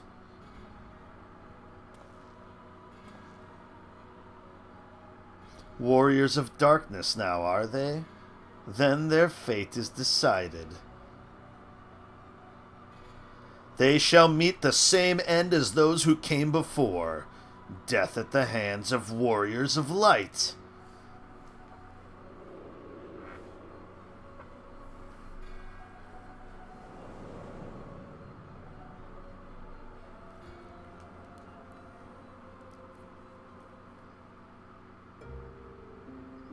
To the burn. Well, that's not the burn. It must be Amareng.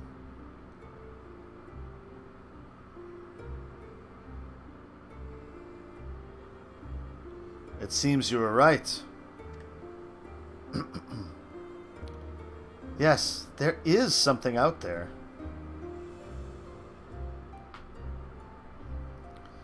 But it would mean crossing malms and malms of this infernal emptiness, which is rather unhealthy for living creatures as I understand it. Even were we to restrict ourselves to brief forays, I don't like to imagine the effect it would have on our ether. But you still want to go, don't you? We may have saved the world, but we haven't reclaimed it.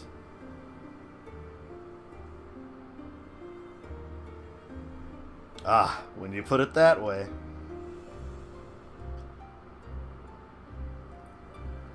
What choice do we have?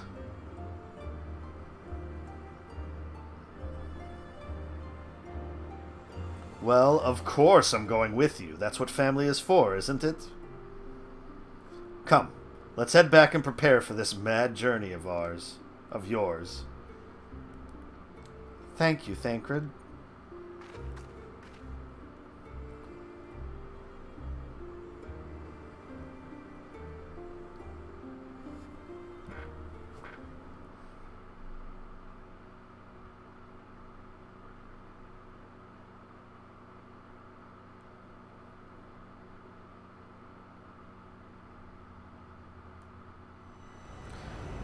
Though blazing skies give way to gentle night, what hand can end the war of dark and light? Find out next time on Final Fantasy XIV Online. You have completed the main scenario quest Shadowbringers. By opening the Trust interface located under Duty, you may now repeat previously completed main scenario dungeons with a party of NPC avatars. Avatars will gain experience and level up in accordance with their duty participation. For more information, please refer to the help found within the interface itself. Furthermore, bolstered by your experiences in the first, you are now able to accept new quests from job-related NPCs in the source. In order to access them, the following conditions must be met. Reach level 80 in a given job, check. Complete the relevant level 70 job quest. Complete the associated role quest line. Quest locations and other details can be reviewed in the level 70 job quest journal entry. In addition, quests to unlock new content have now become available in the Crystarium. Rest well, Warrior of Light and Darkness, for 2 worlds of adventure await your return.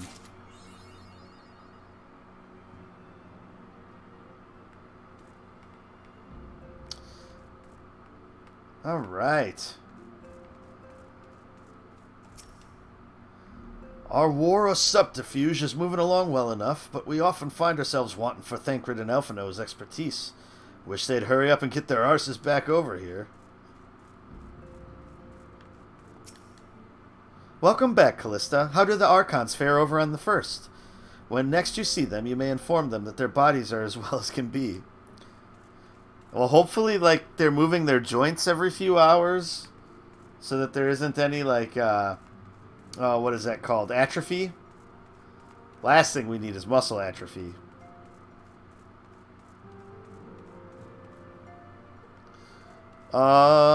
Let's grab this quest to start with here. Shaken Resolve. Tataru seems eager to make up for lost time. Callista, gods, it's good to see you. I hope your being here means you've had your fill of rest. More than my fill. Well, you've certainly earned it. Not much has happened since your last visit. I mean, it was like 5 minutes ago. I had planned for you to meet that helper I told you about, but he refuses to answer his link pearl. I do hope he's alright. We've been exchanging messages with the Eorzean Alliance throughout, though. They say fighting has finally stopped at the Gimlet Dark, and that the Empire's shown no sign of movement. Which means we might actually have a moment to ourselves for a change. Seeing as you're back, maybe you could tell me more about your time in the first? Great! Oh, and if you don't mind, I'd like to ask Flamine to join us. She'll want to know what happened to Minfilia, and I think it's best she hears it from you. We'll meet you on the terrace at the House of Splendors. Meet you at the terrace of the House of Splendors.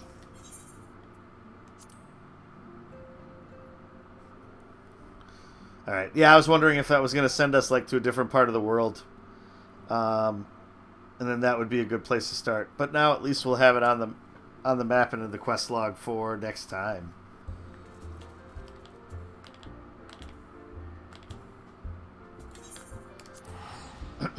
So we'll go back to New Gridania. And that will be where we wrap things up for tonight. So, yes, Shadowbringers. Almost done. For the most part.